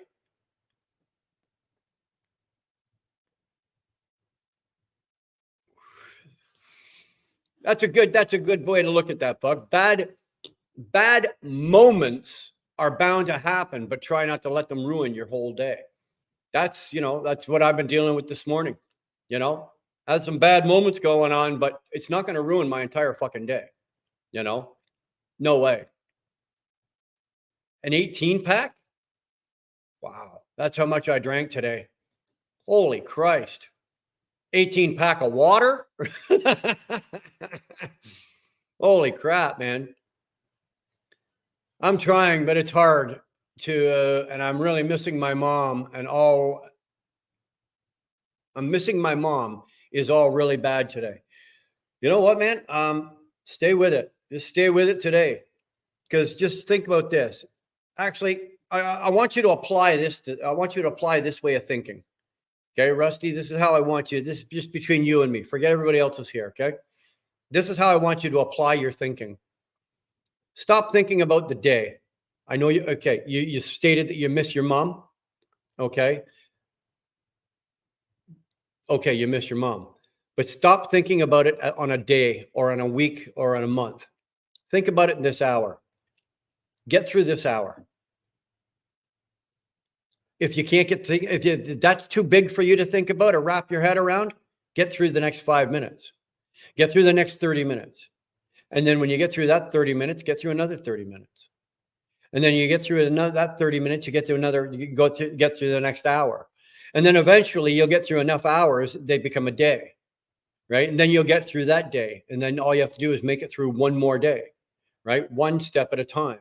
Then you make it from one day. Next thing you know, you put together enough days. Next thing you know, you've got a week, right? And then you do it all over again. Enough days, you got another week. You got another couple of weeks. Next thing you know, you got a month. If that's how you have to do it to get yourself through something, then that's what you do. I've done that. I did it. I had to do it through my recovery, right? My drug addiction and my alcoholism. I couldn't go a single day. I couldn't go a single hour. At some points, I was going 5 minute to 5 minute span. If that's how you got to do it, then that's how you do it. Break it down to its simplest form. If you don't think you can get through the whole day, don't get through the whole day. All you have to do is get through the next hour. And when that hour is done, get through the next hour. And like I said, eventually you'll put enough hours together, you'll get through the day. You'll get through enough day. You put enough days together, you'll get through the week, and then the weeks get turned into months, and so much, and so forth. That's the only advice. I'm no doctor. I'm no shrink. I'm no fucking psychologist. I'm just a dumb fuck that drives a truck, man. But that's just basically that's what I have had to do in my life, right? To get through the days, to get through the months, to get through the years.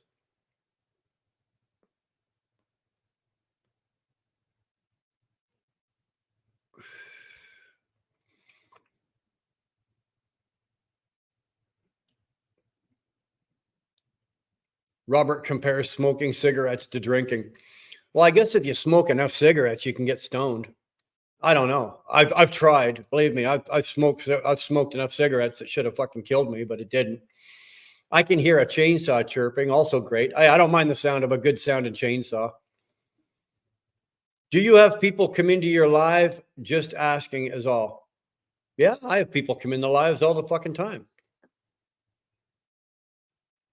How many hours can you talk to all of us? Dude, I don't know. I think the longest live I've ever done, I think was like 12 hours, 12 or 13 hours.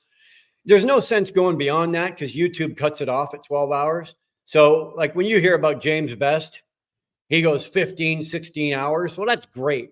But you can only put up 12 hours of it. YouTube cuts it off after that. So I try to keep them, no longer than 5 hours, 4 or 5 hours. Because I can see all the analytics on all of these.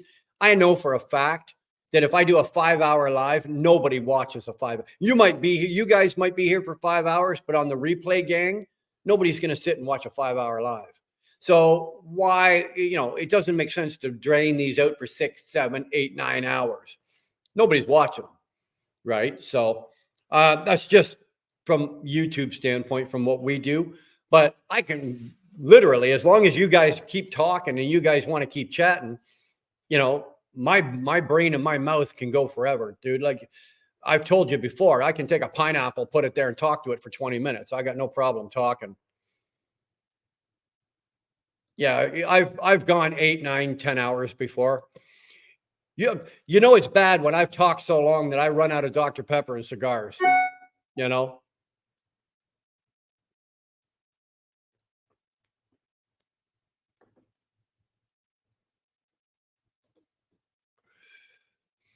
Normal day for you, Bob? Yeah. Are all the old videos still up? When we all got our tits out and Curtis was the champion, got James Best. Yeah, those videos, those lives. Robert, I've never taken a single video down.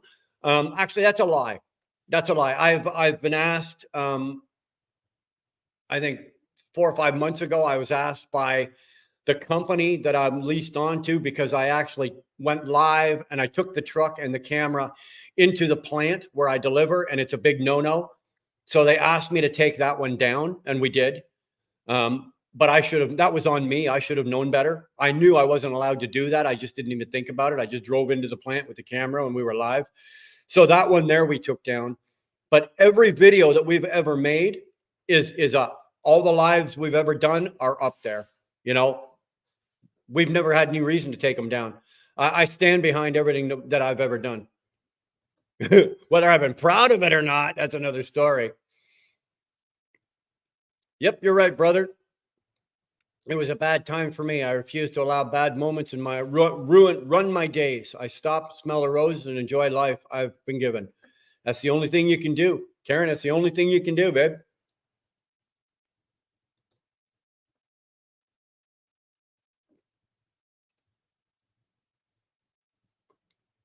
Progress is possible. It might sting at first, but eventually it'll make you stronger. I agree with that, Buck. I truly do. Crag Rat will be right back. He's at the truck stop. I wish the patience to you or my mate. There you go. You know what, Rusty, you know, you're not in a bad place right now. If you're here hanging out with us, just shooting the shit, you're in a good place right now. I have not yet begun to defile myself. Thank you very much. Spoken by none other than Doc Holliday in Tombstone. That's where that quote came from. I have not yet begun to defile myself, and he had defiled himself.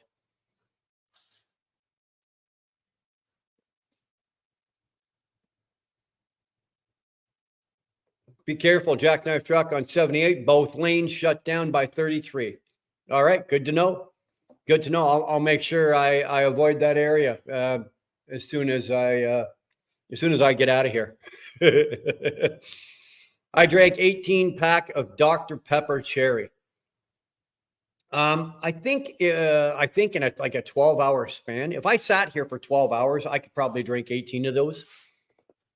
I don't doubt. I've already knocked off 2 of these right now, but I haven't really been hitting them hard. But I say in a 12, 10, 12, I don't know. What do you set the time limit? Usually during the day, I don't drink them as hard as I do in the evening. I don't know why that is either. I think that maybe the old way of thinking in my head starts the old tape, the old alcoholic tape, because you always drink harder at night for some reason than I did during the day. So, you know, if it was 7 o'clock at night, I'd have probably drank, I brought 4 of them down with me today. So I probably would have drank 4 of them. What, we got 4 hours and 12 minutes here.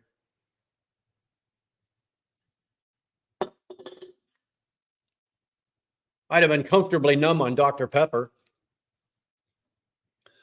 Karen's agreeing with Buck. I want to watch that video. What's Tyke Truckin' talking about? How can I find it? Oh, dude, it's in the lives. We did a live one night, and I don't know, it was crazy. We had, I don't know, I dropped the link, and we had, I don't know, about 7 or 8 people in. I think Robert was in. James Best was in. Who else? There was a bunch of us in here, and things got right out of hand. And people everybody was taking their shirts off and their clothes off, and it was a fucking good time. It was a good time.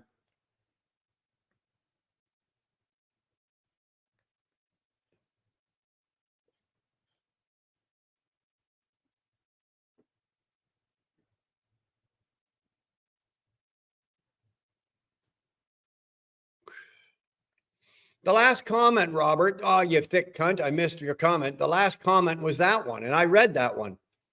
That was the last thing that you said. Oh, no, it wasn't. If you fail, don't despair. As in life, always strive for your goal, and you'll get there. Absolutely. Absolutely. But it falls in line with is something that I said a few weeks ago, and Tolga very kindly keeps reminding me of it, and I'm glad that he does. And it's a saying that I live my life by today, and it's live every day as if it's your last, my friend, because one day you're going to be right. And a very wise old guy told me that fucking, I don't know how many fucking years ago he said that to me, but I held on to that and it got me through a lot of shit. But it also is a good way for me to remind myself to live my life today. Live every moment as if it's your last, because one day you're going to be fucking right. So I apologize, Robert. I missed your comment. I did. Shame on me. I've got a bottle of Red Stag waiting for me when I get home. Attaboy. Attaboy. Get into the Red Stag. Jay, how you doing today? Well, Jay, we're doing all right. So actually, I'm going to leave the question. I'm going to leave you guys with a question. I said a few minutes ago that when the cigar was done and the Dr. Pepper was done, we're going to call the live and we're going to end it. But I just happen to have another cigar. And I just happen to have two more Dr. Pepper. So do we keep it going a little longer or do we shut this down? I'll leave this up to you guys. You guys throw the thumbs up if you want to stick around a little longer. If not, then you know what? We can shut it down. We've been going for 4 hours and 15 minutes. It's entirely up to you. I'm willing to sacrifice myself and smoke one more cigar and drink 2 more Dr. Peppers to be your talking fucking parrot. You guys figure it out. I've been in here a couple of times. I love listening to this wise G. Hey, appreciate that, Jay. Thank you very much. Believe me, the wisdom is not because I'm smart. The wisdom is because I've lived a lot and I've listened to a lot of other people a lot smarter than me. That's what that's all about, you know. Sorry, I got bored one evening and played GeoGuessr. Not sure, but please be careful, Santa. I don't know what the hell you're talking about. Mindset is a lot like the weather. Give it 5 minutes and it'll change. Yeah, goddamn right it'll change. Bob says yes, longer. Yeah, that's what she said, Bob. Karen's saying keep going. Well, Karen is a she, and she's probably said that too. You guys want to keep going a bit? Hey, we can, let's put this one out. Okay, but I am serious about this. No shit. Okay? No shit. When this one's done, we're done. So let's cut this one.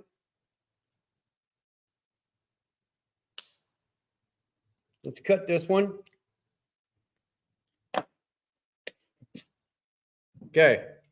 There's the stogie. There's the dock.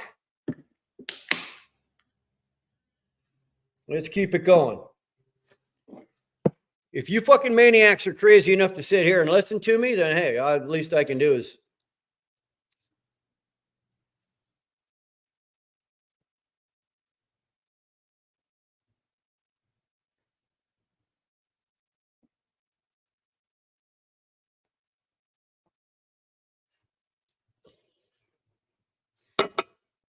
there we go.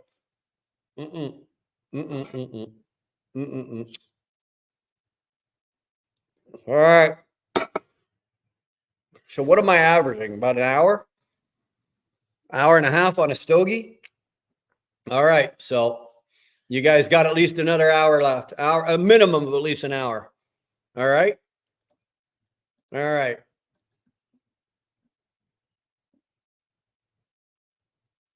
Finger red number one, finger red number one, finger red. What the fuck? Kara, what are you fucking doing? You know you're deepest when you have no goals in your mind. What are you aiming for? You know you're depressed. Sorry, Robert. You know you're depressed when you have no goals in your mind. What are you aiming for? That is very true. That is very true. Always have a goal. Always have an end game. Always. Whether it be in business or your life or your marriage or, you know, always have a goal. You know, always be striving for something. You know, you're always, you know, it's too easy for us to say you're always striving for more money. You're always striving to be better financially or you're better, you know, materialistically. You know what? What we all should be doing, honestly, and this, you know, this is going to sound fucking stupid. And you go, oh, Brian, shut the fuck up. You don't know what you're talking.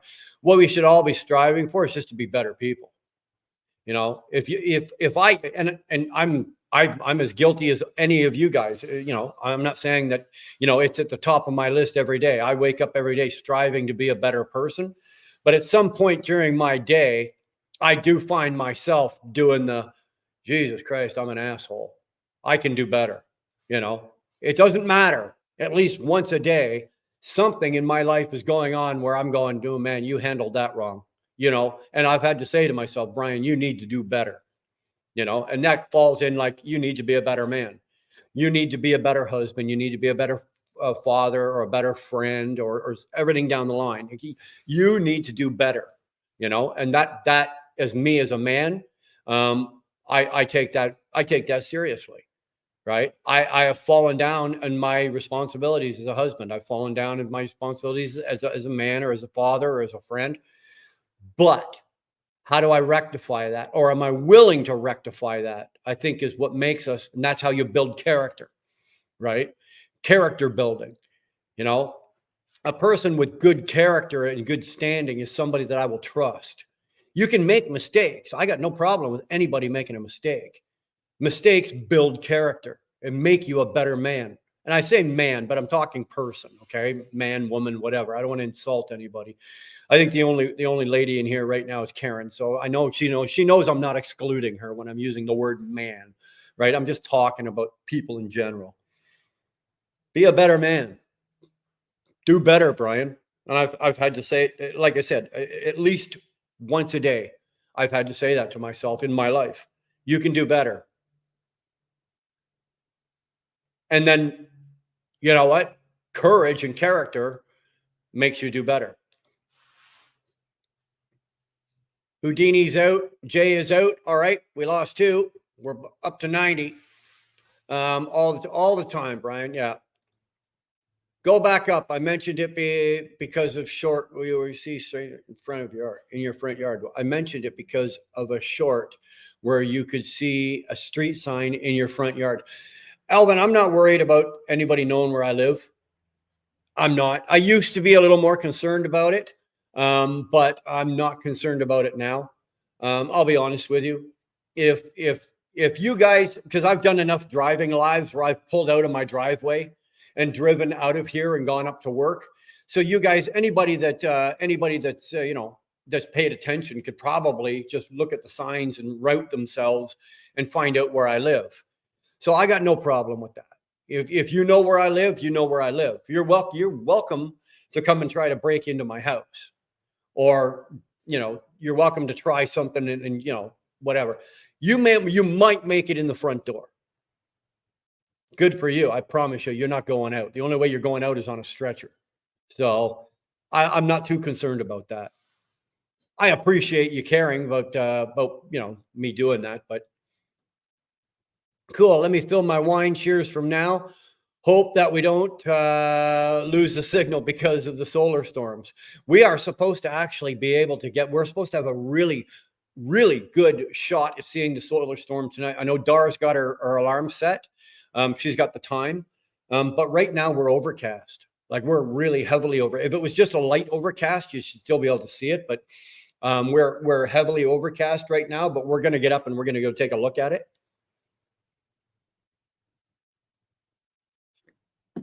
Cheers, Elvin. If you got one, light it.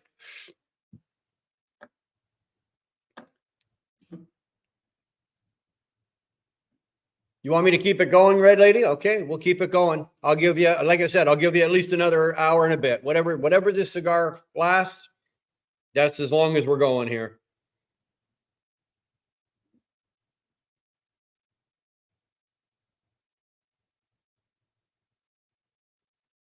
Okay. One thing I do have to do is I just got a message from the shop. I do have to make a quick phone call. So if you guys don't mind, talk amongst yourselves for a minute. I'm just going to make a quick phone call here. I'm sorry, but this does take precedence over everything else. So let me just do that. I'm gonna mute this so you guys don't need to hear this. So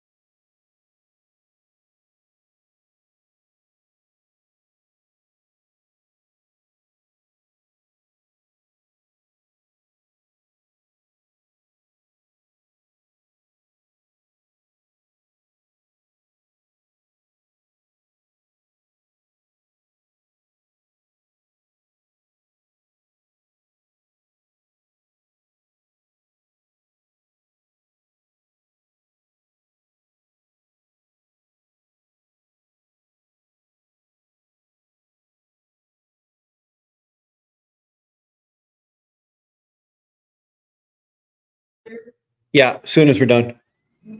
Okay. All right. Drive careful. Drive carefully. All right. All right. So, according to them, the truck is done. They seem to. They're convinced that they've got the problem resolved. Okay, who am I to argue with? I'm not there, right? So I'm gonna have to go and not now, but I'm going to go. We're gonna drive up tomorrow because the truck's up there. We're gonna drive up tomorrow, pick up the truck, and then I got to go pick up a load. So, and then I'm just bringing the truck back to the house. I'm bringing the truck and the load back here. I'm not leaving until Sunday with it. So it's a nice little Michigan run. Nice little Michigan run. We can do some driving, a little driving live.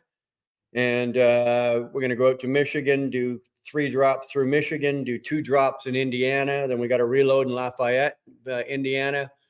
So we got to, and then when I get back, we should be back on par to pick up ingots again. The rail company seems to be giving us a hard time.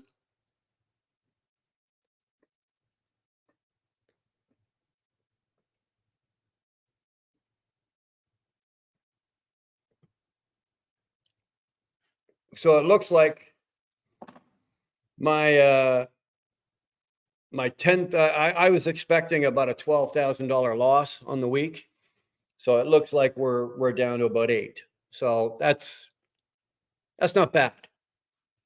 That's not bad. That's not. Don't get me wrong. That's not great, but it's not bad. you know. So, did you get the message? Yeah, I got the message. So we're all good. Everything's good. You guys were all talking the whole time I was gone. So if you don't mind, I'm not going to go. Blah blah blah. You guys are talking to each other. Sterling, keep dancing, monkey. Drop link too. You guys want the link? You guys somebody want to come in and chat? You guys want to say something? Hold on here.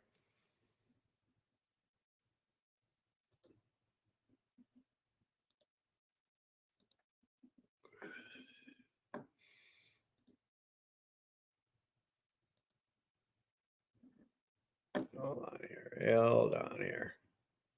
I think I actually got this figured out how to do this time. Here we go.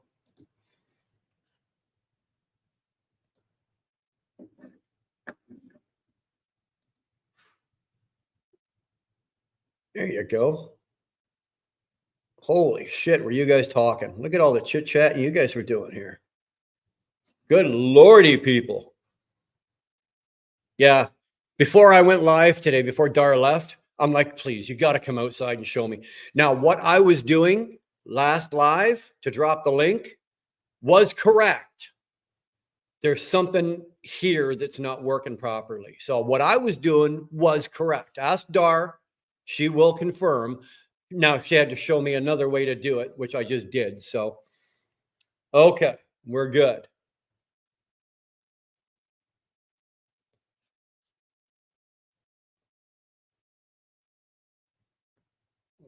So anyway, the truck is supposed to be all good. I actually was just talking to the terminal manager. I took it up to the next level. Like I went from the shop guys to the shop foreman, then I went up to the to the terminal manager. So that's where I went and I got the result. I seem to have got the results that I've needed here. So we'll see how that goes. It's what the proof's can be in the pudding. I will know within 20 minutes of driving that truck whether the problem is fixed. So we'll find out tomorrow, right? I got to pick up the load tomorrow. I got to drive it. It's 70 miles from the yard back down to here. So once I've got her hooked up, and I'll know long before I get to the yard whether this problem has been fixed or not. So there we go. Sterling, you asked for the link. Are you going to use it or not?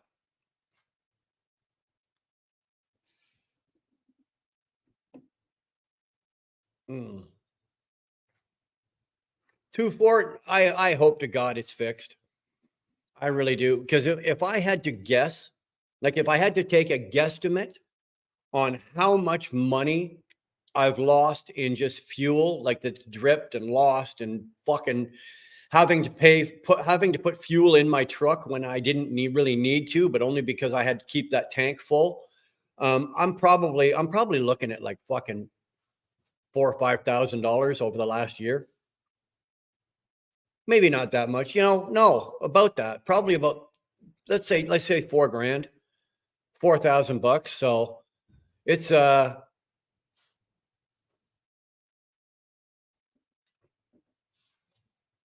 Kamel, it is working. You know how I know it's working?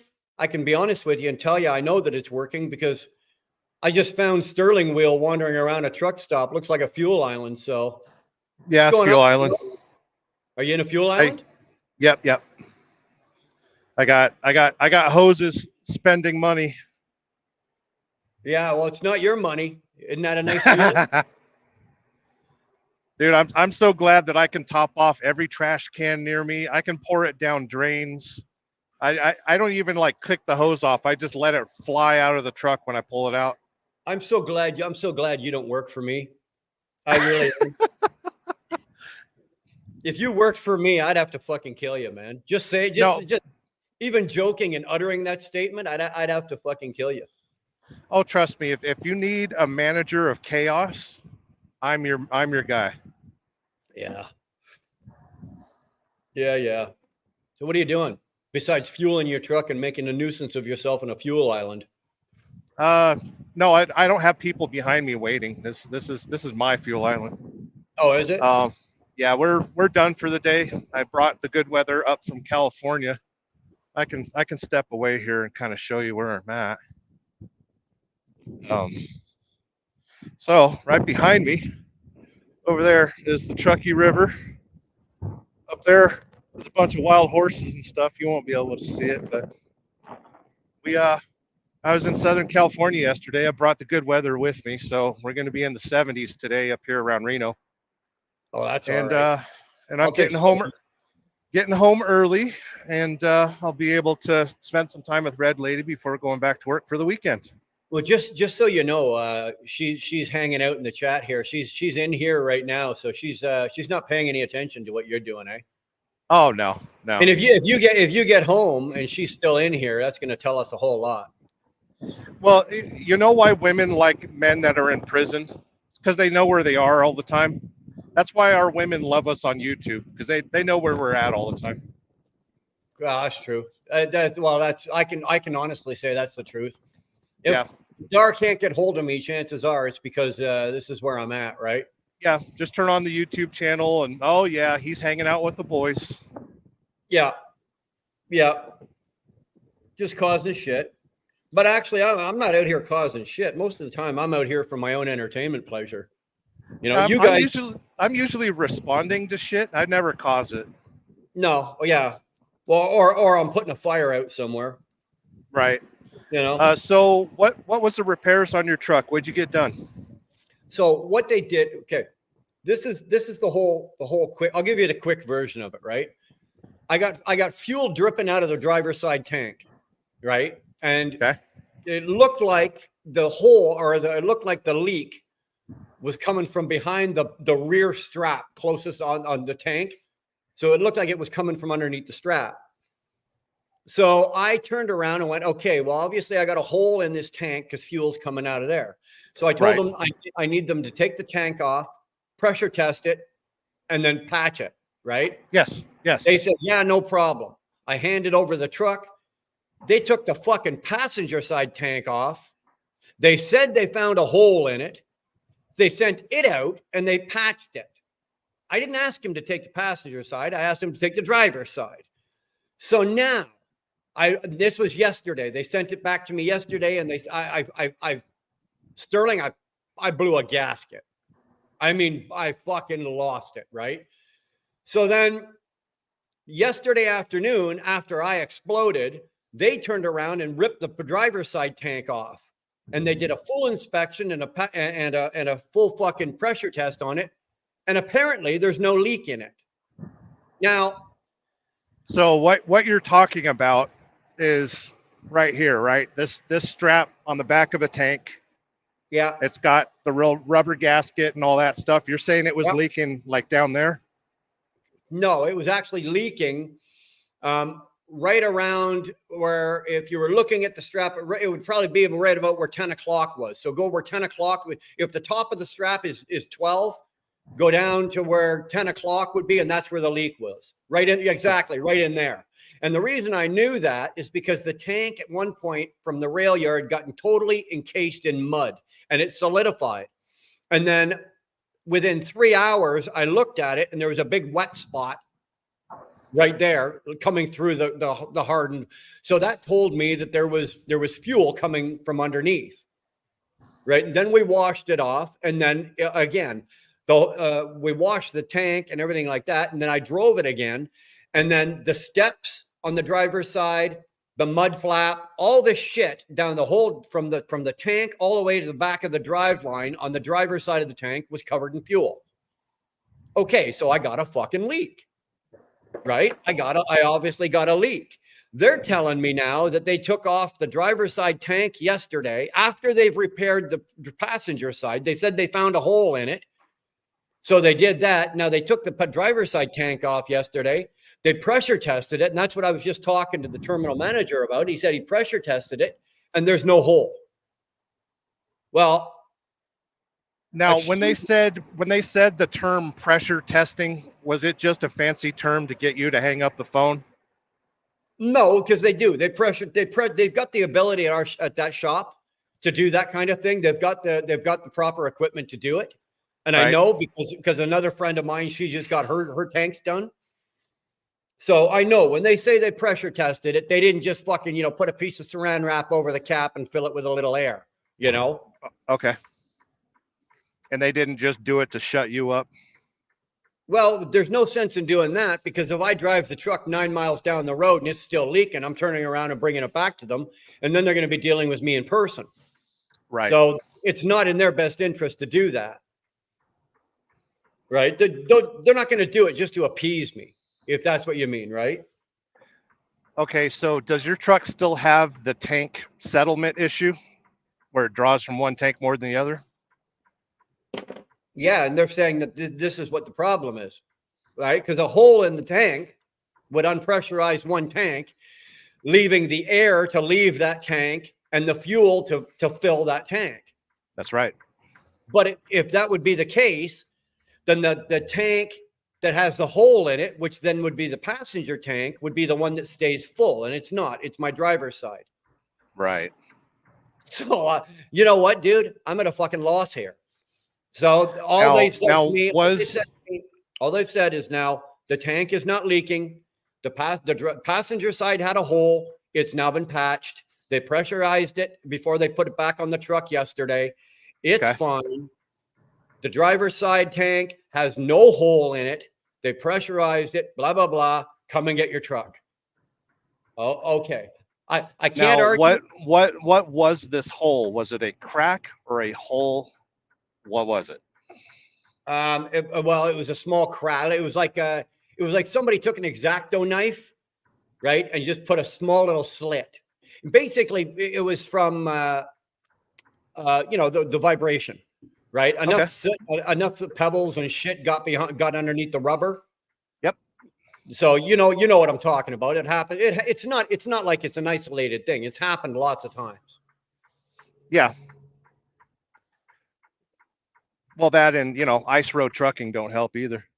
Well, that I'm amazed. I'm amazed the truck's still in one piece after taking it up there. I won't do that again. Right. But yeah. So I guess the position that they're holding is okay. The job is done. Come get your truck. So I'm like, okay. And I was just talking to the terminal manager. He said, this is what I want you to do. He says, come pick up your load. And I told him, I said, his name is Kevin. And I said, Kevin, this is going to take me a matter of minutes. Like within 15 to 20 minutes of driving this truck, I'll know. Right. I'll know. So if it's not, and he says, if there's any problem with it, bring it back. And he says, we'll approach this from a different angle. I said, and I got to trust this guy, because so far so far he's actually gone to bat for me here.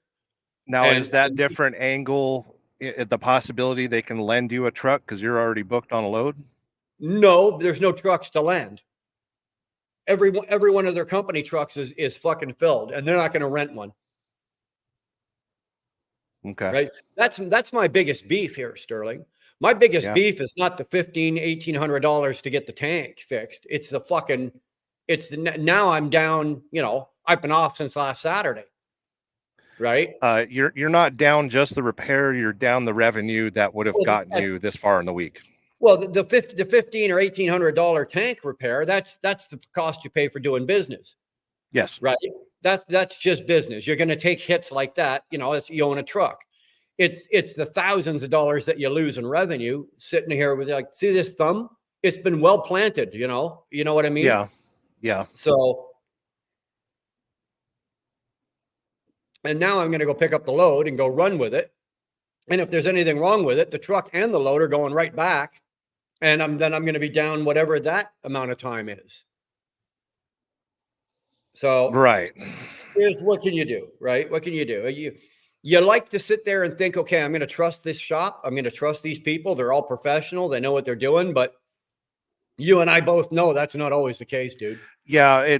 Whenever I get that call from the shop manager saying, hey, your truck's done, it's like, are you done or are you finished? Well, there's a difference. They're done. When they say they're done, it means they've taken the problem as far as they're willing to go with it. When they're finished, it means they've actually put us, there's an end solution to the problem. Yeah. There's a difference between the two. Right? Yeah. So I'm hoping that they are finished. I'll be honest with you. I'll be elated and over the fucking moon if I turn around and this whole fuel issue problem has been resolved and I can just drive. That's my hope as well. I'm hoping all the crap that they did is a magic solution to this stupid problem. Sterling, because right, I drive the truck, it pushes all the fuel to the other tank. I can drive 600 miles and my fuel gauge shows a quarter. I've only got a quarter tank of fuel, but I've got one full tank on that side, and the other tank has a quarter, but I need to fill it up. Yep. So if I'm doing a 900-mile trip, I'm having to buy fuel where it's not necessarily the cheapest to buy it. Right? I've got no choice. I got to buy it because I got to have it. Yeah, so you can't capitalize on the range of your dual tank setup. Well, no, like my tanks with that truck, I can, I hold 270 gallons and that gets me 2,000 miles. So, this way here, I'm running 600 miles and I'm having to put fucking fuel in my truck. So I'm hoping that again, that's the end result here. Let's fix it all and get it all done. What's the mileage on your truck right now? 550. Okay. 550. And she's still running 8.8 miles per gallon pulling general freight. I've got a question for you, and this has been brought up on a lot of different live streams, and we all start the which truck is best and all that stuff. Now everyone shits on Freightliner because they say the one box will completely ruin your business. Spend all your money fixing it. What's your opinions on the one box? And I'll share mine as well. Okay. That's me knocking on wood. Yeah. Okay. I've not had an issue with mine. All right. I got 554,000 miles on it. The only repair or anything to do with the EGR or DPF or the emissions, the only thing I've ever had to do is I've had to replace the inlet and the outlet knock sensor. Other than that, Sterling, this truck has run like a champ. Okay. Yep. Oh, sorry. No, I had to replace the DPF pressure sensor. That was about 3 weeks ago or whatever, right? Yep. But that was whatever. But still, and all of this, with the exception of that sensor, were warranted, and none of them cost me any downtime. So I've been lucky with the one box. Now, my opinion on it is it a good idea? No, they could have done this a whole lot differently, right? They could have done it where it's like the Volvos or like PACCAR's got it. and done it where if one thing breaks, you can fix and replace one thing. Whereas if the one box, if something inside goes wrong, for me, it's 19 grand, right? Yeah. 19,000 bucks for a one box. So, it's one of those things that, believe it or not, when I bought the truck, I didn't investigate that. It wasn't until after I already owned it that I found out that this emission system is like it's a big bill if you have to take it. Right. So, knocking on wood, I'm going to hope to date that, the one box stays healthy. And so far it does. Well, my sit levels are always good. My emissions are always good. The truck's never had a fucking issue. So let's hope. I wish it wasn't that way. I wish I had, like, in my opinion, I think Volvo's got the best system because you can replace any one part in a Volvo having to do with the DPF. Yes. And so that's just my opinion on it. So I've got a lot of experience with Freightliners, and so does my quote unquote boss. He's only owned Freightliners, except for one Peterbilt, since 2001. We currently have a fleet of 15 Freightliners. The lowest mileage one we currently have is 250,000 miles. The highest mileage is 1.5 million. He has never had to replace a one box because he maintains his trucks. Correct. The number one reason for a complete one box failure is shoddy workmanship, shoddy upkeep, a blown seal in a turbo, and you don't fix that oil leak. If you don't maintain it, No, I've heard the same thing. Whoop. Sterling went by. I'm back. Okay. It takes all the components that the SCR system needs and keeps it all in one spot on the truck. So it's actually easier to maintain that way. Yes, it's all condensed in one gigantic fire pot of electronics and sensors, and that has its own inherent issues, but it's actually the best system for what's going on.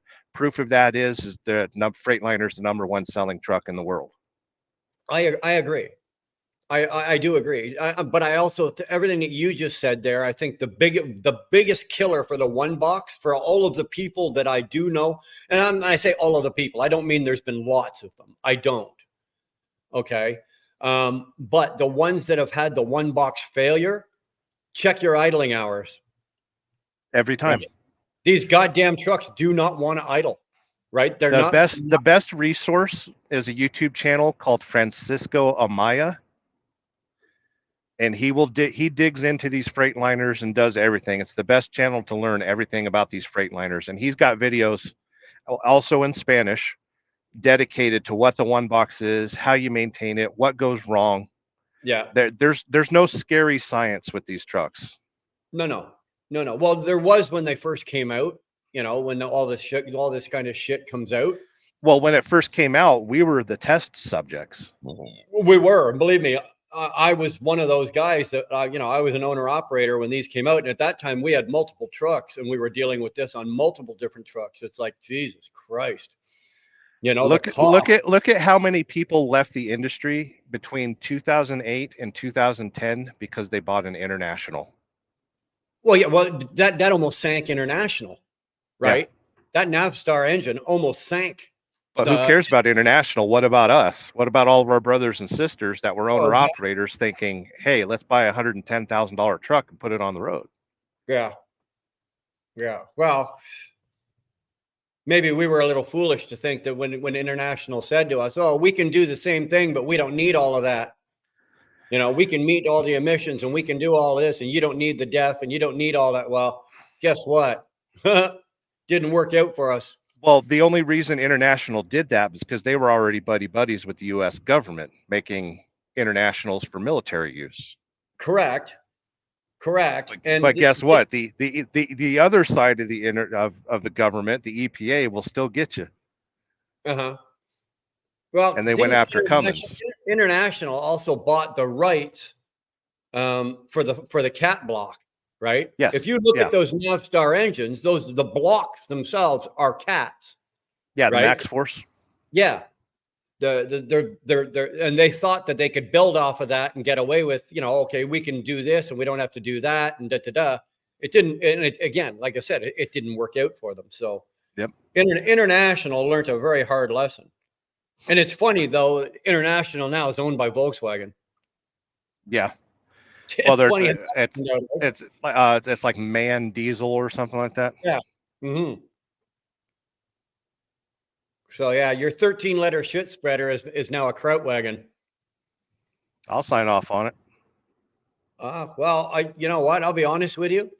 The new Internationals, those new LTs, I might be willing to take a chance on one of those. If I had to choose between that and the Freightliner, I think I'd still take a Freightliner. But if I had no choice, I couldn't get a Freightliner, and the only thing I could buy was a brand new LT. Right. They're not bad. They're not bad trucks. You put that X15 in it. I'd like it with the Detroit if I can get it, but you can't. Sure. Yeah. But that X15, not the performance. What's the one Shannon's got in hers? The economy or whatever. Yeah, X15 economy. Yeah, X15 economy. I'd put an X15 economy in it with a 12-speed auto. Yeah, all day long, man. So, what's your opinion on a truck?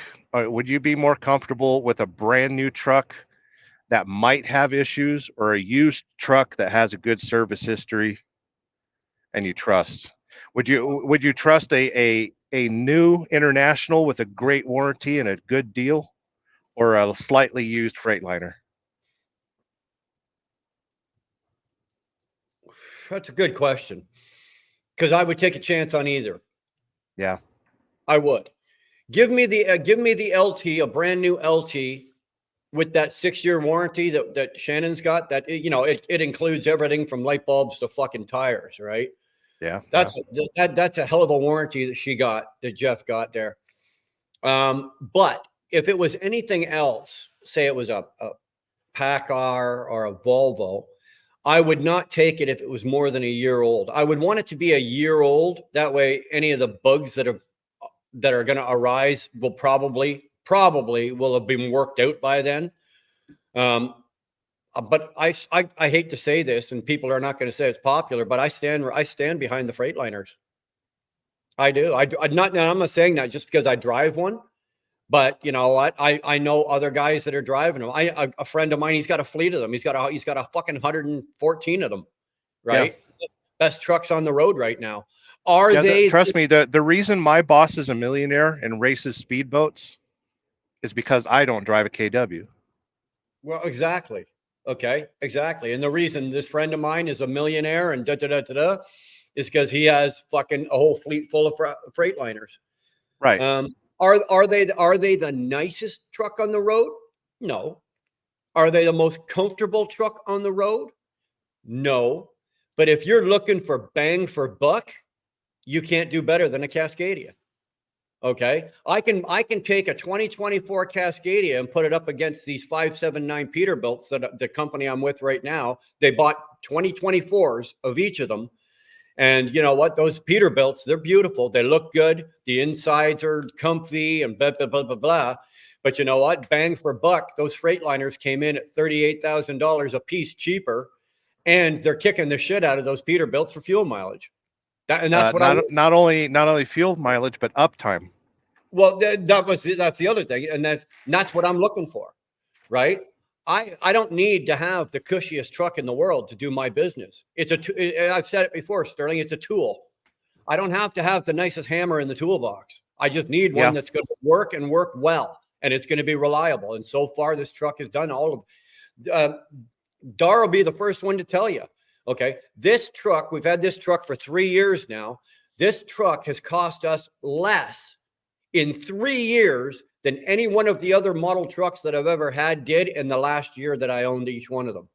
I mean, like, dude, you can't compete with that. So what took you so long to learn your lesson, get a Freightliner?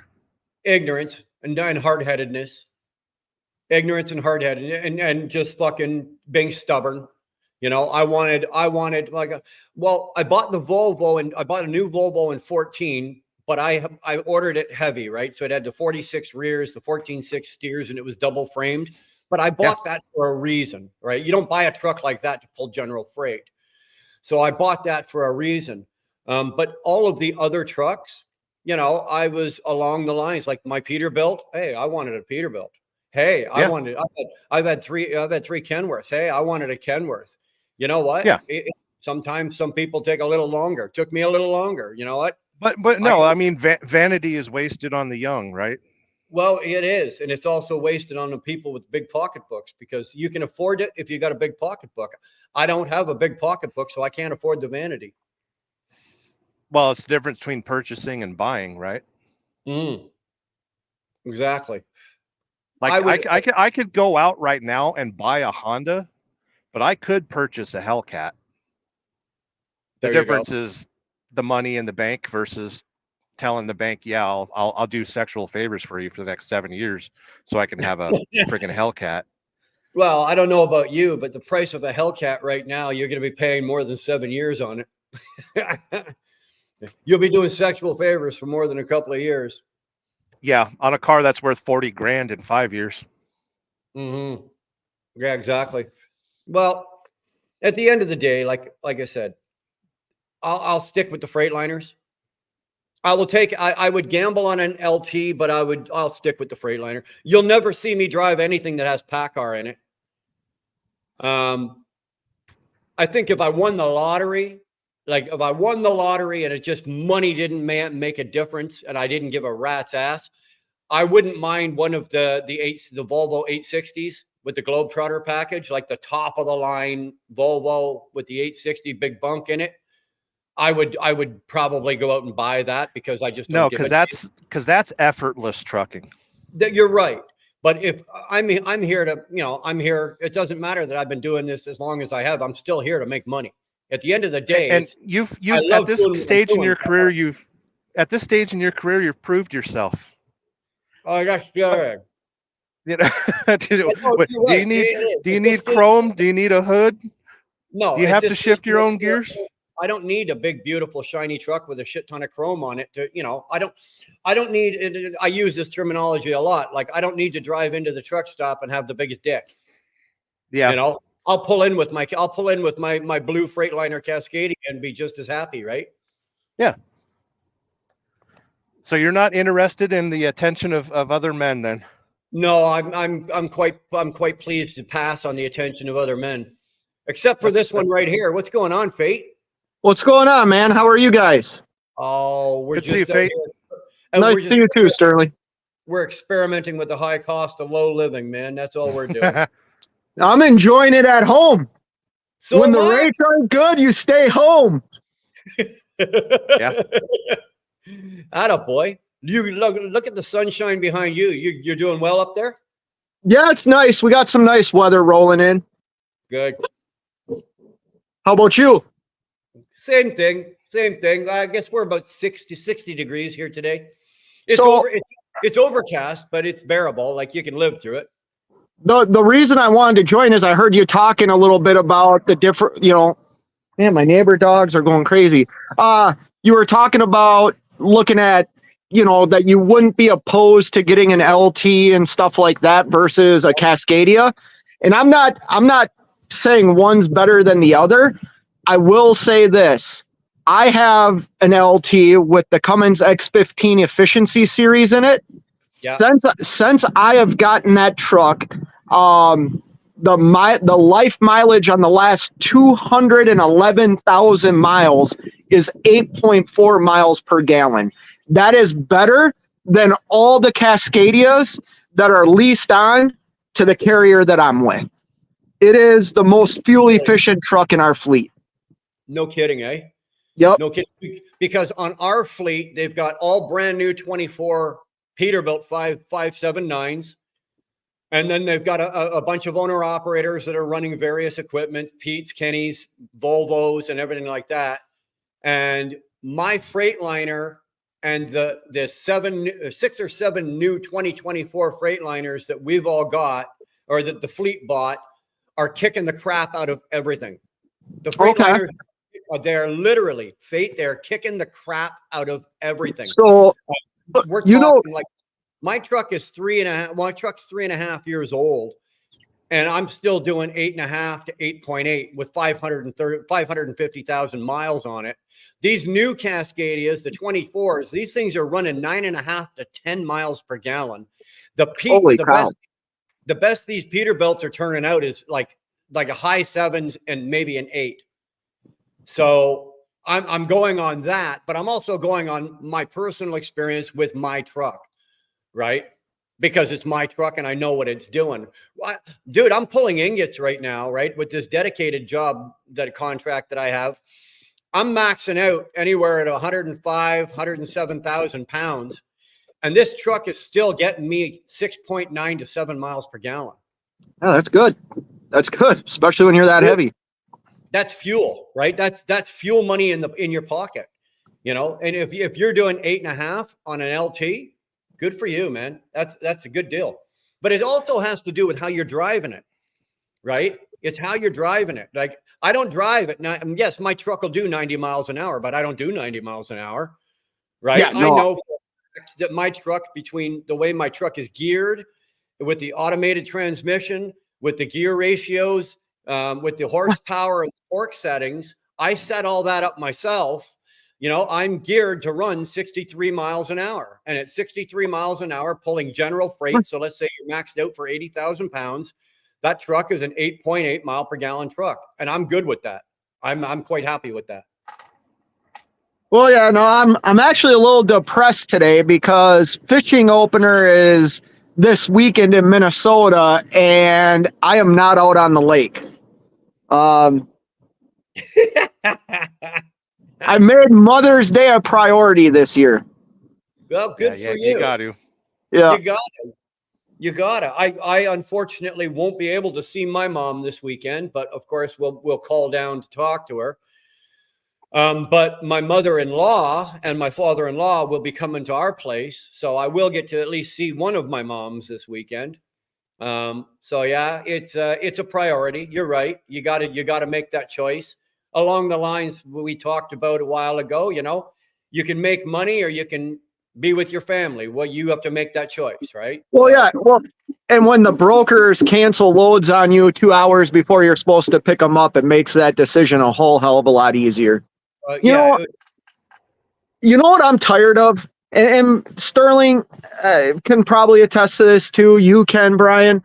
We work pretty hard with whether it's a customer or a broker that we use frequently, right? Like, you work hard to do a good job, to be to provide a good service to them. And then anytime it doesn't work in their interest to use you as the carrier, they get rid of you in a heartbeat. And I am so tired of that. I have kissed so much rear end, and it's gotten me nowhere. I mean, it's got me. I'm not. It's so frustrating. Well, It wears down on your soul, because I mean, business works if you hire slowly and fire quickly, and we just kind of have to accept that. Yes. But it's the loyalty, right? Where you as a, like, Fate Trucking will, as a businessman, you will find a broker or a shipper or something, and you will put your name and your business up to them, and you will provide an excellent service. And as long as they're paying the bills, you'll be a loyal person and a loyal company, and you'll work for them and do the job that you said you were going to do. The minute that changes, the loyalty coming back to you is never the same. You notice that? It's fully that way. It makes you regret learning their first name. What's your wife's name? How are your kids doing? Yeah. Well, not only that, Sterling. I mean, you know who I'm leased onto. There was times, even when the market was on fire, I took a little less money for the consistency. You know what I mean? I wouldn't gouge, whether it was the brokers that I use like a lot to leave where I live, or a customer. We weren't raping them over the coals. You know what I mean? When we most certainly could have, and we thought, hey, we're doing this because then they'll take care of us when the market's kind of switches. Yeah. How'd that work out for you? I don't know if it was the right plan. you should have No, been, you should have been raping. You should have been raping and pillaging, my friend. No, But- it was the right plan because it lasted this long. Yeah, Yeah. okay, yeah, good point. You're 100% right, Sterling. I'm finally, the market has changed so long ago. You know what I mean? Like, we all know that. It's finally just affecting me now. So like everything everybody went through like a year ago, year and a half ago, So you were the last lamb to the slaughter. You win. doesn't feel like it when I'm sitting at home and my truck's in the driveway. That's your truck and your name's on it. Be proud. Yeah. Yeah. You I don't want to know, know where you guys want to know where my truck is right now? You didn't sell it? I sold it. He sold it. Where is it? I sold it, and 3 months later, the cylinder head warped, the turbo blew, and he had to replace the one box. $64,000 in repairs. A year after that, it caught fire on the grapevine and burned to the ground. Oh my goodness. Yeah, you know what that was? That was some well-placed cotton balls and a match behind the dog. That's what that. No, Brian. That was at the end of the truck escape ramp right before you hit Bakersfield. Oh, no. You know what though? That's I don't know about any other owner operator, but that's always a fear. That's always a fear. I've still got that fear that, you know what, something catastrophic like that happens to the truck. How do you recover from something like that? Yeah. What if your drive shaft snaps? Yeah, there ain't no engine brake in the world gonna stop you. No, you're gonna smoke out every brake on the truck and trailer to get stopped. I hear you. Yeah, and that's what had happened. He had the truck towed to the shop, and when they put the driveline back in, they forgot some of the bolts, and it lasted a year before it finally snapped. Oh, Holy cow. how do you go back after them for that? How do you go back after somebody for that after a year? That's a tough call there. That's between lawyers and insurance companies and Yeah. But yeah, I just wanted to stop in and say hi. I am done for the day. I'm gonna go home and be like Fate Trucking and enjoy my life. Give my wife a hug. Pet dogs. And enjoy Hot Pockets. Look at So, you know what? So this is a quick behind the scenes type of thing or whatever. Sterling, it's nice to see you, man. That's good to see you, Fate. You know, nice hold to on. see you. Before you go, Sterling, here, the audience gets a rare look at something here. 3 truck drivers, and not one of us is working. Well, I'm Right? done working. How Sterling. often do you see that? I'm still employed. Come on, I'm coming back tomorrow. I mean, we're not working at the moment. Like, I'm sitting at home, Fate's sitting at home, and Sterling, you will shortly be sitting at home. Like, you will never see this again, probably in the history of trucking YouTube, where 3 guys are on the screen at the same time, and for all intents purposes, we're all sitting at home. You know, Oh no, trust me, you caught us sitting, but the rest of the time we're fucking running. Well, yeah, I'm no different. Hot Pockets my ass. I'm making chicken cordon bleu casserole. Oh, we're all going to Sterling's place. Oh yeah, Red Lady's. Red Lady's making dinner for you tonight, baby. Yep. That's why my car has a radar detector. Yeah, right on. Right on. All right. Peace out, guys. Take care and be safe out there. Take it easy, Sterling. Oh man. Well, brother, what'd you do? Oh, now you're inside. Fuck, I didn't even pay attention. Your sky disappeared. Well, the wind started picking up out there, and I don't have my headset, so I was afraid it was going to be all loud. I couldn't hear anything. It sounded good anyway. Yeah, I'm just hanging out, bro. Hanging out. The broker canceled a couple of loads on me, 2 of them, and I just made the decision after, the conversation we had a while ago. I want to be home. I want to spend time with my wife on Mother's Day and see my mom on Mother's Day. I typically don't get to do that, whether it's because I'm working or I go fishing. So I made a decision on Thursday. You know what? I'm just going to enjoy the long weekend, take a long time off. Can I say Good for something? you. Yeah, hold on. Brian? Yeah. Okay. So they're going to come down with the truck at some point. Maybe I just help them load it? maybe. Have them knock on the door, or I'll look for them. Yeah. Okay. I told her either of them. Okay, babe. All good? All right, I'm back. I'm back. Sorry about that. No worries. No worries. No, it's something that, you know, you and I have talked about it off screen, and, you know, it's something that other people have had to come and bring it to my attention, and being in this business, that's like, you know, I get it in my head and I get tunnel vision, right? Dollars, fucking dollars, Scott. I'm always chasing that goddamn dollar. And there's been times, and I've been fortunate. I've had some good people around me that know me, that recognize the fact. It's like, you know what, your wife's at home and you're going by the house, you know, you can go home for a night. You don't have to sleep, you know, 60 miles from the house. Sleep No. at the house. Just because that 60 miles is going to save you an hour the next day, you know, it's that kind of thinking. Because I don't think like that when I get into that zone, right? Yep. I'm chasing.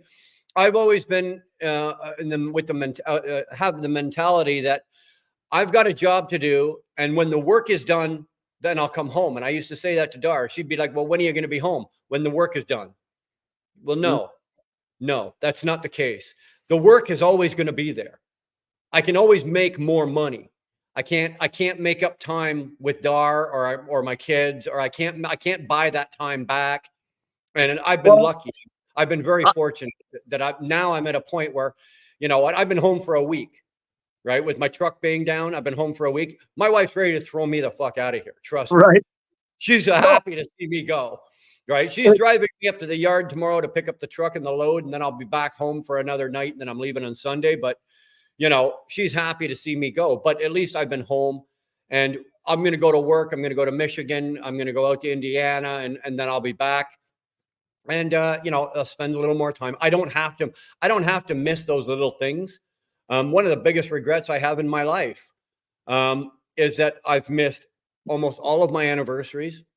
Right. With Dar, I've been on the road. My kids' birthdays, I've missed probably every one of them. I've missed recitals, soccer games, tournaments, all of that. Fishing, like I don't fish, but like if I had friends, like hunting trips, don't go. Fishing trips, don't go. I've missed everything. I'm 54. How many years do I have left of missing shit? Well, I have to put a stop to that, or I have to put a slowdown on that. And it's great when I see somebody, say your age, because you're maybe 10, 12 years younger than I am, that's recognized. I'm glad you, Scott, you're recognizing that before I did. I'm only learning that in the last 3-4 years. You're recognizing that now, that, you know, you're going to get that much more time with your wife, with your kids, with your fishing buddies and shit like that. So, well, yeah, it ends up being where people listen. How do I say this?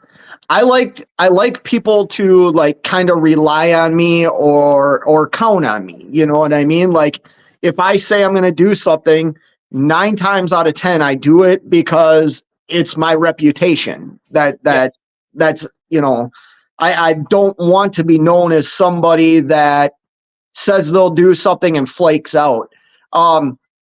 I'll share this, and I'll be honest, because you were just talking about all the things you've missed. I'm taking family out of this because I have a very loving wife and great kids that, you know, just like you, understand what the sacrifice of having a father or a mother as a truck driver, and then the spouse having that person gone all the time. That takes a special breed of family and a special person in your life to like allow us to do these things. it does. But my friend, the people I go ice fishing with and fishing opener with, I have missed the last 3 trips. And you know what? They didn't even call me this time. They didn't even call me for fishing opener. And it hurts bad. I called him yesterday. I was like, yo, man. He's like, hey, what are you doing? I said, I'm at home. He's like, what? He's like, we're leaving tomorrow morning. And I'm like, yeah, you never called me. He's like, well, we figured you wouldn't come anyways. And that sucks. Yeah. That sucks. Because these are guys that I have done this for 10 years with. You know what I mean? And over the last, I would say 3 years, I don't go. I might go once a year with them. And so yeah, it affects your friends and it affects your family. And I've made, after talking to you and some other people, I've made a decision that when the opportunity is there, I'm taking advantage of it. Just like you said, I used to be that guy 30 miles away from my house, sleeping in my truck because I was 20 minutes closer to where I needed to be. Yeah, that's That me. ain't happening again. That is not happening. No. You made a good point that you made a good point that it takes first of all, it takes a specific and a certain breed of person to do this job that we do. Not everybody's cut out to do this job. But what they don't think about is the support staff, and that's what I call them, right? My family and friends, the support staff that I have in the background being, my wife and my children. It takes a special type of woman, being our wives, or if you're a lady driver, your husband, it takes a very special type of person to first of all, accept what we do, that we're not going to be there. We're not going to be the most reliable at times, right? But they know that. We're not going to be there to be a shoulder to cry on. A pipe is going to burst, in the basement, and you're not going to be there to fucking fix it. You're going to get that phone call at 2 a.m, because, something happened and a window broke, that kind of shit. It takes a tough, reliable woman at home to hold that down, to hold down. Dara's held down this fort for as long as we've been together. I've been trucking as long as we've been together. She has held this fort down. Right. And I had to sit there and think, if it was any other woman besides Darlene, would I have what I have, and would I be still married? Because it's a huge divorce rate in our business. Would I have? No, I wouldn't. Nope. And No, it takes that woman. And then again, the kids, my kids, this is all what I've done here. This is all my kids know. They don't know. Dad never went to work Monday to Friday, 9 to 5. I've never worked like this. So this is all they know. And it takes a special breed of kid to know that Dad's not going to be, the first couple of times they were disappointed because Dad wouldn't be there at their tournament. But after a while, it's like, their mom's there. Oh, maybe grandma and grandpa showed up and Uncle Wes showed up, but Dad ain't there. And finally, the effect of Dad not being there kind of wears off. And now when I come through the door, they're just like, oh, hey. It's like, wait a minute, I'm home. How about how about a little love here, right? It's like, but no, now you're just you're just a ship that passes in the night quickly, and you're gone within 2 days. So my oldest came home the other night to do laundry and get a free meal, and I was at home. And my oldest's birthday was April 17th, and this is the truth. I still have not given her a gift, and I told her on Thursday night when she came home, I'm like, hey, I know I still owe you a birthday gift, but I don't want to just give you a gift card or money. Like, I want to get you what you want. So on Saturday, let's go get it.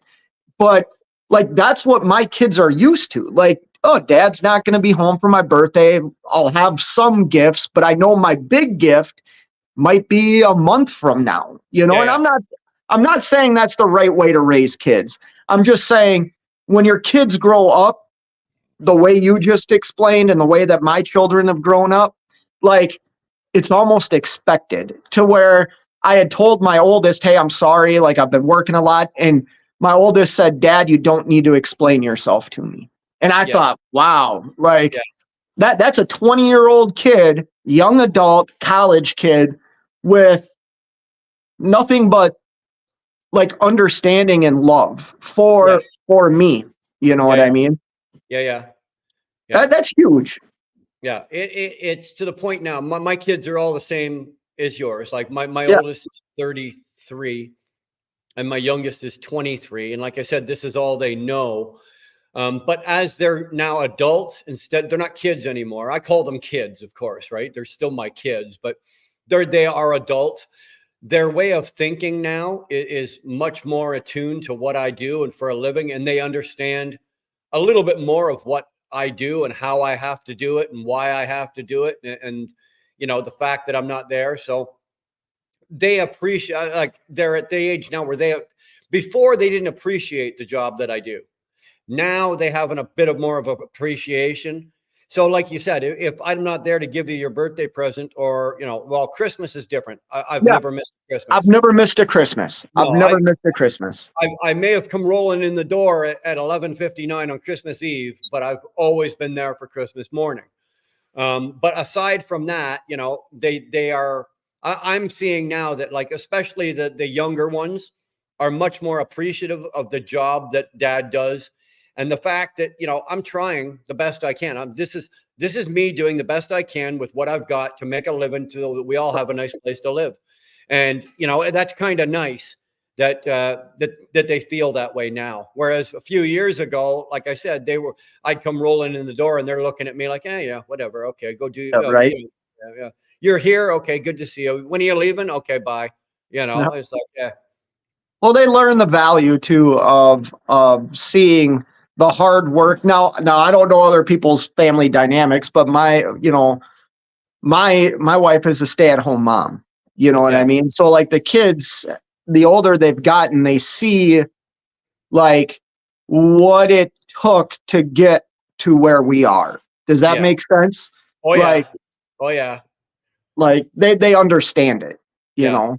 Yeah, we've always been a two income, right? Like Dar doesn't necessarily have to work, but she always has. And she's always had her own business, right? Regardless what she was doing, she's always been entrepreneurial. So she's always worked as well. And my kids have seen that. They've seen their father with a very strong work ethic, sometimes too strong and go too far, but they've always seen their mother always working. Right. Dar's never been unemployed in her entire life. She's always worked as well. And the kids see that. So I think my kids appreciate that as well.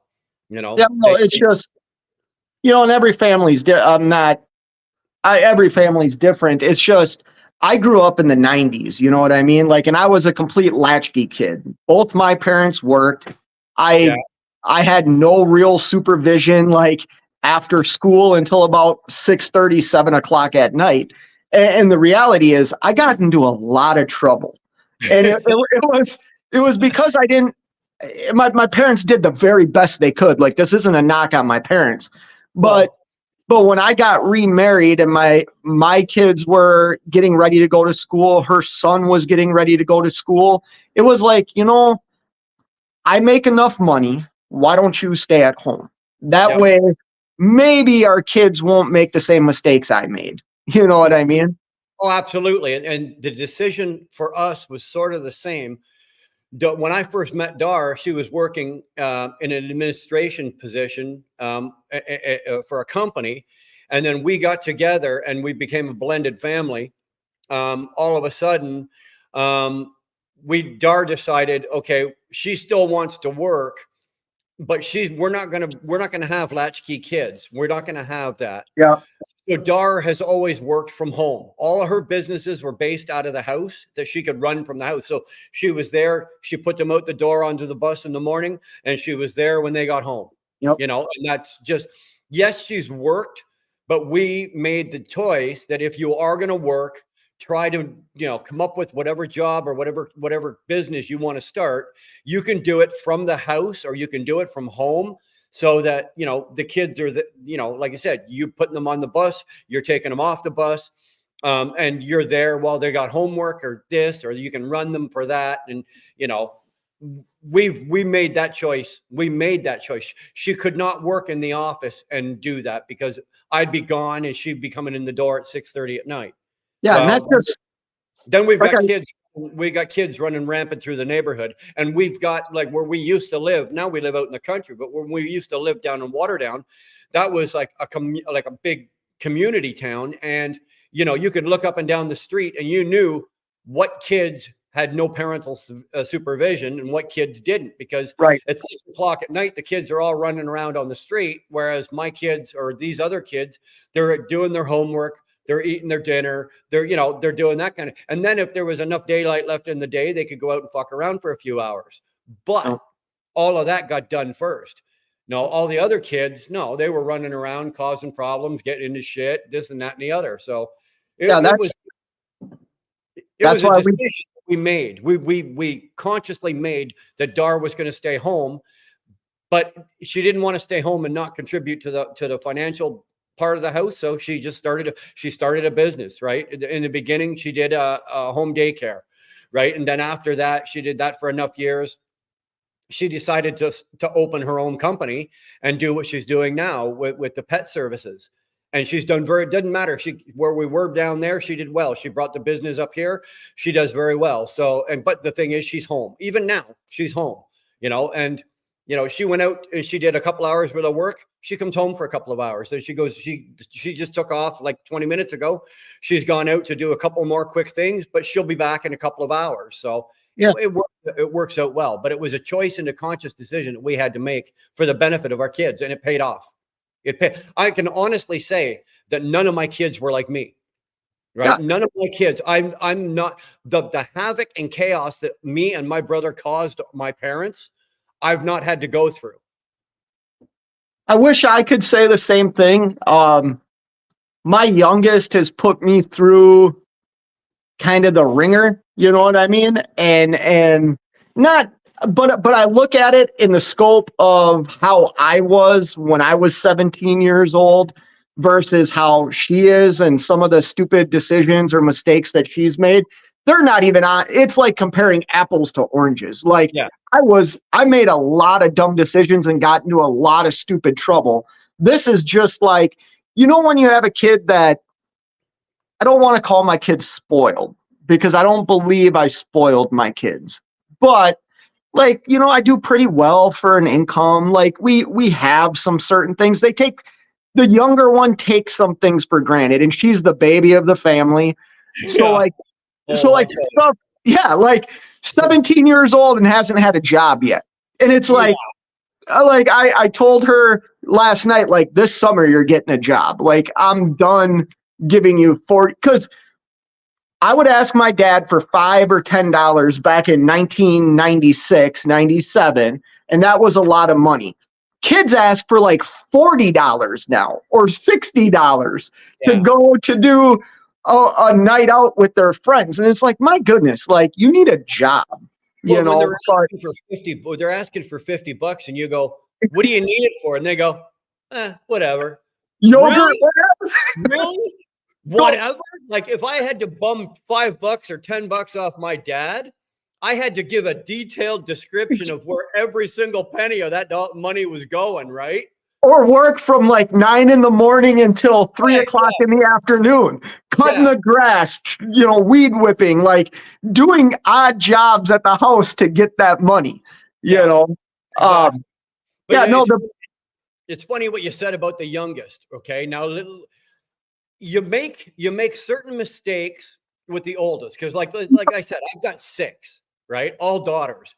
So we always found that with the 3 oldest ones, we had, we set out a regiment of timetables and this, and you're going to do this and blah, blah. And then the next one comes along, but you're not quite as hard on those ones. By the time you get to the baby of the family, it's almost like mom and dad are so damn tired. It's like, oh, whatever, just do whatever you want. Here's my wallet. Here's the credit card. Just don't get arrested. And if you do, don't call me for bail money, because you're just so worn out, right? We have a 20-year-old, a 19-year-old, and a 17-year-old, or almost 17. And the 20 and 19-year-old, just like you said, like it was almost a regiment. Like you do A, B, C, D to get E. You know what I mean? Like, but the youngest, she got away with skipping she would do D to get to E. You know what I mean? And we just allowed it to happen. Well, I'll be honest, fast, like if I could rewind like 5 years, it's like, I wouldn't have looked at her as my baby, because I'm the one to blame. But yeah, like I see it, you know what I mean? And, baby, she's the devil. I'm telling you, she's the devil. And she has made comments. So like my family, I don't know how to say this. Like I live in I live in a very ritzy part of the metropolitan area of Minneapolis and St. Paul. Not Right. because I'm rich, but because I worked in the oil fields. My mother was a banker. She taught me about money at a young age, and I bought a nice house in a very wealthy neighborhood. That's the only reason why I live where I live. Right. But like my youngest has grown up with like all these rich kids, and it's like the idea that you don't need to work to get that $50 is just absurd to me. You know what Yeah. I mean? Yes, And exactly what you and mean. yeah, like my oldest and well, my oldest daughter and my stepson grew up here too, but they have like a different mind. Like they saw how hard like we worked to get by. You know what Yeah. I mean? We're the Yeah. youngest. Just we're going here. We got took everything for granted. I guess you would say. Well, here, answer this for me then, Scott. Then we're talking about the youngest here, okay?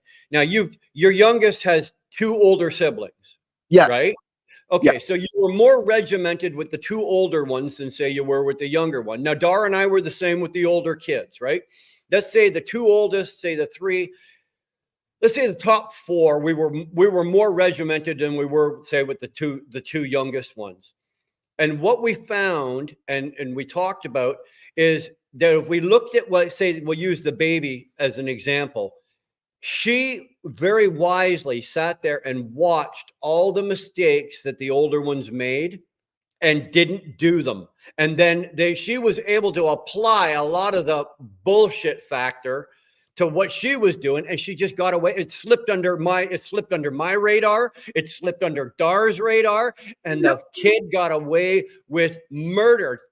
Thinking back now, like you said, if I could rewind the tape 5-6 years, it would be a whole lot different if I knew then what I know right now.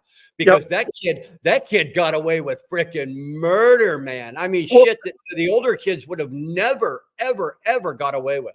Tell me, did that happen to you? That's 100% accurate to the point of like my family wants to get a hot tub out on a patio that we just built. And I'm not really for a hot tub, basically because they're expensive to like maintain. But my youngest looked at my wife and said, just let me ask dad. Dad gets me whatever I want. And that was like 3 months ago, bro. That wasn't like a year ago, 2 years ago when she was little. That was like 3 months ago. Yeah. Just let me ask dad. Dad gets me whatever I want. And the 2 oldest have said that to me. Like, if I don't want to say my daughter's name, but if the youngest asks for this, you give it to her. And it's like, well, no, I don't. And the more I think about it, it's like, oh shit, I do. Like, I'm not as hard on her as I was on you two. Like, no, I dropped the ball, but that's about being a parent, because the reality is, even when they get older, like my oldest is out of the house, like it's a different form of parenting, and the stuff that I've experienced with a child being out of the house, like I'm learning a whole new way of parenting, which I thought parenting got easier when they got older. I don't necessarily think that's the case. Like it's more adult issues now that you have to deal with. You know what I mean? And this has been my struggle because give me a minute. I'll be right back. Yeah.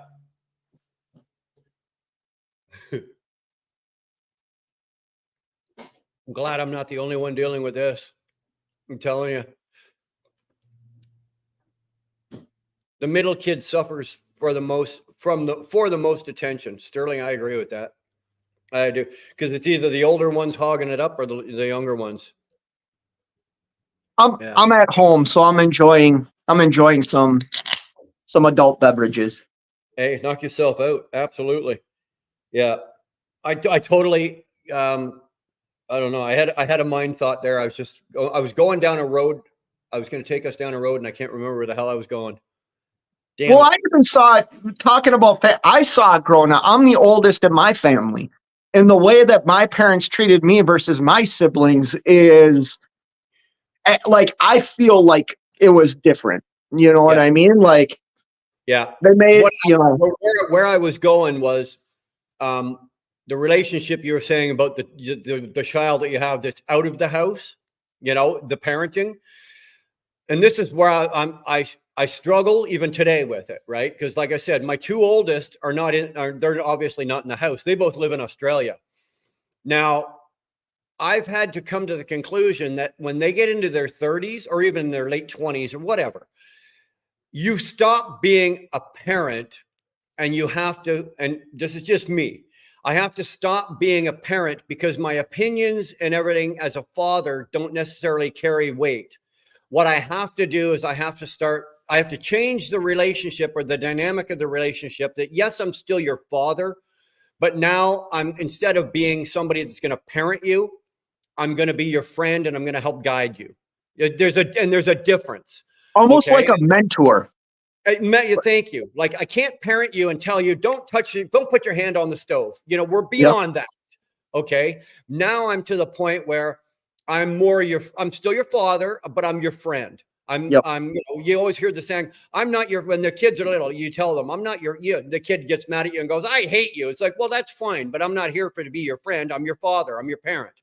When they get to be that age, that dynamic has to change for me so that I'm no longer, the parent telling you what to do.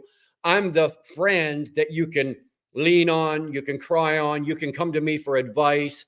I'm not telling you what to do. You're asking me what my opinion is on something. And that's now my role. I'm not going to guide you by forcing it down your throat. But if you need help with something, I want to be the person that you come to for help. And I sometimes still struggle with that because I can see the mistakes they're making and I want to go, no, don't do that. Don't do it. And they're going to look at you like, hey, F off, old man. And, Yep. they will.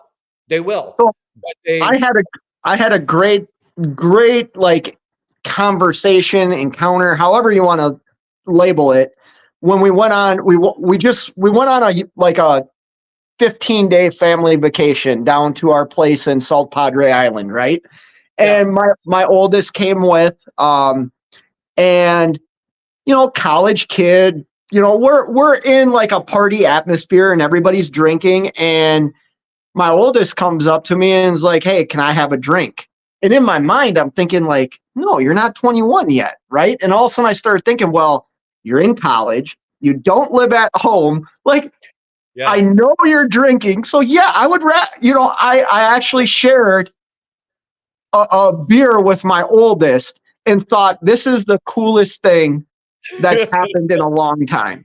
Because I remember sharing my first beer with my dad. You know what I mean? And I didn't live at home. He knew what I was doing. And his advice to me back then was, hey, I'm going to give you this. We're going to have a beer or two, but I want you to understand like self-control when it comes to this. And that was basically the same conversation I had with my oldest was, hey, we're living the island life right now. Yeah, we can do this. And it was funny because, like you said, it's a different, I can't punish my oldest. What am I going to do? Like, go ahead. Try to see how that works for you. Yeah. What am I going to do? They don't live at home. I'm not paying, besides their college, I'm not paying for anything for them. They're paying their way through life right now. So yeah, it's more of like a mentor role. Like, I don't know if you know what's going on down in the universities right now here in the States with a lot of protests and stuff like that. And I called my oldest and I was like, hey, if I was you, I would stay away from these protests no matter how you feel, for a couple of reasons. A, they're just arresting people. And B, the FBI is using facial recognition for certain things right now. Like, and you want to be a doctor. My oldest wants to be a doctor. This might influence you to be able to have a career. Like, you shouldn't do this.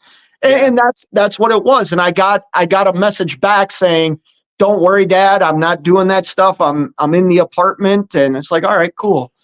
But it's just a different role now.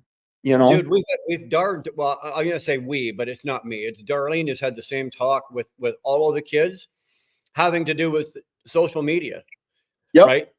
Do not slap your tits and ass all over Facebook or all over Twitter or all over, because employers, government agencies, everybody is looking at these. Like when you go to apply for in Canada here, when you go to apply for a job, the first thing the HR person that's doing the hiring, the first thing they do is they look up your Facebook. They want to see, what are they hiring? What is this person? What kind of mentality? What kind of work ethic? What kind of, are they out there bombed, doing stupid shit, flashing it all out or whatever? Or is this person, whatever that is a judgment that they're going to make, and they're going to grade you on what your social media is. It's along the same lines, maybe not the FBI, but you don't flash your entire life across Facebook. Me, I'm in a different stage of my life. I'm out here on YouTube, and yes, I say some things that probably aren't the coolest. Do I cuss and I swear now and then? Yeah, but you know what? I don't have to worry about my career. If one of my kids was trying to be a doctor, man, you want to be careful what you're saying and what you're doing on social media, because that will come back. That can impact you somewhere down the line in a career like that. You'd be shocked. So one of my best friends is, I got an intelligent officer in one of the branches of service, right? I got to be a little bit careful on what I say.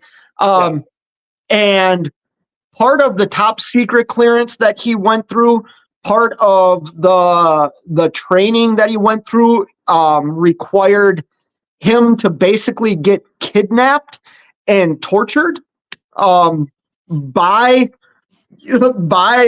the armed services to see what type of information he would divulge. And you would be surprised that even though, obviously those entities use your social media against you when they're like interrogating you. My name got brought up along with my oldest's name after my buddy had been sleep deprived for like 4 days. You know what I mean? And this was training. This wasn't like, I'm not trying to say he was captured or anything like that. It was, but like these places and companies use your social media for all kinds of for all kinds of things, whether it benefits them or allows them to get an idea of who you are, how your character is. You know what I mean?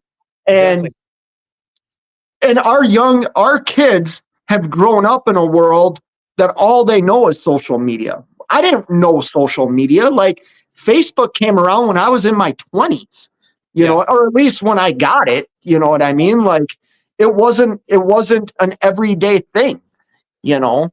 And now you got things like this YouTube, you know, which is good and bad. This YouTube, like I don't have Facebook. I got rid of it a few years ago. I just, I don't have it. I don't have Twitter. I don't have anything. All I've really got is YouTube. And even YouTube, I've had to catch warnings. I've caught 2 warnings. Now, both times it was my own doing, but I've caught warnings from, people that I'm contracted to work with, because I've been on YouTube and shown something that I wasn't necessarily supposed to show, or done something or said something I wasn't necessarily supposed to say. And they came back to me. I got pulled into an office going, we would appreciate, because obviously it's YouTube and there's nothing legally they can do to me, but they can impact my contract. They can impact my employment or my livelihood. So when they bring that forward to me, I have to take it very, very seriously. And I do. And so there's even though I have no social media footprint with the exception of YouTube, I've caught 2 times now where I've had to like back it off and go, okay, that was stupid. Why did I say that? Why did I do that? Right. I'm leased on to a carrier that has a YouTube channel, and I will say he has never told me to take anything down, but he is, like there's rules.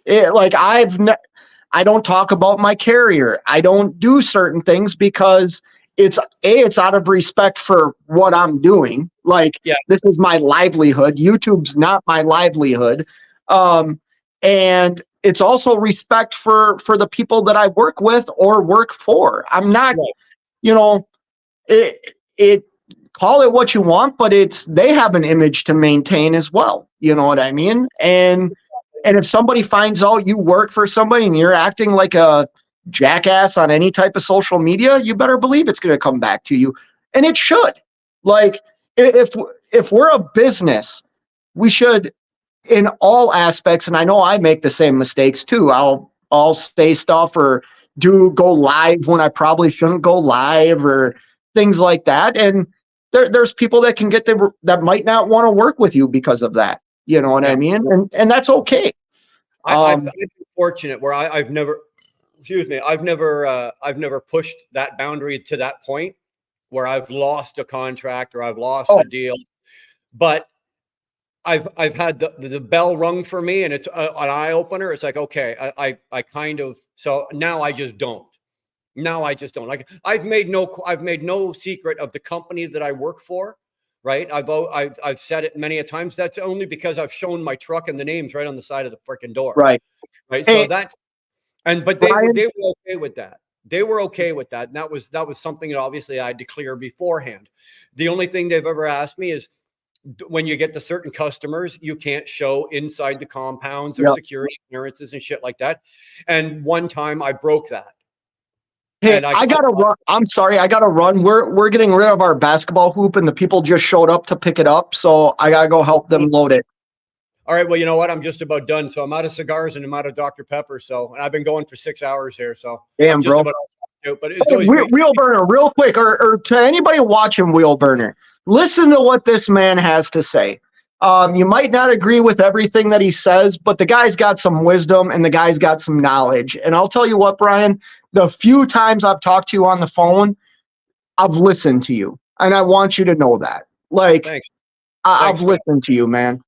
And I appreciate, how do I say this? I've been in the industry 25 years. I still appreciate somebody a little bit older than me giving me the wisdom and the experience that they've experienced in life to hopefully make my life a little bit better. So I really appreciate it, Brian. Very kind, Scott. Very kind. I appreciate it. Thank you very much. Hey, anything I've got, if it's free. If anybody wants it, take it. If I know it, I'll help. If I don't have the answer, I probably know somebody that does. So good seeing you, brother. Be good. All right. I am done. Buddy East Coast. Look at that name. Never seen that one before. Buddy East Coast. Hey, everyone. How the hell are you? Everybody's doing well. So Dar's in here chattering away. Everybody's talking. Everybody's having a good time. But my brain and mouth have had just about enough. I promised you guys another hour. I gave you another hour. So you know what, ladies and or gentlemen? Okay, let Tolga. Tolga's got the Buddy East Coast channel link up. Let's let that run for a couple of seconds. But I think I'm just about talked out. And I do have to go. I got to go clean those damn filters. You know, I got to go clean those damn filters. Hold on one quick second, though.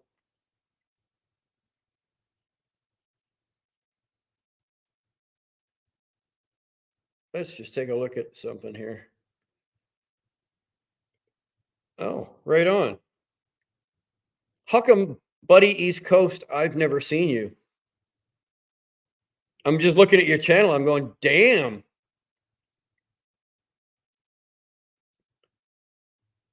Very nice. I will definitely be going to take a look at that when I'm done here. Go check out Buddy East Coast, see what you think. Music enthusiast, there you go. We've got another one with Josh Harris out there as well, music enthusiast. So guys, I'm done. I'm gonna call it a day. You guys, thanks everybody for hanging out. We had a really good talk, I was gonna say we had a really good talk, but nah. Sterling's like, keep talking, dude. Look at, I got you back to the terminal and probably halfway to your house. Red lady, pick up the phone and call the man. Get him home, would you please? All right, man. I'm out of here. Thanks. Robert, good to see you, brother, as always. Sterling, thanks. Tolga, you're the bomb. Everybody, thanks a lot. I'm gone.